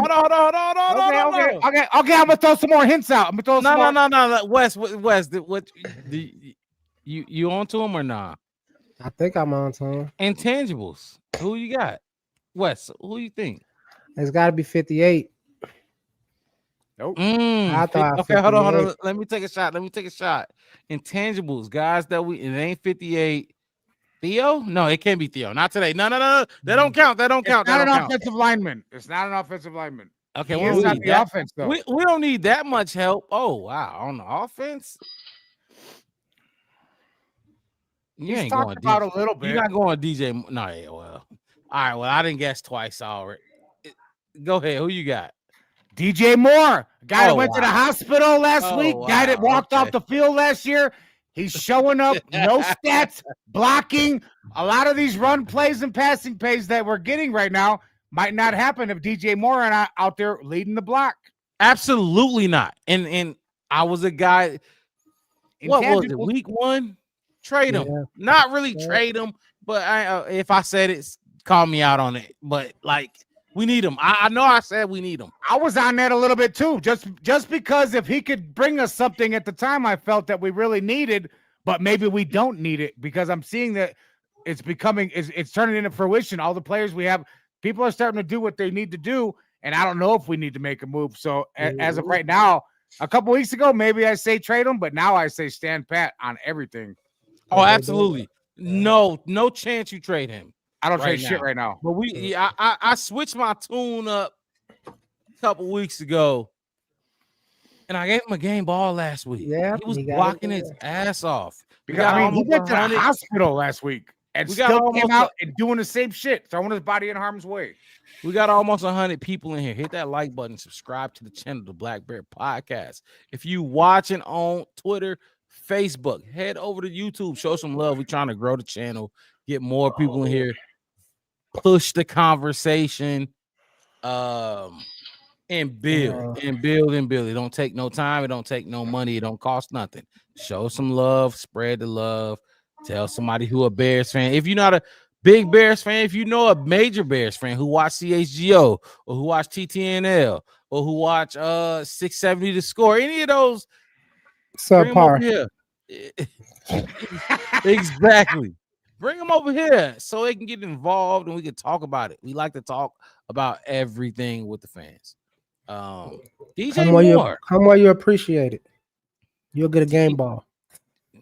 Yeah. You'll comment of the day. He said I trolled them all. There you go. Hey, that's the comment of the day. That's troll the comment. Look. They're fine. They ain't saying not watch them, but come over here too. Because they have agendas. They can't say the real shit. We can. We can't say the real shit. We can say fuck who, fuck them all. Nobody get a ball. Fuck who, fuck them all. Yeah. Nobody get a ball.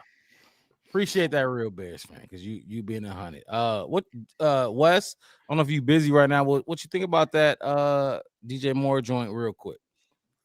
I'm with it. I thought the whole, people's, he got the big contract. It started slowly. We said that they was doing it with this buying into Ben Johnson. It's more than he said it before the season started. It's not about what you do when you get the ball in your hands, it's about what you do when you don't have the ball in your hands. And DJ is doing that. Yeah. Luther is doing. All these guys is doing that. They are doing these other things. And like I said, it's gonna be. And I know people still ugly. Football can get ugly. Yeah. It's an outside weather sport, dude. It can look ugly, get nasty. It could be limited. But what are you going to do to help your team? You see, anytime one player make a play on the ball or something, the whole entire defense goes out on the interception, on the fumble recovery. They all get to run and celebrate together. Somebody run the ball in. The wide receivers don't just walk off after the running back run the ball in. They go congratulate them just like the offensive line does. Like, this is a team sport and they're playing a team ball. So yeah, get these. And like you said, Ronnie, he went to the hospital last week, came back and played. Like I said about DeAndre Swift, he was on the injury list Monday. Yep. Came back and had a hell of a game. Like that first little injury list that came out, but most of those people came in and they had hell of a game. For those people who, like I said, stepped up, hey, this is what we need you to do, DJ. We need you to line up in the backfield. He ain't bad at eye. He tried his best to run. Do what he has to do to get it. And he's still kind of getting his a little bit every single time. He's still catching some touchdowns. He's still making he made a big catch for a first down. I told you I have 22 yards. And they said it was mostly yak, but it wasn't. The airtime on that ball was like 13 yards probably. But I digress. So he said we wanted a few. Did you see this? One of the few that don't ban me. Yeah, we don't run from smoke. So what? We don't. If you get to doing too much, yeah. But like Judah got the axe. But absolutely, talk your shit. We'd appreciate it. And that's what I was saying about Trey Aikman. Talk your shit, criticize whatever, but be like spread it over, because the other guy ain't perfect and he lost the game. But anyway, fucking guy. Yeah. That's great. Put that up. But that's, I mean, I'm with you. Like, I don't think as of now we should be jumping to moving anybody away from the team and bringing nobody in. No. Just the continuity's great right now. Leave it alone. Leave it alone. I don't think they will. I really don't. I think Ben Johnson first year, they gonna let it play out and see what you can do. Right. Yeah, leave it alone. Let Ben Johnson oversee everything and see what he can do. Because the expectations aren't high, especially from around the league, right? So you don't have much. So anything you do is a bonus. Like right now, nobody expected 4-2. I guarantee national media, they didn't, even local media. Some 4-2, no. We halfway to the Vegas number. Remember, the Vegas had us 8.5. Halfway. Yeah.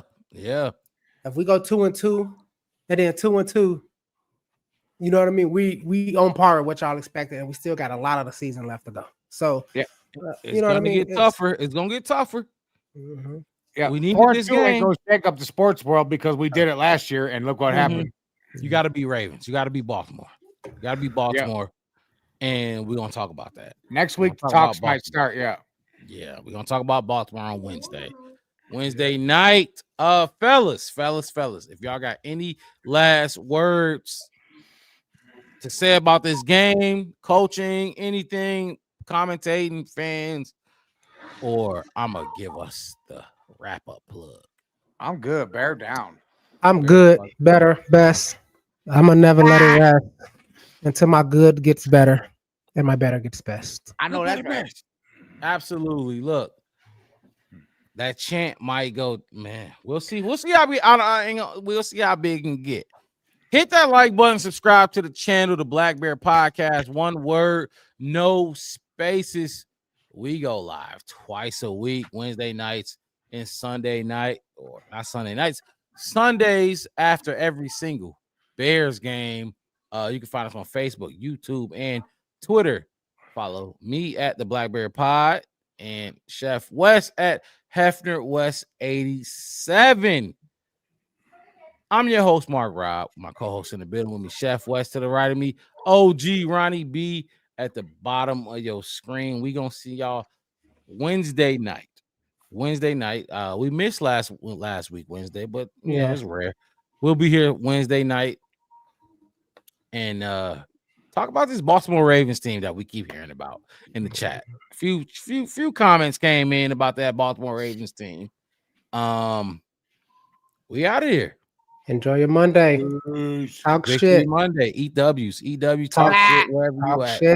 Because I know they've been talking shit about your Bears for the longest. So whoever it is, brag, gloat, talk shit to them.